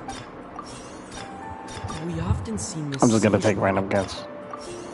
The research notes said that the... According to Collins, I've been told that the infirmary...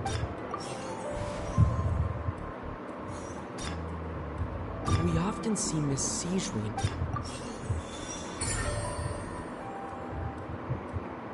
Ah, so that's what's going on. Paimon understands it now. Who would have guessed? The hidden rule of the production zone. People are Where not did she get supposed that? to work 3 days in a row, and if they do, they'll get strange meat in their welfare meal. At first, we thought this strange meat must have something to do with the people who disappeared, but in reality, they were all prepared by Sijuin, the head nurse. She often visits the production zone to observe the workers' health and makes a note of anyone who has worn themselves out after 3 full days of work. Out of her sense of duty as the head nurse, as well as her genuine concern for the workers' health, Sijuin visits the cafeteria right before lunch and cooks an extra dish for those who can use the stamina boost. Sijuin has only the best intentions with her surprise gift and doesn't want anyone to find out about what she does. However, as a race perceive the world differently from humans, and their sense of aesthetics is even more alien to us. The recipients of her lovingly prepared special meals cannot taste the care within and usually just freak out. Are we on the right track? Not bad. You've uncovered Sijuin's secret and even guessed her intentions correctly as well. It's nice to know that her efforts have not gone unacknowledged. All right, now for my next question. There are also some hidden rules in the Pancration Ring, including the one that you're not allowed to support both sides of a fight. Why is that?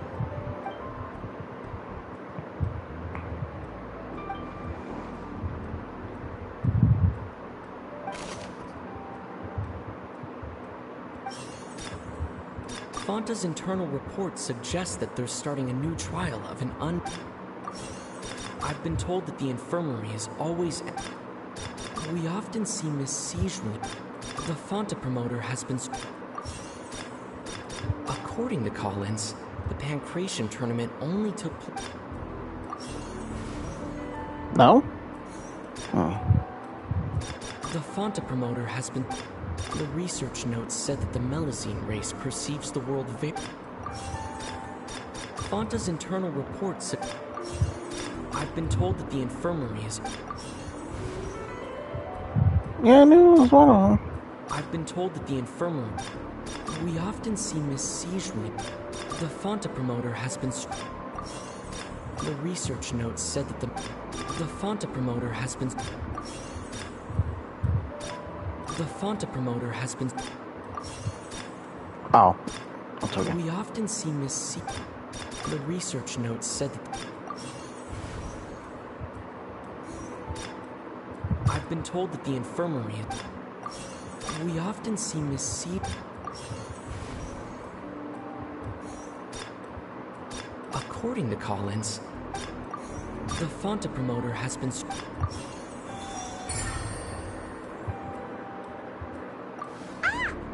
Gets this rule too now, so there really was nothing to be afraid of.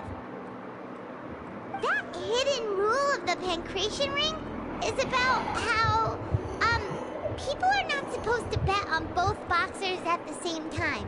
And if they do, they'll receive a package containing a strange, blood-colored liquid. People get scared when they see it because they've subconsciously begun to associate it with the missing boxer. But really, it's just a bottle of the latest yet-to-be-named and packaged new Fanta trial product. A blood-red drink. It's no wonder even Fanta's own staff were questioning the company's decision-making.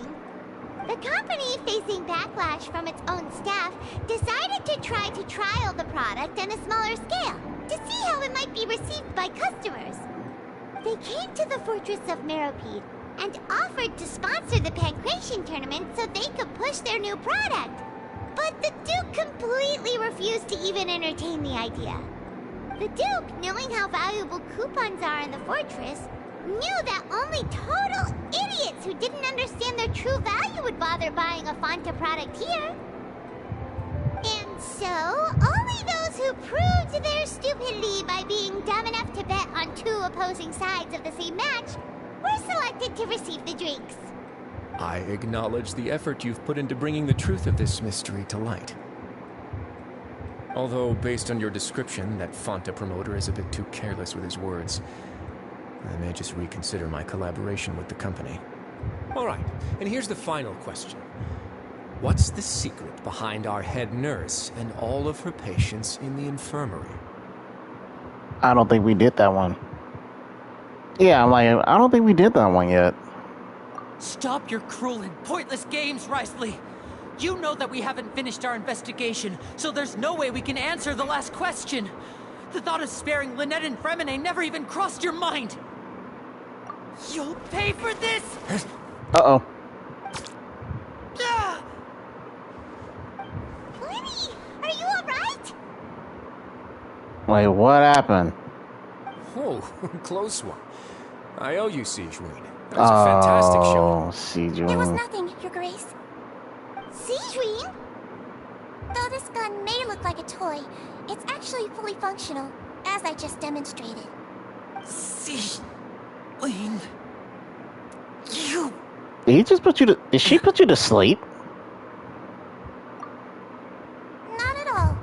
I am merely a resident of the fortress, and thus protecting it is my duty. When Monsieur Nervulet asked me to come here, he told me that my job would be to take care of the well-being of everyone here. I am merely discharging my duties. But if you mean what you just said, then isn't Linny someone you should be looking after as well? Isn't he a resident here just like the rest of us?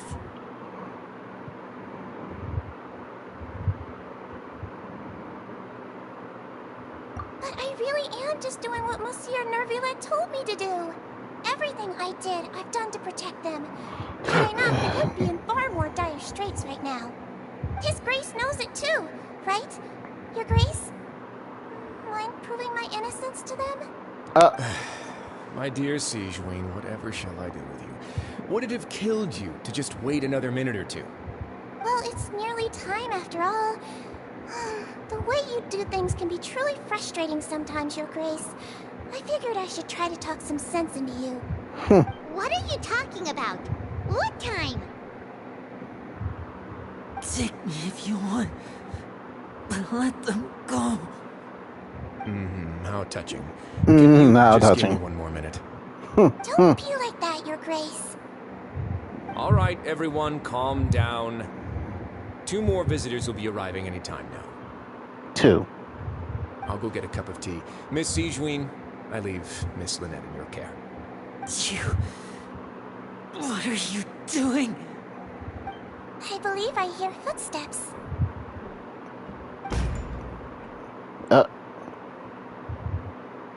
And who came? Some space, please. Well. Miss Clarand. My door. My door? Fremine. Fremine.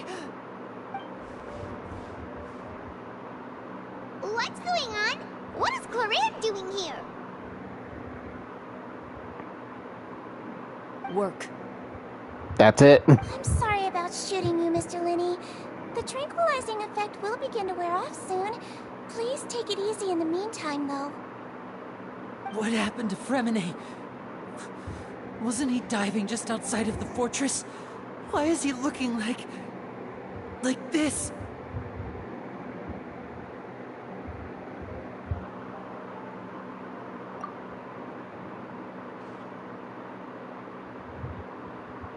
A flushed face, an accelerated pulse.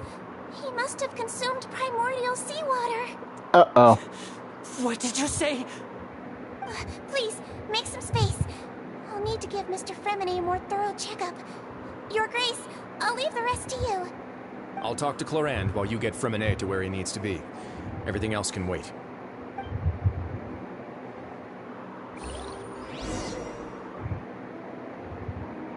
That was crazy.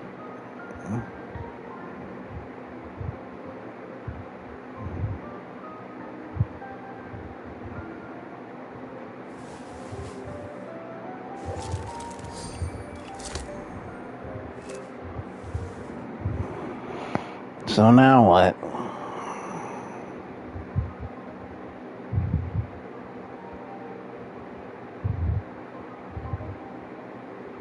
Navigating the world is a whole lot easier with a few different identities to choose from. Need me to come up with some for you?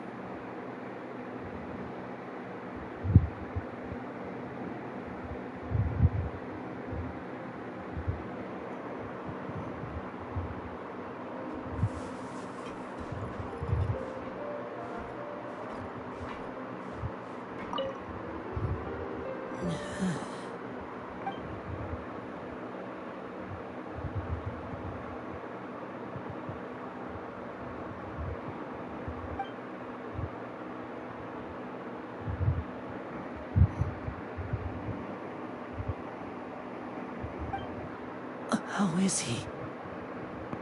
These symptoms are probably caused by an acute ingestion of a large amount of primordial seawater. Still, his condition is not critical. Of course, it would be best if he stayed for further observation. Let's leave him here for now, and move him to the infirmary once he's recovered a bit more. Sorry. I am aware that the infirmary may not be your favorite place in the world at the moment. We do only have a single clinic in the fortress, however. Why would he ingest a large amount of primordial seawater after leaving the fortress? How could that possibly happen? Please, look after Mr. Fremine for the moment. I'll go fetch some medicine and a respirator. Oh, I'll bring Miss Lynette back with me. Where is she? How is she right now? Oh, she just took a nap in an empty room after I tranquilized her. If my calculations are correct, she should also be waking up right around now. You might not believe me, but His Grace and I actually made some snacks and tea for her. Huh.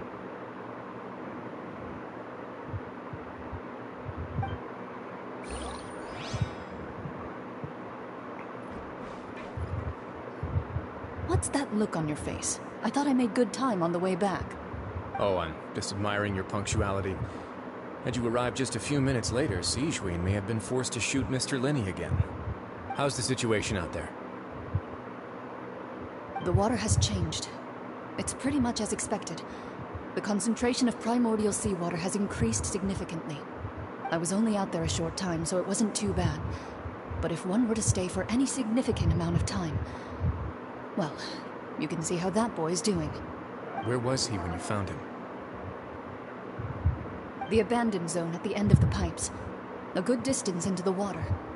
Closer than I thought. He must have recognized it early on and tried desperately to swim back. Locking the door was necessary. I don't think we could have saved two. Well, I did try to convince him that I had my reasons. Never seems to work, though. It would probably work on Neuvillette. He has a knack for picking out who had good intentions, even when the outcomes were all terrible. It's a bad sign if you're having to plead your case to Neuvillette. Want some tea? Not particularly. If you want to drink some that badly, just say so. Fine, I'd like to get some tea. Want me to get you a cup too, since I've already made it? Might as well then, I suppose. Actually, do you have a towel? I would like to dry my hair. So now what? Linny, are you okay?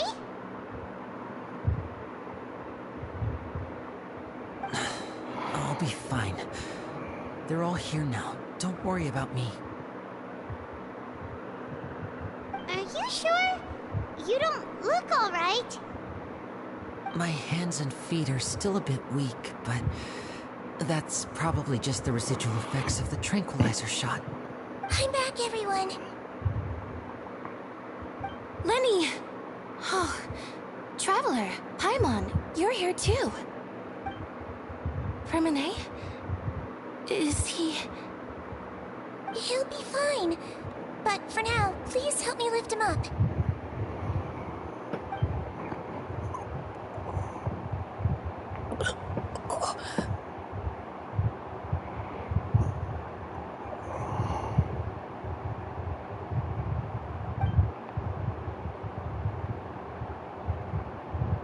His breathing's beginning to slow down.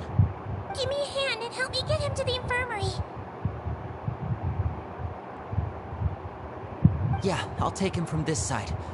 Lynette, together? On it. Traveler, you seem pretty worried about him.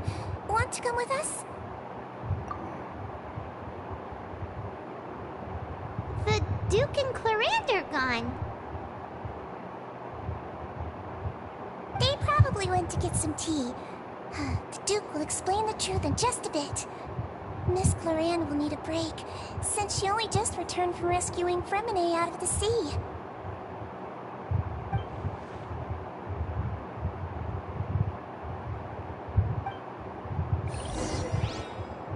And what is this forbidden zone you speak of?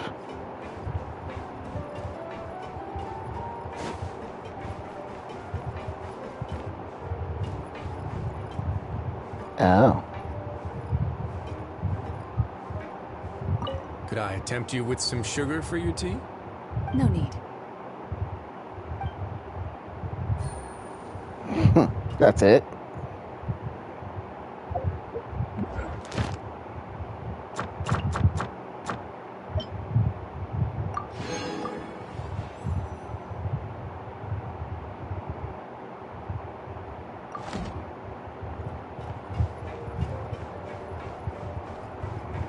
Take it easy.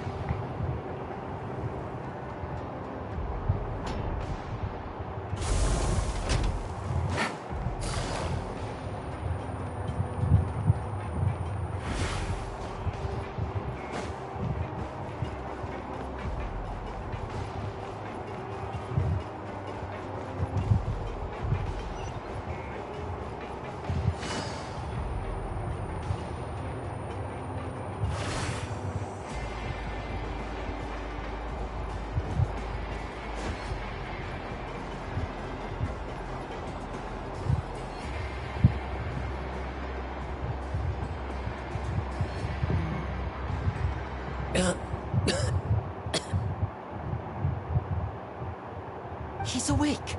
Fremine, how do you feel? Linny... Lynette... We're all here. Where... am I? The infirmary, at the Fortress of Meripede, Mr. Fremine, and you are no longer in any danger. How do you feel? Don't push yourself if you're not feeling up to it. Traveler... Paimon... It's been so long. The sea! There's something wrong with the seawater. Shh, it's okay. We can talk about it after you've recovered. No, listen to me. This is really serious. There's primordial seawater mixed into the regular seawater. I don't know why it's there, but no one should touch it. Pipes... Right, the pipes. It's all coming back to me now.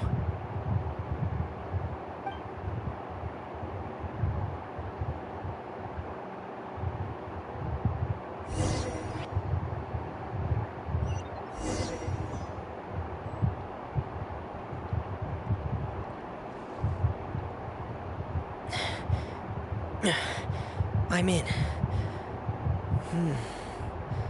Seems like this pipe hasn't been used in a long time. It looks abandoned.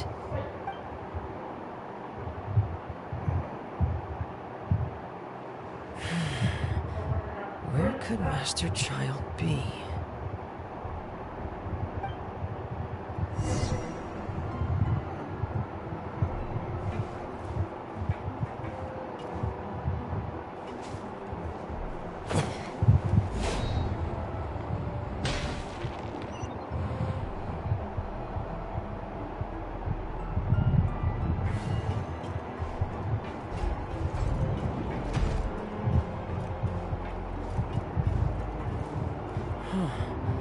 This mechanism looks like it's been tampered with. Could he have done it?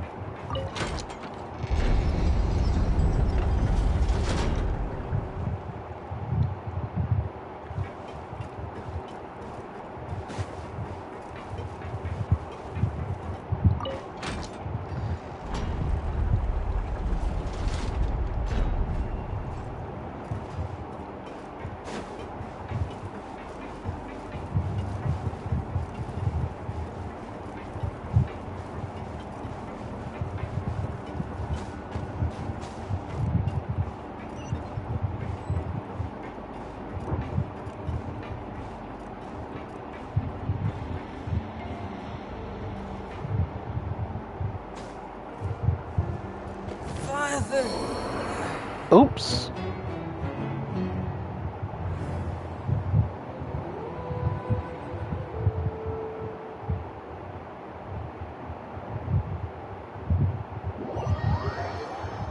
Interesting.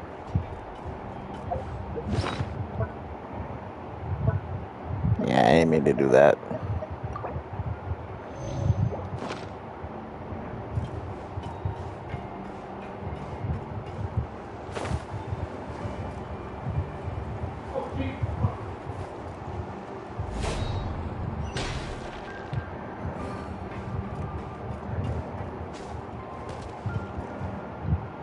This is where the water starts.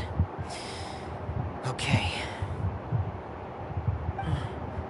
Master Child probably dived into the water. I'll go take a look as well.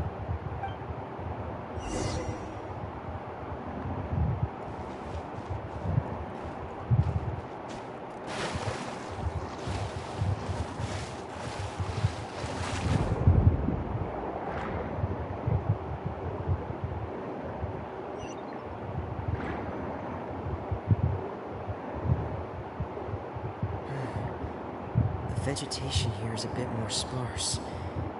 These traces aren't natural. A person must have left them, and recently. I should be going in the right direction. There are traces here too. I need to keep going. The traces are gone, but I don't see where he could have gone from here. Wait, what the?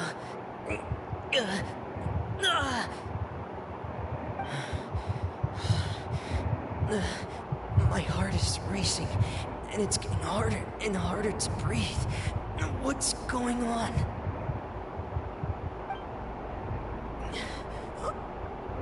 No good. I have to get back. They still don't know anything about what's going on.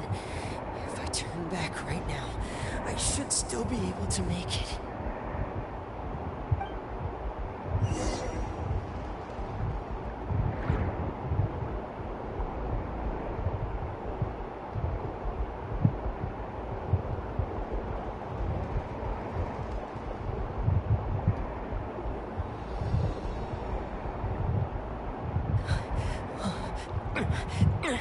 I can't die here.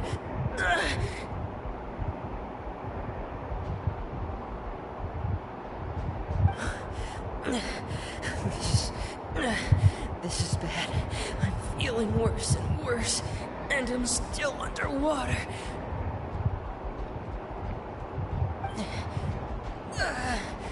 I have to push on.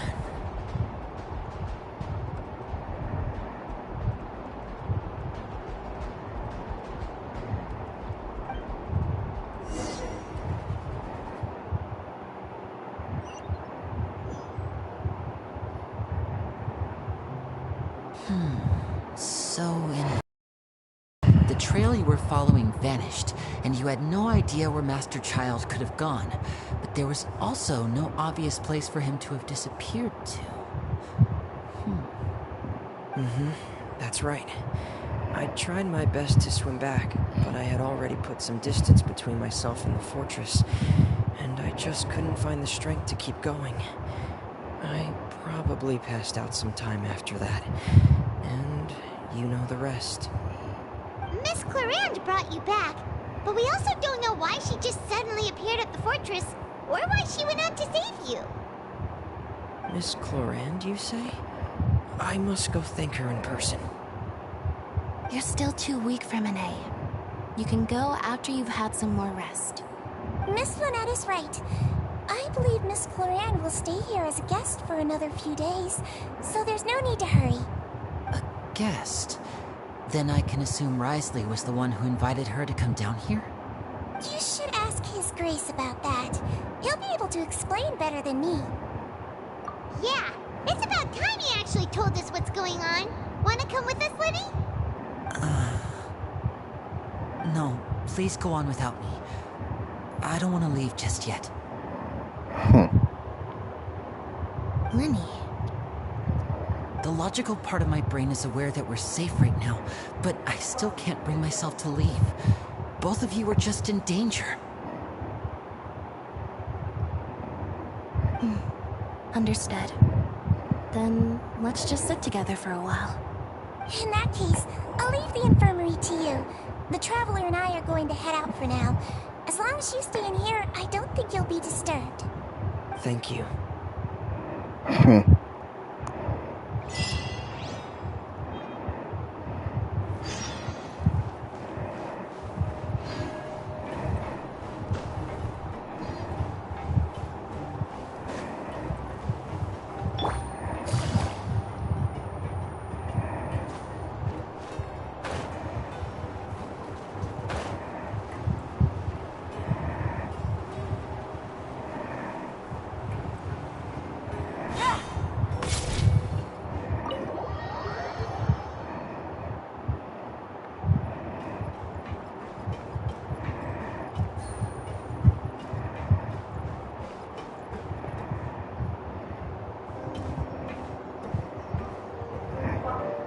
Excuse me. I take it Mr. Fremonet's condition has stabilized? Of course. I wouldn't have left the infirmary otherwise. I've been expecting those two. Might I inquire as to the purpose of your visit, Miss Siegewin? I wanted to check up on Miss Cloran. How are you feeling? Mostly fine, I think. If you don't mind, I'd like to perform another quick physical exam. It'll just take a few minutes. All right. Thank you for looking out for me. I'll take my leave for now, then. Well, want to explain yourself, Risley? Of course, but I'm not partial to the word choice of explain. How about enlighten? Where should I begin? How about you start by asking me any questions you have? You can start with whichever one you'd like to get answered the most. Then Paimon will begin. Did you know about Lenny's goals from the very beginning? No. I just knew they were Fatui operatives sent to the fortress by the Knave. As for their specific goals, I only figured those out as you made progress on your investigation. You managed to monitor and stay ahead of them even though you didn't know what they were trying to do? They came here with ulterior motives. I'm quite adept at discerning what that kind of behavior signals. Initially, I thought their goal was just to investigate Child's disappearance. Linny suggested that I had deliberately let him escape, but in truth, I didn't really do anything special to help or hinder him while he was here. Everything he did, from finding helpers to leaving this place, he did on his own. Of course, it's inevitable that the Knave would make a big deal out of her fellow Harbinger's unexplained disappearance. I'm also quite curious about where that Harbinger went, so I figured I might as well let the Fatui do their own investigative work. All I care about is the answer. So you were hoping Lenny's group would just do your work for you? You make it sound like that's a bad thing. Unfortunately, things didn't go as planned. I assume that Fremonet has told you already, the ratio of primordial seawater around the fortress of Meripede is on the rise. The Forbidden Zone has always been Linny's target, and you got roped into that investigation after running into him. I began to intervene out of concern for your safety, and also to prevent the fortress from becoming entangled in more irksome matters. Are the rumors true that you're also a former criminal? Why would you put it like that? Isn't staying here all day and serving as the manager of the fortress a kind of sentence unto itself? Another form of prison? I just happen to have some support from the rest of the inmates. That's all. Oh, right. Paimon wanted to ask, who invited Cloran down here? Me, of course. I paid her good mora to come down to the fortress for some field work. Field work. As a champion duelist, Miss Cloran could be considered to be an independent party. I needed to find an exceptionally capable person to help me get through the impending crisis. And saving Fremonet was part of that crisis? You can think of it like that, yes. Credit where credit is due, that boy is quite adept at diving.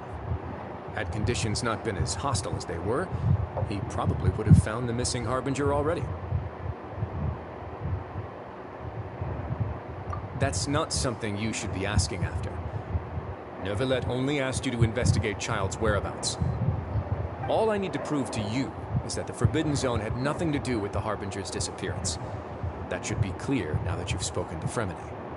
But we've already uncovered that there's something wrong with the infirmary, and we've answered a bunch of questions that you threw at us. Isn't it about time that you answer our last question in return? You make a compelling case. Do you really want to know the answer that badly? Yeah, Paimon really wants to know. Even if the truth may not be pleasant?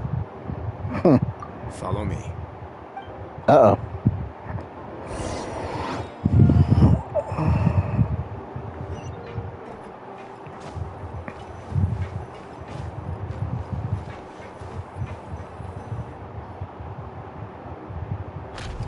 Oh. There's a hidden door here? And a whole basement behind it? Huh. You're pretty good at hiding stuff, Risley. It seems you've forgotten just what kind of place the Fortress of Meripede is. Alright, what are you hiding?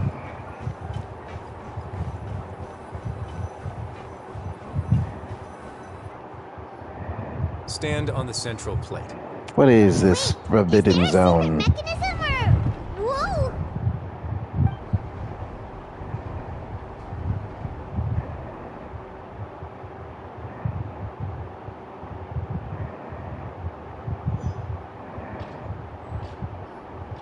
So, this is the Forbidden Zone? Honestly, for a place so well hidden, Paimon sure doesn't see anything special. What a huge door! There are 3 such isolation gates in total. Generally speaking, I'm the only one who's allowed to go inside. Hence the name Forbidden Zone.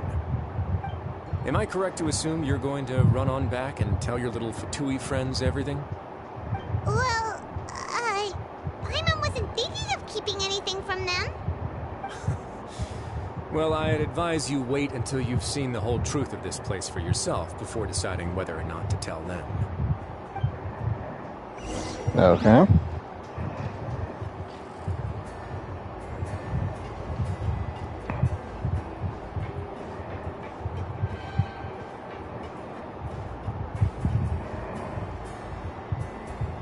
Huh.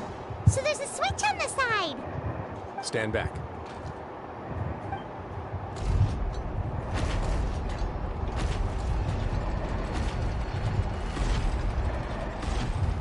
Whoa. They all just went up one by one. Go on, have a look.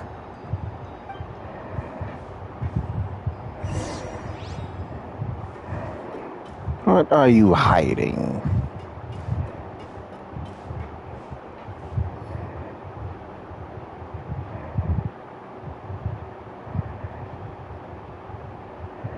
I've been interested in what lies beyond that gate ever since I assumed leadership of the Fortress of Meripede. Of course, it would be unwise to recklessly open it, but it'd also be risky and negligent to simply ignore any potential danger that could be behind it. The readings on that dashboard have not budged since the day when I first laid eyes on this place. But over the past year, the needle has crept upwards from its original position, likely because some parameter it's been tracking has changed, if only infinitesimally. Normally, I would have ignored it, but I happened to have some free time when I noticed it, so I investigated. Any guesses what the reading could be tracking? Very reasonable guesses. I've considered both of those as well. Unfortunately, our dashboard is tracking something less ordinary. The temperature should vary with weather and climate changes, so for something that rarely shifts, the water pressure is more likely. We ran a few tests to increase the pressure from the outside, but the readings didn't change at all. Later on, a few more possibilities occurred to me, such as a potential connection with the primordial sea. I began to make a few preparations based on that hypothesis. Over the past few days, the needle has moved again. With that, and the symptoms that Fremine displayed after leaving the fortress, I can now confidently conclude that the readings represent the concentration of primordial seawater in the seawater nearby. The concentration of primordial seawater? But we're already under the sea! And that is precisely the problem. We're at the bottom of the sea, and now we're surrounded by toxic seawater. Somehow, primordial seawater got mixed in, and the concentration is steadily rising. Yes, that's very likely. But forget about the two of us. Not even Novelette knows where the primordial sea could be, much less where we could find and plug a leak. Oh. Seems like you've figured it out. I believe the primordial sea lies directly beneath this sluice gate. For some reason, the primordial seawater levels have risen significantly, and it's now very close to us. The indicators are now red. Although the gate still stands, some primordial seawater has already leaked out and mixed into the sea around us.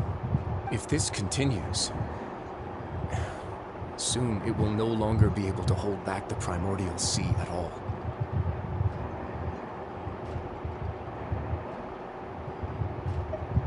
Yeah, you know what the legends say. If this place falls, then everyone in Fontaine will be turned into puddles in the span of a night. But that's just too weird! Why would the Fortress of Meripede be built right above a sluice gate for the primordial sea? Who built this place anyway? Your expression tells me you think this might be part of a vast, complicated conspiracy. To be honest, you might find the actual answer may be exceedingly boring. It's just that the secret of the Forbidden Zone had been long forgotten by the nation before I rediscovered it with my research. There's no single founder of the Fortress of Meripede in any traditional sense. What we know about its history has been left to us by the people who used to live here. When the previous Hydro Archon, Egeria, ruled the land, all convicted criminals from Fontaine were exiled. The people drove the criminals away like a wolf pack chasing away the banished. The criminals received no sympathy of any kind from the people.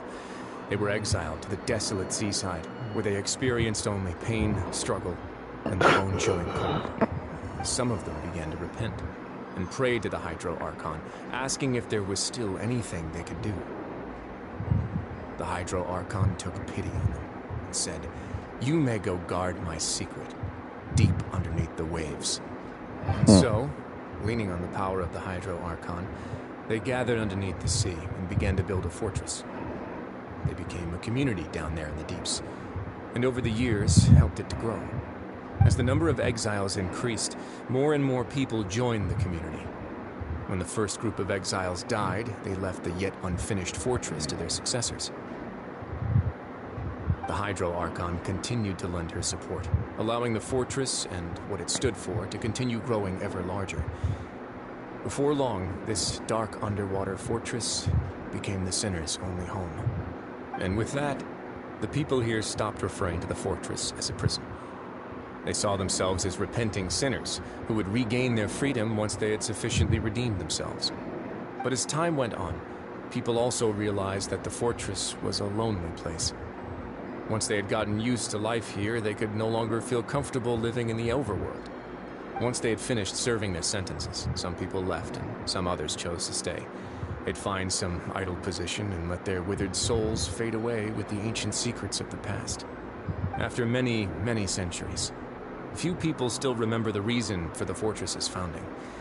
Now they just see it as an integral pillar of Fontainian society, as the place where criminals deserve to be sent. Now and again, researchers manage to break one law or another and live out their days in the fortress. I learned all this from an elderly historian. Everyone else just thought he'd made it all up. But now you know every part of that history is true.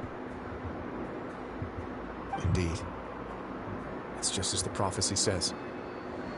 If this gate fails, then everyone will be dissolved into the sea. To be frank, not really. But sadly, that hasn't stopped this prophecy from proving all too accurate. Prophecies are troublesome things. Just hearing one will create the first wave of panic. Seeing signs of it will bring about the second, and actually witnessing it in real time, the third.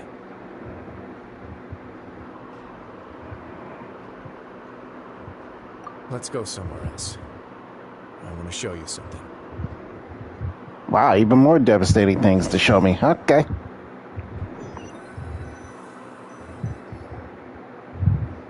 This is it. Your Grace, perfect timing. The results from our last round of experiments have... Wait, Jurier, he's not alone. Huh? Lorvine and Jurier? No need to panic, you two. I've already told them about our plan. What? After you warned us not to tell a single soul about any of this? I'm skeptical as well. Are you sure they are trustworthy? The results speak for themselves, don't they? These two may already know more than you could ever imagine. All right then, if Your Grace insists. They seem harmless enough, so I'll trust them for now. Harmless enough. How about some reintroductions? This is Jurier, one of the highest-ranked researchers from the Fontaine Research Institute. He used to work under Edwin. I trust that you've heard of Edwin? Good. Saves me a bit of time explaining. Edwin's main areas of research were archaeum and gravimeters. As his assistant, Jurier is quite familiar with them as well. I hired him to be my technical consultant. You want to blow up the fortress of Meripede? What a lovely idea. I'm already imagining it in my head. What a lovely idea. Gotta admit, I'm tempted as well. Guys, focus! Focus! That taskmaster over there is Miss Lorvine, and is also one of my technical consultants. While Jurier used to be Edwin's assistant, she used to be Jurier's assistant. Ooh, are they together? See, everyone keeps asking this question. Are you too sure you're not a couple and just using your work as a convenient cover? Your Grace, I am not in a relationship with this man. If I dated her, I'd officially be madder than Edwin. No, y'all want the tension. Said anything, man. The tension between you two. Whoa, there's another door that goes right up. Your constant amazement makes it seem like the fortress can do anything. But Paimon really thinks everything's super cool.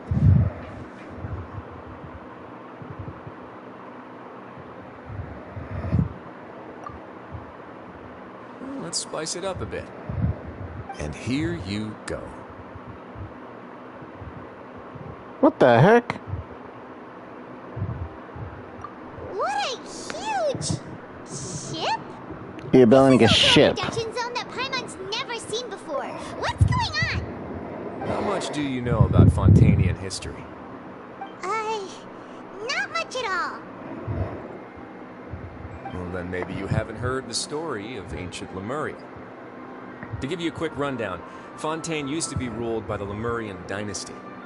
According to legend, the Lemurian king Remus came to this land after being inspired by divine revelation and found the seer Sibila, who had taken on the form of a golden bee.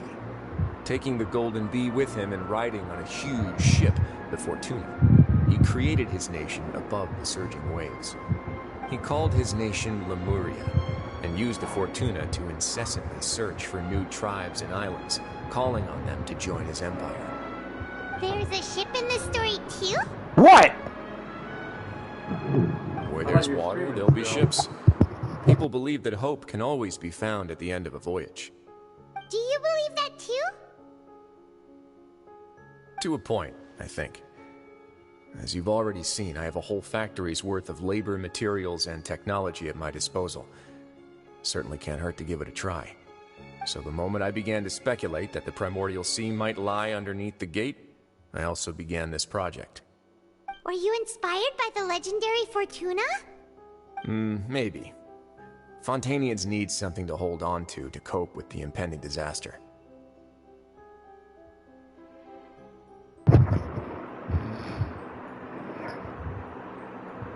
Were the workers to find out the truth behind this ship, riots would destroy the fortress faster than any catastrophe. Really? As administrator, I'd never make such a reckless call. Alright, that's enough talking for now. I'll need another 3 cups of tea to soothe my throat. Do you have any other questions? Seems like you're good. Come on, I'll take you back. Interesting. All of it was very interesting. I'll leave you here for now. Oh, thank you so much. Now the question is, should we tell Lenny and his siblings? Because if we tell them, then they'll tell, their father.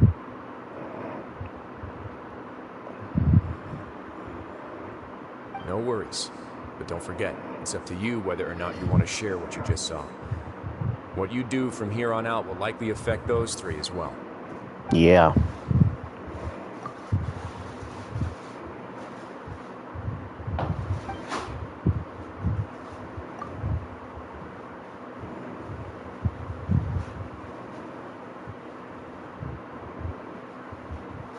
Yeah, we'll put a lot of thought into it for sure. Great. I look forward to what happens next. Of course you are.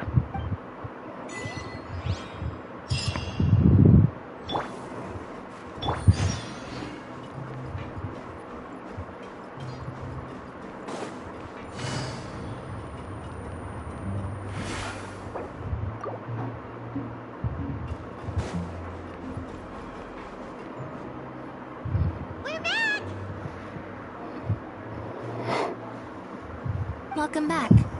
Do you want a cup of tea? How can you be so much like Risley, always drinking tea? Huh. Actually, now that you mention it, I just remembered something now. While I was sedated, I could still barely hear two people talking next to me. They were discussing everything, from the leaves to the water and even the teacups themselves. Must have been Risley and Sijwin. Yeah, I heard one male voice and one female, so it should have been the two of them. They really were just talking about brewing tea. I really can't make sense of this place. So, Traveler, Paimon, were you able to learn anything from Risley? Yeah, he explained everything. Very well. Then, would you mind checking your answers against my speculations?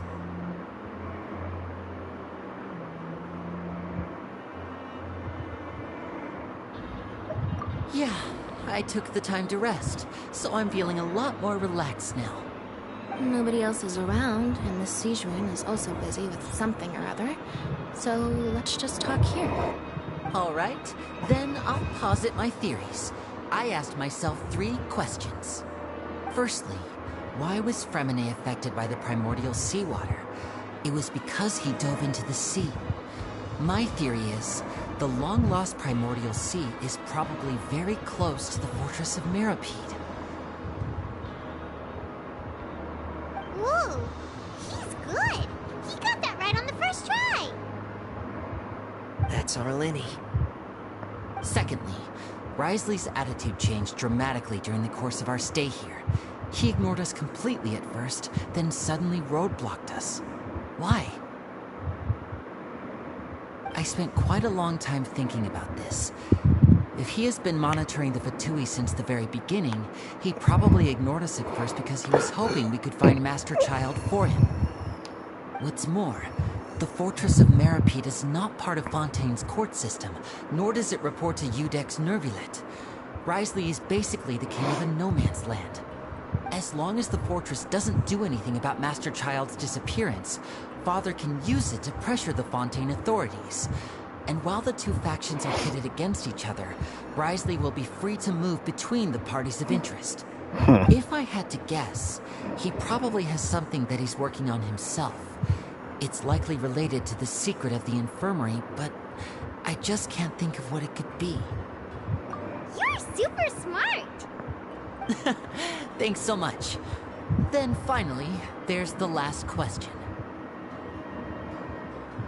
If Risley does have a plan, what could it be? All I know for now is that his plan probably has something to do with the changing nature of the seawater. He's even gotten Cloran to help him out. That can't be the full extent of what he's doing. There's probably a secret passageway behind the block in the infirmary, and there's something big in the fortress that most people here never get to see. He has a bargaining chip, and it could be important enough for Father to deal with him directly. I don't have enough information, so I have no idea what his chip might be. But let me guess. You have the last piece of the puzzle.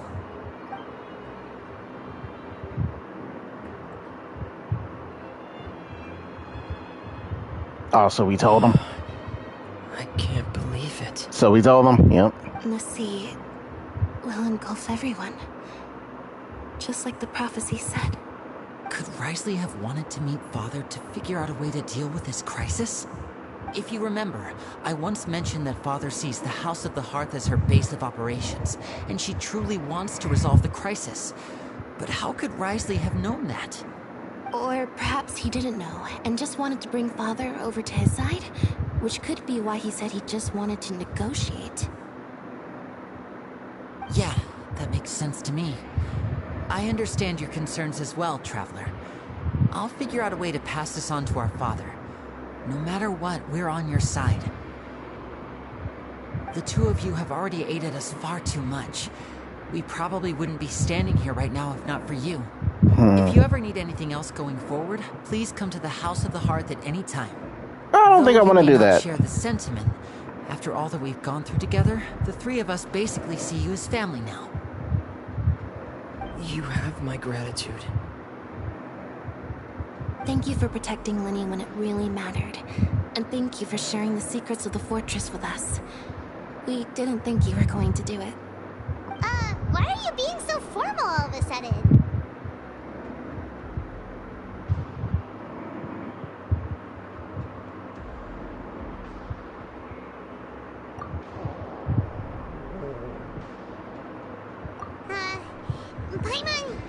Paimon's hungry. Oh, you've done so much already. Go get some food. Alright, then we'll catch you guys another time.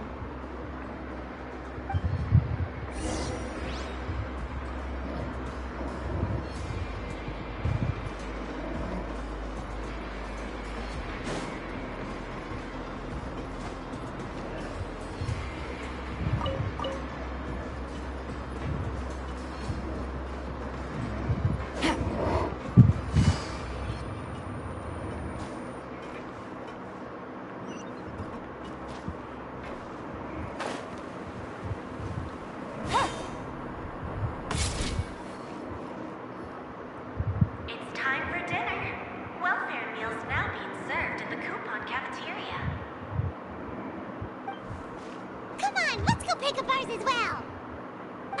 Traveler and Paimon, over here. Are you here for dinner too, Miss Sijwin? And I'm taking the opportunity to prepare Miss Cloran's dinner as well. Huh. You're right. She's actually sitting in the fortress cafeteria. What would you like to eat? Yep, you can. I've already talked to our chef, Mr. Wolsey. It's all on me today, so you can get whatever you'd like.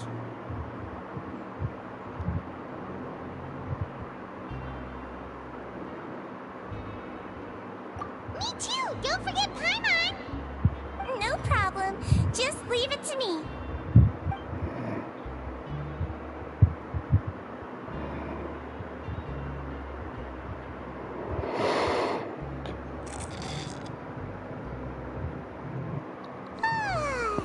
Delicious. Paimon's so happy. Paimon wants to feast like this every day. Feeling full yet? How's the food? Delicious.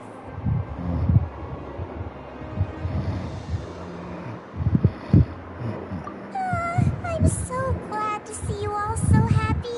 Oh, see the expression on your face just now? The muscle here just moved, which suggests that you're feeling quite relaxed at the moment. Sijwin, do you do this to help your patients or to better understand human beings? A bit of both, I suppose. I'm a Melazine, which means I'm very different from human beings. I must know what you're thinking if I want to take good care of you. You're really good at taking care of people. Even though you're so short, you still talk and act like an older sister. Really? You're reminded of an older sister? That's great to hear.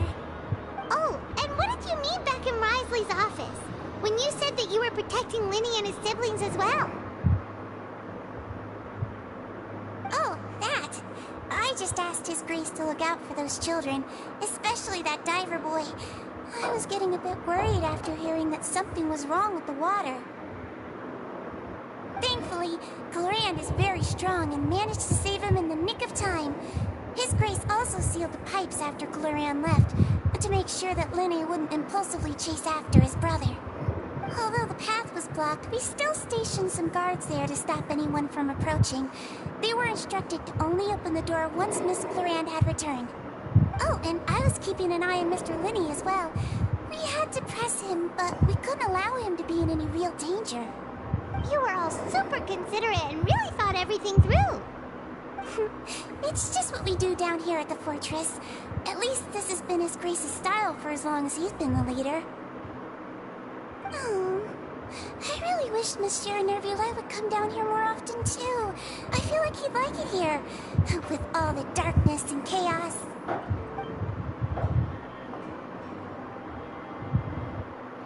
Get a good night's rest, you two.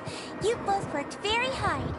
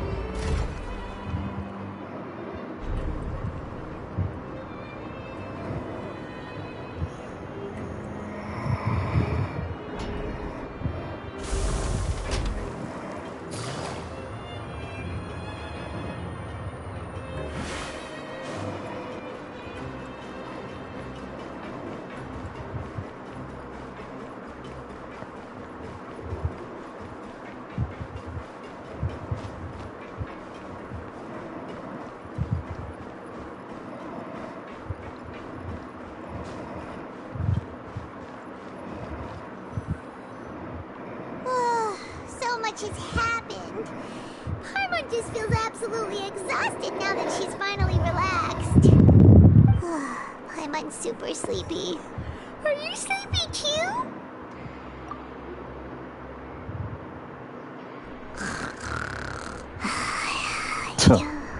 That was quick. She fell asleep real quickly.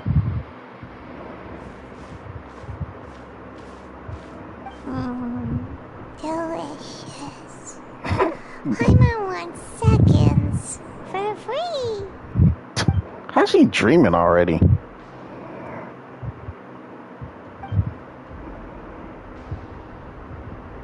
of my way! Get out of my way! Uh-oh. What happened? Why is everyone running?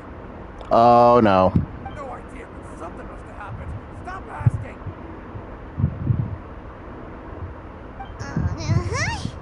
Who's yelling?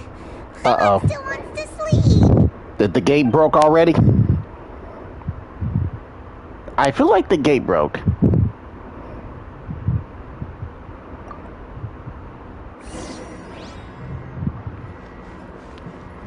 You hear the alarm and everything. Uh-oh.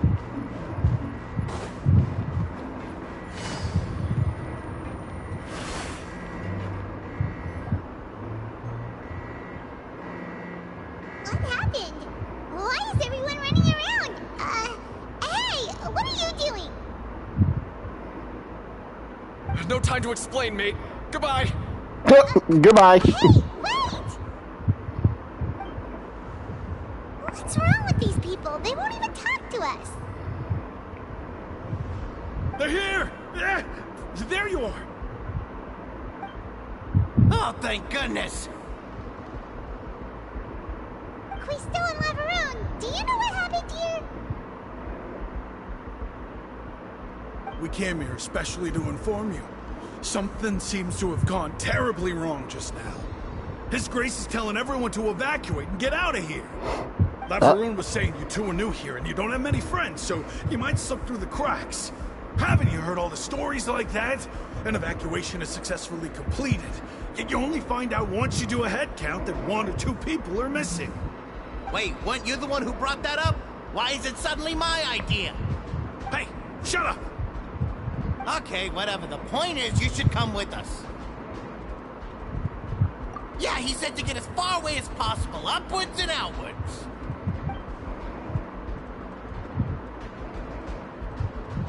Oh no, it can't be that thing! Whoa, wait, what?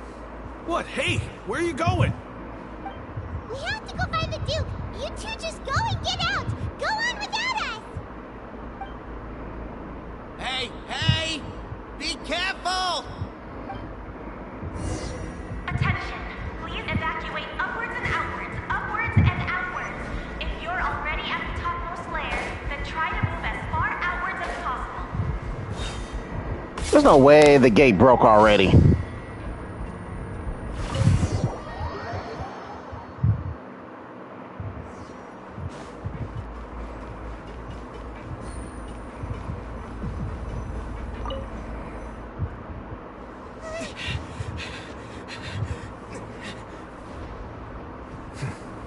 They're here. Just like I said. We have it!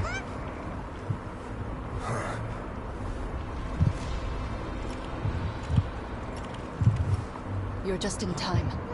But be ready to run. Oh. Oh, I like the gauntless things he's using. Oh.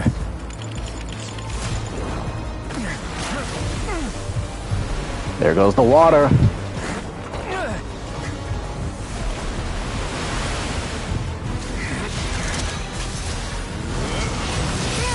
Ooh. Nice. Is that gonna be enough though?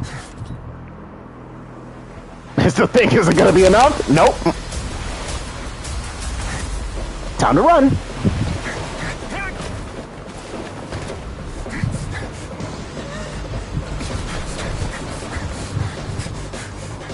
Three, two, one.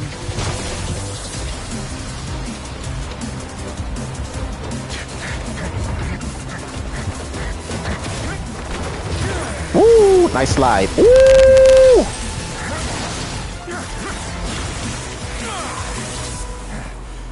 Ooh! That was. Hold it for long. I'm Find pretty your sure. net. Tell him the defenses are about to collapse. Then what will happen to you?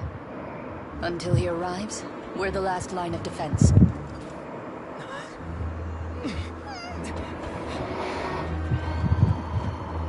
The gate? How long do you think it'll hold? That depends on us.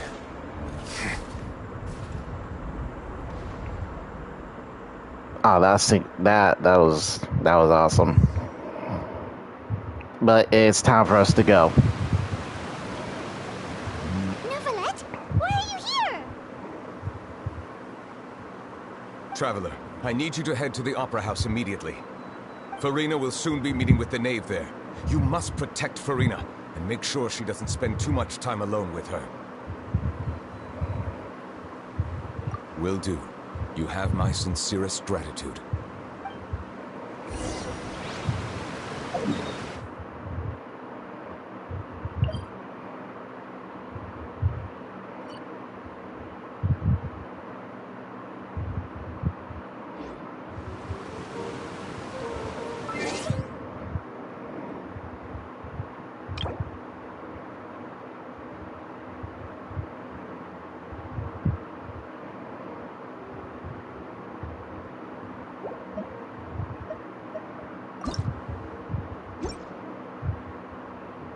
Hold on, guys. I'll be back.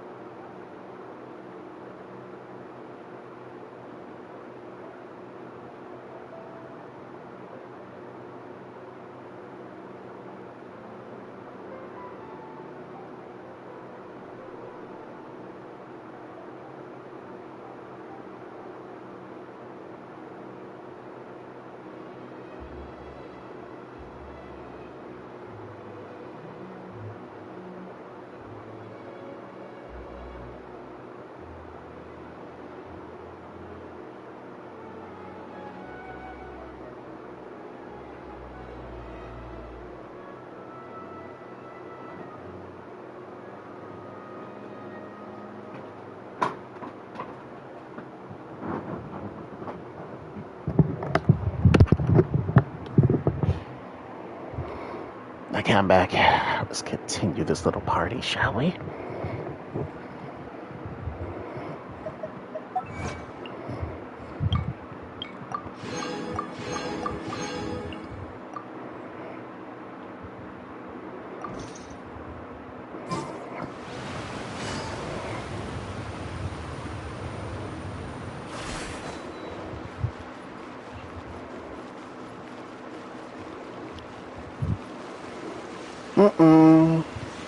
Oh, of course. Look, there are a ton of Fatilian Palais Mermonia people over there. The knave is probably here already. We need to hurry. Better bust our way through. Are you two the traveler in Paimon? Monsieur Nervalet has left instructions. Please follow me. Though I'm sure he's already explained, this should be a mostly cordial conversation, unlikely to give rise to violence. But it would be most appreciated if you could protect Lady Farina to the best of your abilities.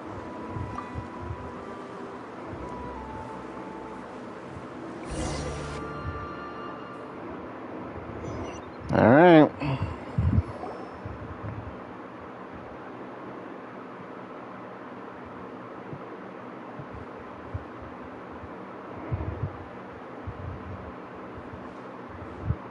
Oh, Oh, so she's a you pyro. two are the honored guests Miss Farina mentioned. Of course, of course. How could they not attend a meeting such as this? I must always have 2 or more guests at my dessert table. Otherwise, the occasion would be too lonely and unbecoming of my station. Girl, bye. It is my pleasure to make your acquaintance, traveler. I have heard much of your accomplishments. Oh yeah, you heard a lot. I am the knave, one of the 11 Fatui harbingers.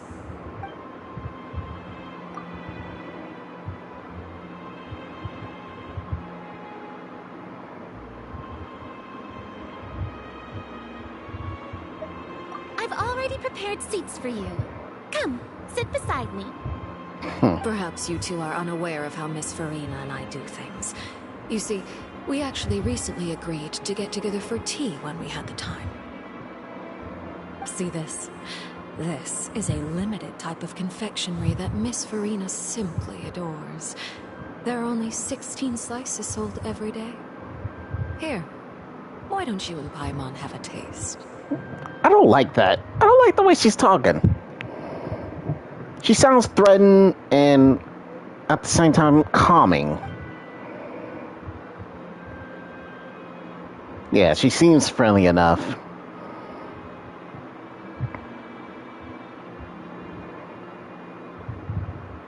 Traveler, what do you think of this cake?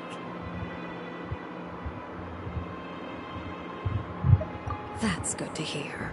So what Child said was on the mark after all. You do share a taste in desserts with Farina and I.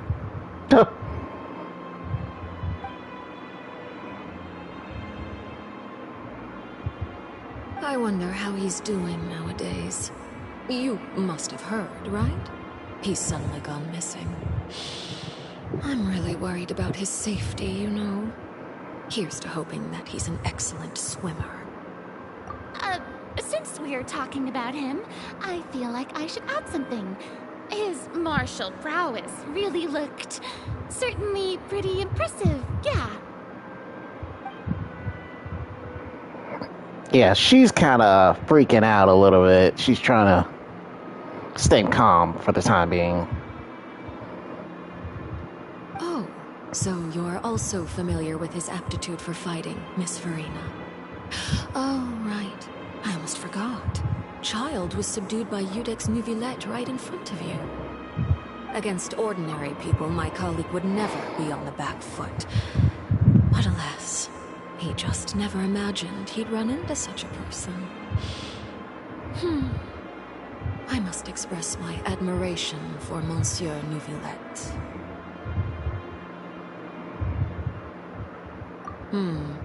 Coming from you, that's not surprising at all. But I thought you would be happier to hear the news. Of course, but it's still a bit of a shame. You see, I would have been far happier had I received this news somewhat earlier.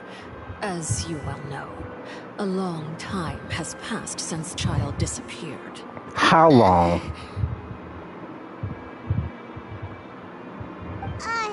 Well, in any case, there's no need to worry. We know for sure that Child is still alive. Oh. And just how do you know that? Because we found evidence that proved he left the Fortress of Mirapede. And where did he go after leaving the fortress? Well...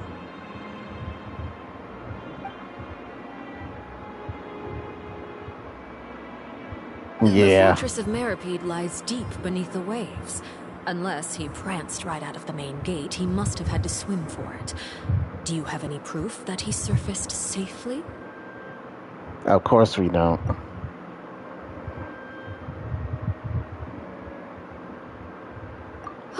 That is good news, at least. His sister Tonya sent a letter to Fontaine not too long ago. Since he was unfortunately unavailable, I picked it up on his behalf. Do you have any idea how he usually writes back to his family? Dear Tonya, your letter made me feel like we were still enjoying our time in Snezhnaya together. I'm currently admiring the scenery on the streets in front of the Opera House. Is it something like that?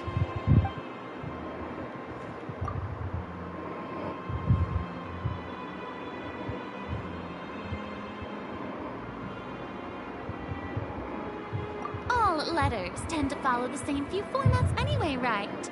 As long as the contents are accurate, it doesn't matter so much how it's written or how it's worded. Hold on.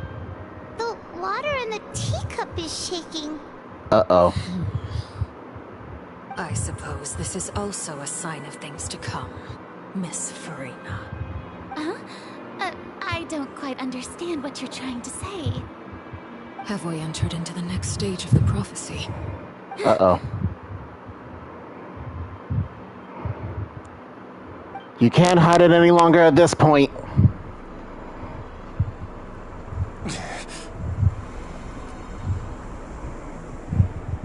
My thanks to you both. I will take it from here. Really?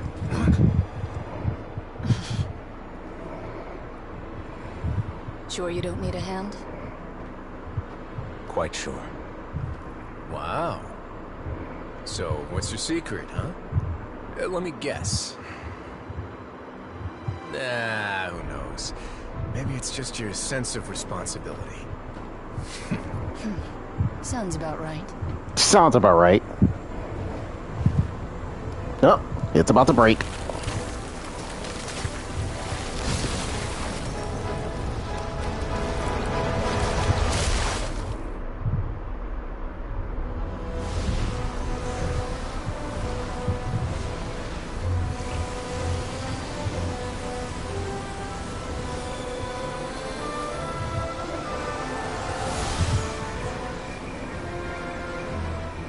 Day may come when the prophecy is fulfilled, and the waters burst forth. But it is not this day. Ooh. This ancient power could easily obliterate an entire race.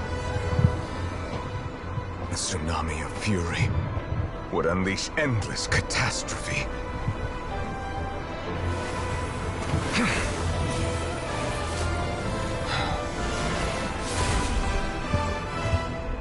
Ooh.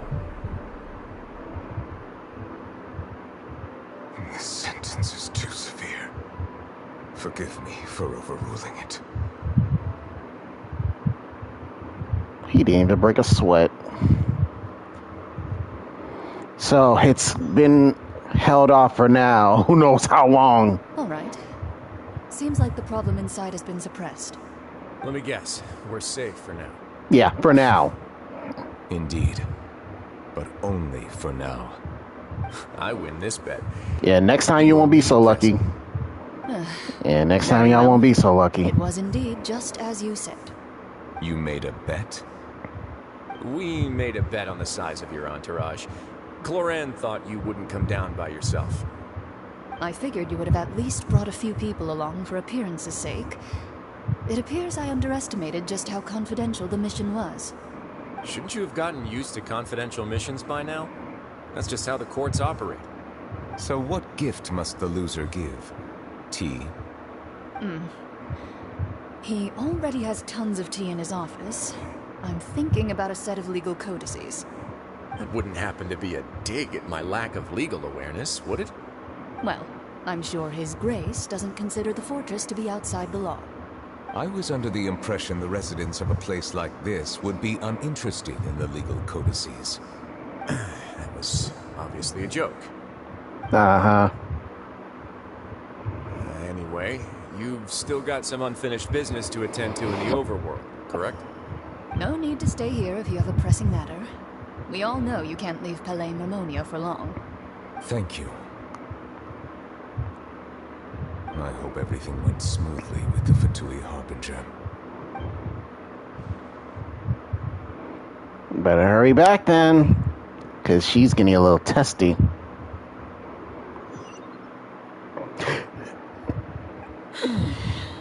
I must say, we've spent long enough playing house. Mm-hmm. Miss Farina, as the Hydro Archon, I am sure you understand the exact meaning of the phenomenon we just witnessed. Or should I say, that's what I originally thought. But looking at your expression, was I wrong? And you haven't a clue? What are you trying to say? At this point, I don't think there's any more need to speak as diplomatic representatives. Allow me to speak to you now as just a Fontanian. Uh-oh. You know the prophecy by heart, and also that every part of it is being proven true. Yet, here you are, relaxing, drinking tea, and eating desserts as if it's all nothing more than a few stray bugs in your garden. Do you really think that's acceptable? The prophecy's hanging above our necks like a guillotine. It is. Every faction is looking for a way to either avert the disaster or save their own. Even the orphans of the House of the Hearth have devoted everything to saving their homeland. But you, it beggars belief just how nonchalant and carefree you have been. From the very beginning, you, the god Focalor, you have utterly failed to take action. You're wrong. I've never ignored the prophecy, nor have I just been passing the time in self-indulgence. Retract your accusation and stop doubting the wisdom of the gods with such absurd conjectures. I am not alone in my doubts, you know. All the children of Fontaine may be harboring the exact same thoughts right now. Oh, great Hydro Archon. How are you going to save them? Save us? How are the people you've sworn to protect supposed to survive in a land that will soon disappear beneath the waves?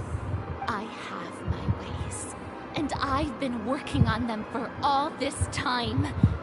Even if you look down upon me, you have no right to judge me. Fontaine will be saved. Even if I still cannot see the true future right now, as long as I continue on as I am, I will be able to hold my head up high.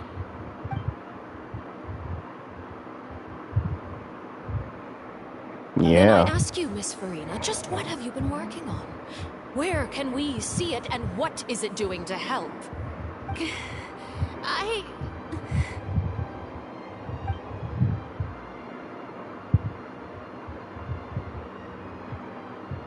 My machinations are just like the prophecy itself. They will only reveal themselves at the fated time. It is just that beings like yourselves are unable to perceive them as of yet. I see. As a god, the proof of your labor always lies beyond prying mortal eyes. Allow me to be so bold as to ask another way. Would it be possible for you to tell us the parts of your plan that are not confidential? Such as your emergency response plan for the impending disaster? An emergency response plan? Nope, you got nothing. That look in your eyes. Have you not even prepared one of those? The emergency response plan is also strictly confidential. Girl! Then allow me to jog your memory. Miss Farina, what is the purpose of your Oratrice Mécanique d'Analyse Cardinal? And what do you plan to do with the massive amounts of indemnitium that has accumulated over the years? The Oratrice? It's just like it appears to be. Girl. She's calling So you you out. also have no idea. If I'm not mistaken, someone's using it to prepare for something. But unfortunately, it would seem that someone is not you, Miss Farina. I first caught wind of this when Linny tried to investigate the Oratrice in the Opera House. You see, even just getting close to the core contaminated him with an extremely large amount of indemnitium. But even if that had nothing to do with you, then what could you possibly be working on, oh great Hydro Archon? Oh, right. I almost forgot. Udex Neuvillette is not at the tea party with us today. Miss Farina, I suppose you must have ordered him away to take care of some troublesome business. Yes, that's exactly right. Please keep it a secret for me. Of course I will. Although, I must say, Miss Farina, you seem quite insecure without the Udex by your side. Oh, very well. Let's stop that conversation here. There are still a few slices of cake left, so please, help yourselves, everyone.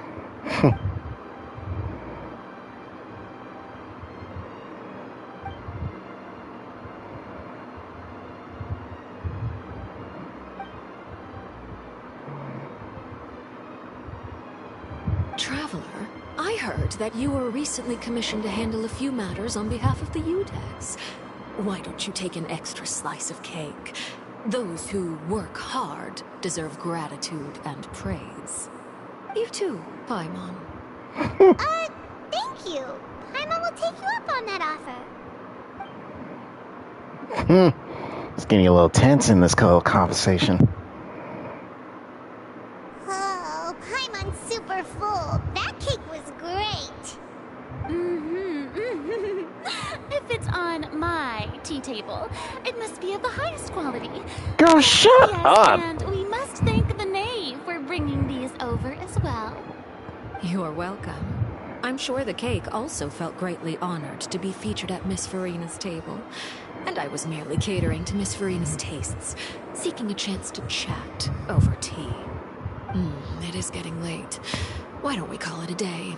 There are still a few matters that I need to take care of, so I must take my leave now. Very well. We'll end it here. Mind seeing me off, Traveler? We could use the opportunity to discuss Child before I must be on my way. Paimon's coming too!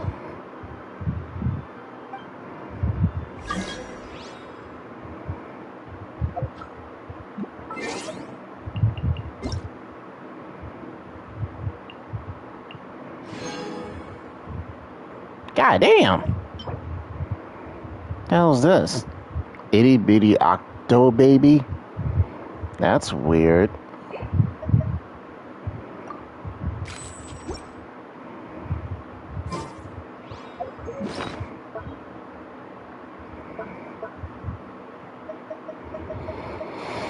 I'll be using this for something.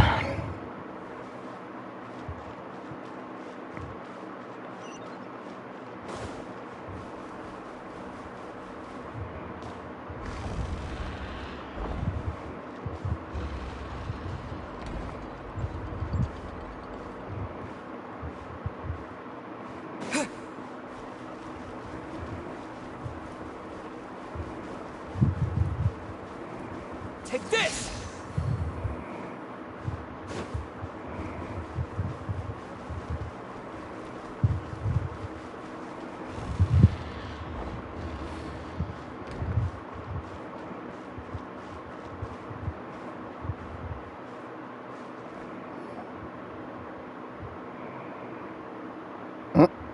I'm glad that you were willing to come with me. Of course, Child was just an excuse. I have no interest in your dealings with him. That's what Paimon thought. You lent your aid to the children of the House of the Hearth. As their father, I would like to express my gratitude.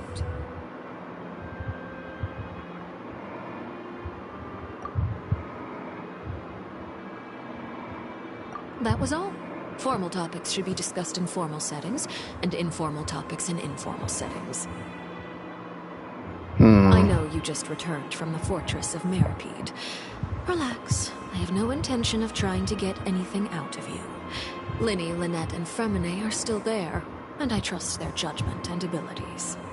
They've all been working very hard and have always done all they can to fight back against anyone who tried to stop them, especially Linny. You mean Wriothesley. He's a tricky one to deal with. It's unfortunate that Linny's so eager to prove himself that he can't learn to rely on others, including me. By the way, and you can just consider this a bit of idle gossip, but what's your impression of Furina?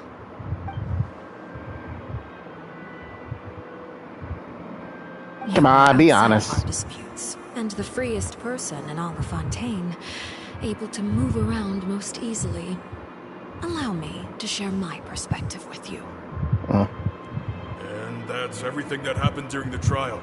Master Child was declared guilty and immediately transported to the Fortress of Meripede. Didn't he say he was coming here on vacation? Does he not feel an ounce of shame for all the trouble he has caused?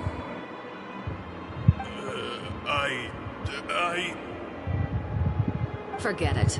He did give us an opportunity. I will be meeting someone shortly. Do you require help with any preparations? No need. I will take care of it myself. I need to meet with Furina, the Hydro Archon. She is at the heart of Fontaine. But what's fascinating about her is that she often seems more like a celebrity than a working Archon. Oh? Come over here, you little critter, you!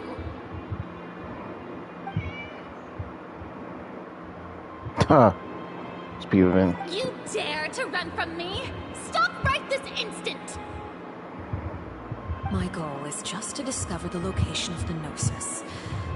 But I didn't expect the chance to approach Furina to be handed to me on a silver platter. This is so easy, it's actually... Don't they have Venti's Gnosis? Yeah, that's the only Gnosis I know that they have. It's usually just bait.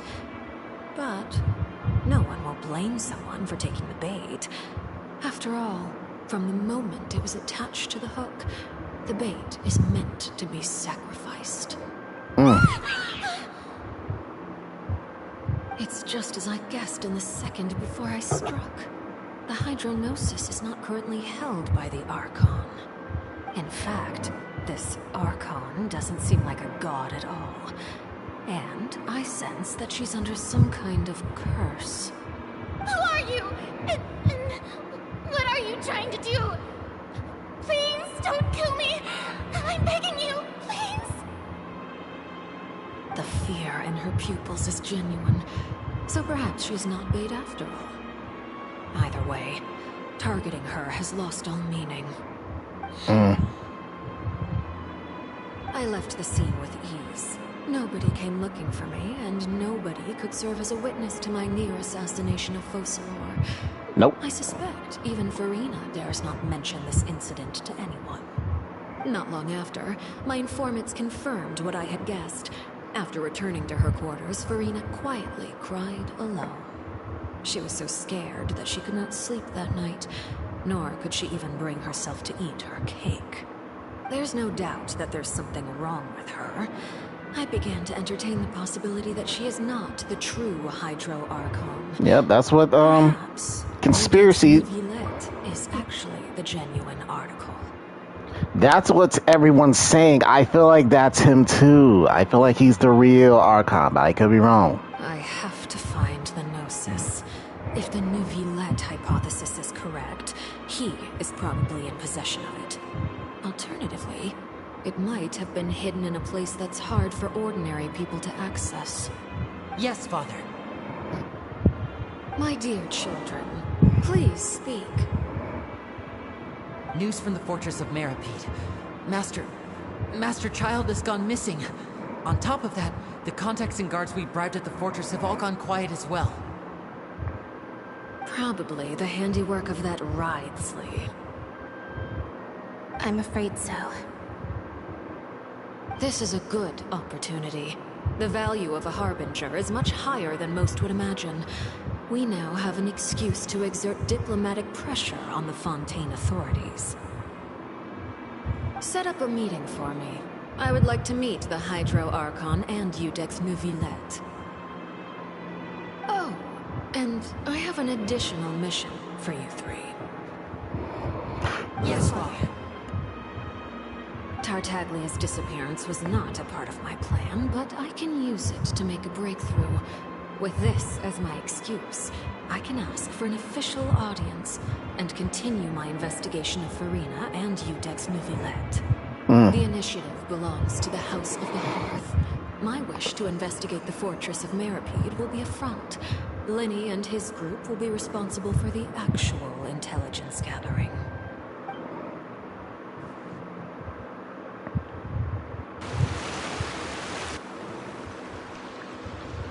You should know the rest. Linny's group is quite close to you, so they wouldn't have hidden anything from you. You attacked the Hydro Archon? It wouldn't mean anything, even if you shouted it from the rooftops. After all, even Farina herself is still pretending that nothing of that sort ever happened. Alright then. I've now had 2 chances to enjoy tea with Farina. I have to say, the leadership of Fontaine is even more inscrutable than I had imagined. I once surmised that Iudex Neuvillette must be the Hydro Archon, but now, that doesn't seem right to me either. I am a servant of Her Majesty the Tsaritsa. Over my years of service, I've learned how a real Archon conducts and carries themselves.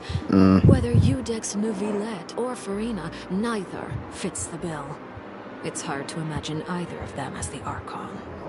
Of course, that is all just how I feel. Gut feelings often do not require justification. It is, however, quite amusing to me that after all my years working in intelligence gathering, I've come to realize I am at a complete loss regarding the identity of the god of the land of my birth. Don't you think Fontaine is quite intriguing? A catastrophe looms, yet many secrets have yet to rise to the surface. It looks like Fontainians will have no choice but to save themselves. Pretty much. Ultimately, though, one must survive in order to do anything else. Should the need arise, I would be happy to cooperate with you. You don't need to commit to anything right now, of course. I have a feeling that the situation will continue to evolve. And as your name is often connected with noble deeds, I'm sure we will work together someday. Someday. He certainly returned quickly. You must want to catch up with each other, so I'll leave you to him.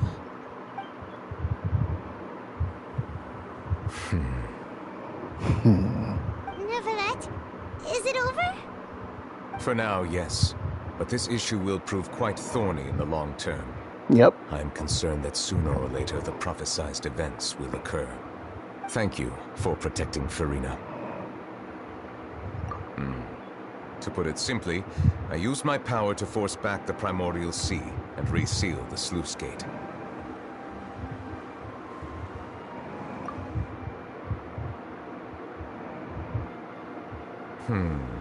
So as expected, the knave has turned up the pressure on Farina. She's trying to feel her out, though I'm still unsure as to her motives. Permission granted.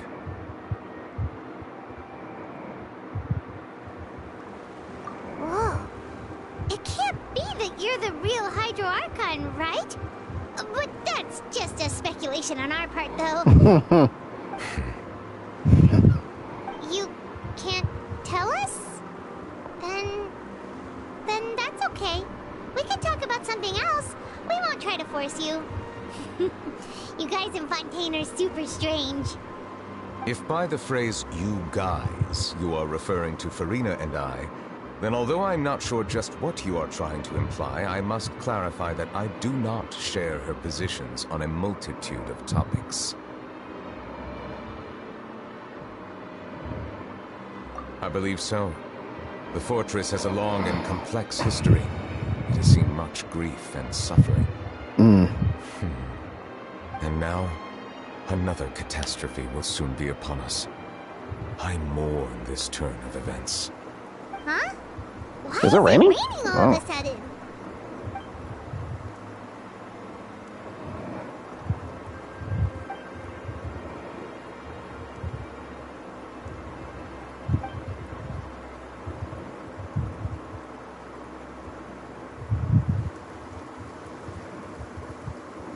Come on, he has to be. You may be closer to the truth than you think. Really? And what are you thinking? The dragon of... what? Huh? Please do not be so surprised. So, okay. So he's... okay. Farina. So he's the dragon, huh? Interesting. Neverland, are you listening? My apologies. We were just guessing randomly. We didn't guess right, did we? You're not actually the dragon sovereign of water, right? Well, if you don't want to confirm or deny... You guessed correctly. I sincerely hope you'll be able to keep this a secret for me. So he's the dragon. Right, of course. I'm pretty sure people already know. I'm talking about like the people who follows the lore. I'm pretty sure they knew. Please, go ahead. Well, if you are the dragon sovereign of water, and you were able to force back the primordial sea from the fortress, then since Fontaine's prophecy is all about seawater, couldn't you just use your power to solve the crisis? None of the currently living dragon sovereigns in the world, myself included, possess our full dragonhood. They say that when the first usurper arrived on Tivat, they seized a part of the dragon's power. Today, that stolen power is the basis of the Archon's authorities. There are 7 elemental archons and 7 matching dragon sovereigns. The dragon sovereign of water who lived through that era perished a long time ago. As their successor, I know far less of that part of our ancient history. In any case, I believe I will not be able to do much unless the Archon disappears and returns their elemental authority to me. Given the status quo, however, I would recommend finding another way to deal with the prophecy. Oh, so even you can't solve it. I still have some urgent matters to attend to at my office. If you have any more questions regarding ancient history, you are welcome to discuss them with me at a later time. Please go right ahead. There's a place that Paimon wants to go too. Traveler, why don't we pay another visit to the Fortress of Meripede? Paimon is a little worried. We'll see you another time. Take care. So, Big Daddy's the water dragon, huh? Okay.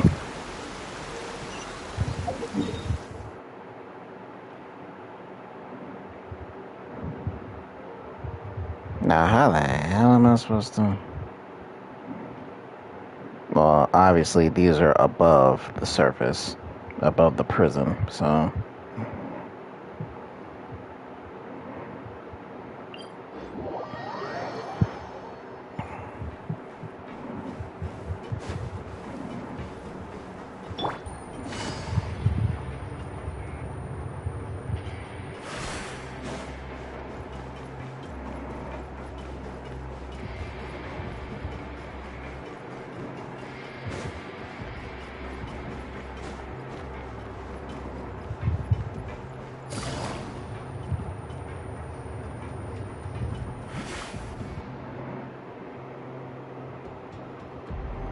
Now guess, what suit will this next cart be?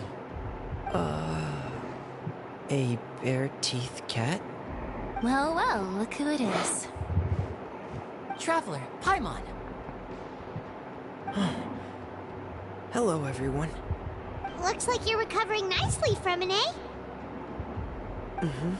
Thanks to everyone's support. Oh, right. I managed to work up the courage to thank Miss Clorant in person. Whoa, how did she react? She told me that it was nothing. It was as if saving a life wasn't a big deal to her at all. She also told me not to worry about it. She didn't want to stress you out, that's all. She's right, and it's best not to dwell on it. Yeah. Okay, but check this out. We went back to the Opera House and we met the knave. You met Father? Did she say anything to you?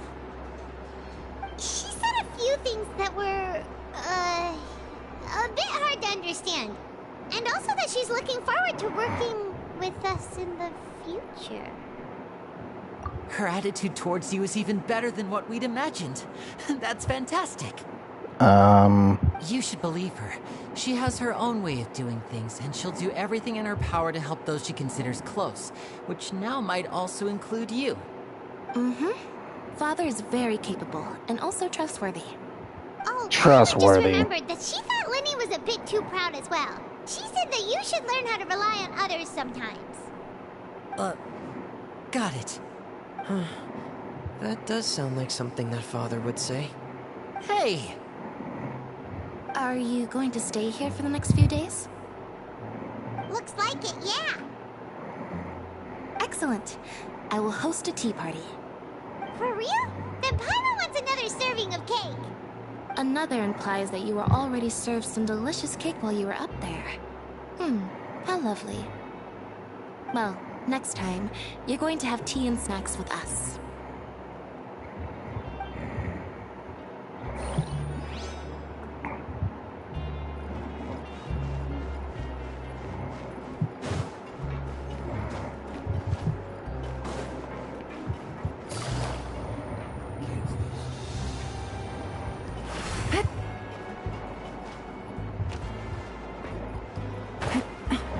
I'll go to his office last.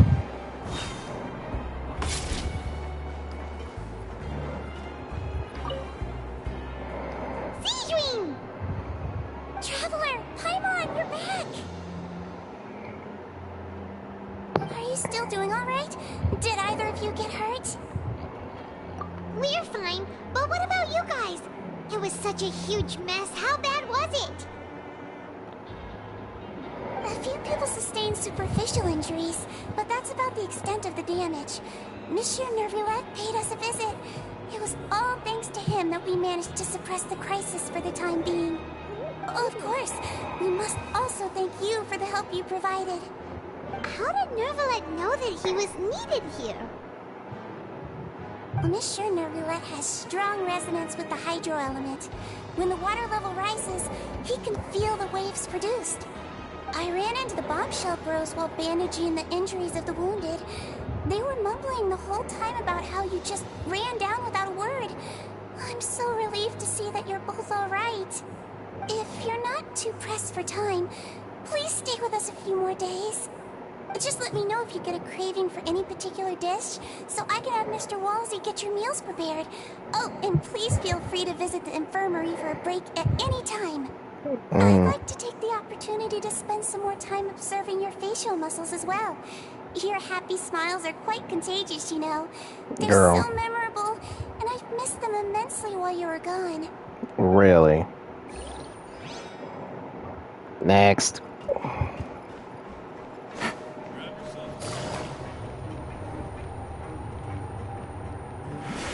All the brothers. I'm like, who's back here? You guys are back?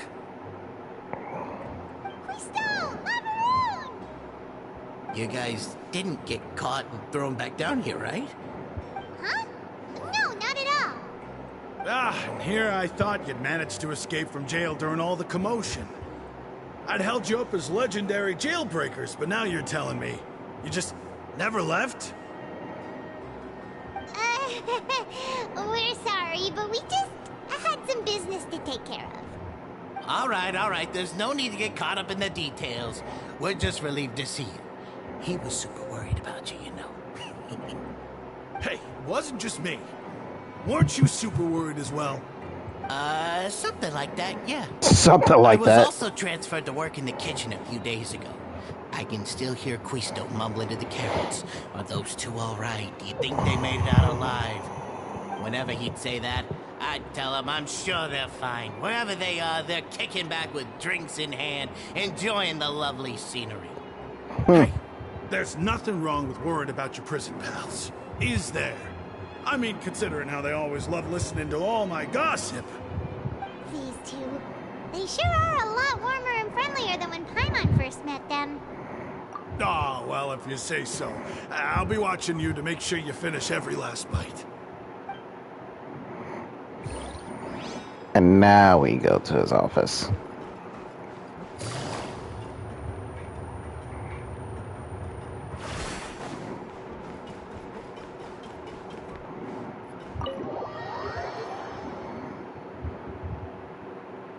Now we're going back. I thought it was going up.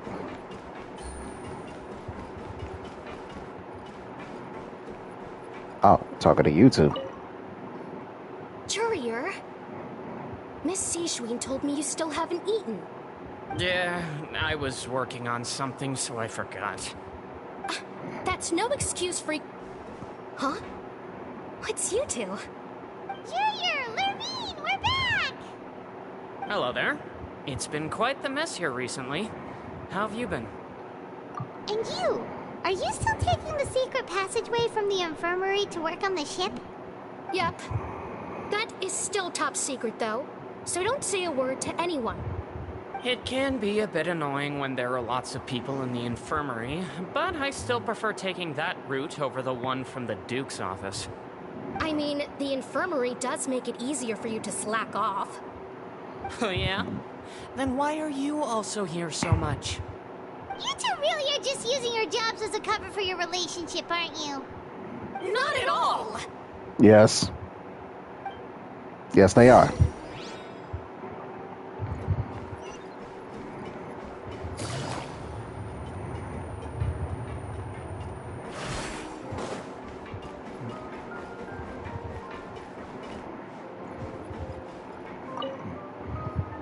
Do my eyes deceive me, or did I just see two inmates come back after making it to the surface?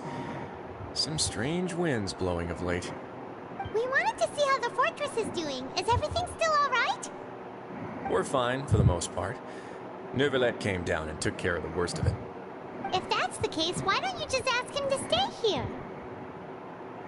Oh, yeah, what a brilliant plan. Let's go convince the Eudex himself to exchange the Courts of Fontaine for a puddle of water in the middle of nowhere. He came here in a hurry and left without even stopping for a cup of tea. He did remember to take Miss Sijween's gift with him, though. He sure sounds super busy. Miss Cloran has left as well. She also took her gift from Miss Sijween. Were the gifts milkshakes? Neuvillette got the milkshake. Cloran received lipstick instead. Those aren't even remotely alike. Well, it's Neuvillette's own fault for making Sijween worried about his health by working so much. But besides that, our head nurse is still pretty fond of picking out beauty products for the ladies. Okay. I have some gifts here for you as well. Are these from Sijween too? Nope, they're from yours truly. You've already wrapped up your work at the fortress, so you can return to the surface at any time. You haven't yet served your full prison term, however, so you may continue to use your cell until your term is up. For real? Then we could stay here for a really long time? You may access the cafeteria for free. Hooray! Just remember to come complete your paperwork once it's time for your release. Wait, we're serious? We're not serious, right? Oh, no, we're serious.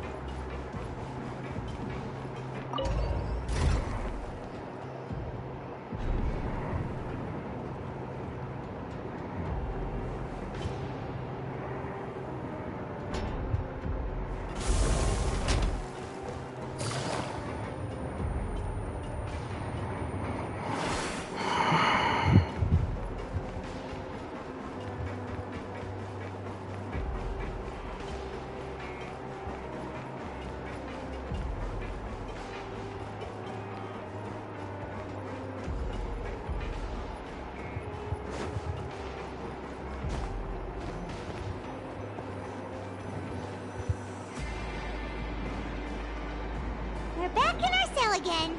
We're no longer prisoners, though, so it really doesn't feel the same. Sure feels that way. But the truth is, we never did anything bad to begin with, so I'm not sure why we put so much pressure on ourselves. Huh? How did you know? Hey, that's not true! All right. Okay, Paimon just wanted to say that we really are an amazing duo after all. It's like we've now gone to so many places together and become friends with so many people. We've never stopped traveling or stopped meeting new friends. There are so many bad things in the world, and we're just two people, but we've still been solving problems no matter where we go. Isn't that pretty cool? You're counting Paimon today? Aren't you the only adventurer here? Then let's ask Catherine to give Paimon an adventurer handbook as well. Paimon will also be an adventurer from today forward. Just our thoughts making Paimon giddy. Paimon's gonna crash, so you sleep soon too. The last time we fell asleep here, we woke up to a whole mess outside our cell. The primordial seawater nearly rose up. That was so scary. We should be safe now, right?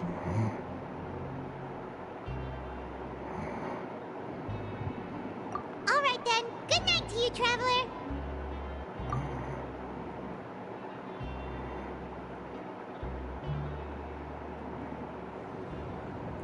There it is. Yep. Oh.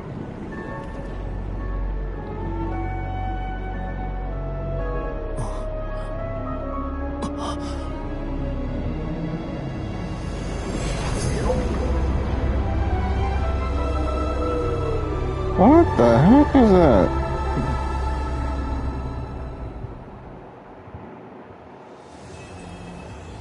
What the heck was that? So where is he? That doesn't explain on where he is.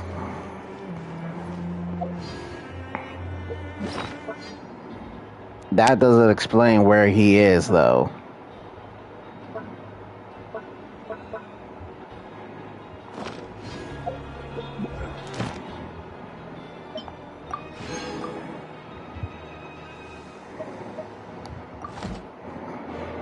Alright, so that's gonna be all for the day. I can't believe because I was really interested in the story, so that's why I sat through the whole thing. Alright, so while I'm offline, I'm gonna be doing these. Find the boss, unlock the new areas, and then The situation has changed again. tomorrow we will come back. Nope. Tomorrow we'll come back and do Neverlet's story quest. So yeah, we'll come back tomorrow and do this. So I will chat to you guys later.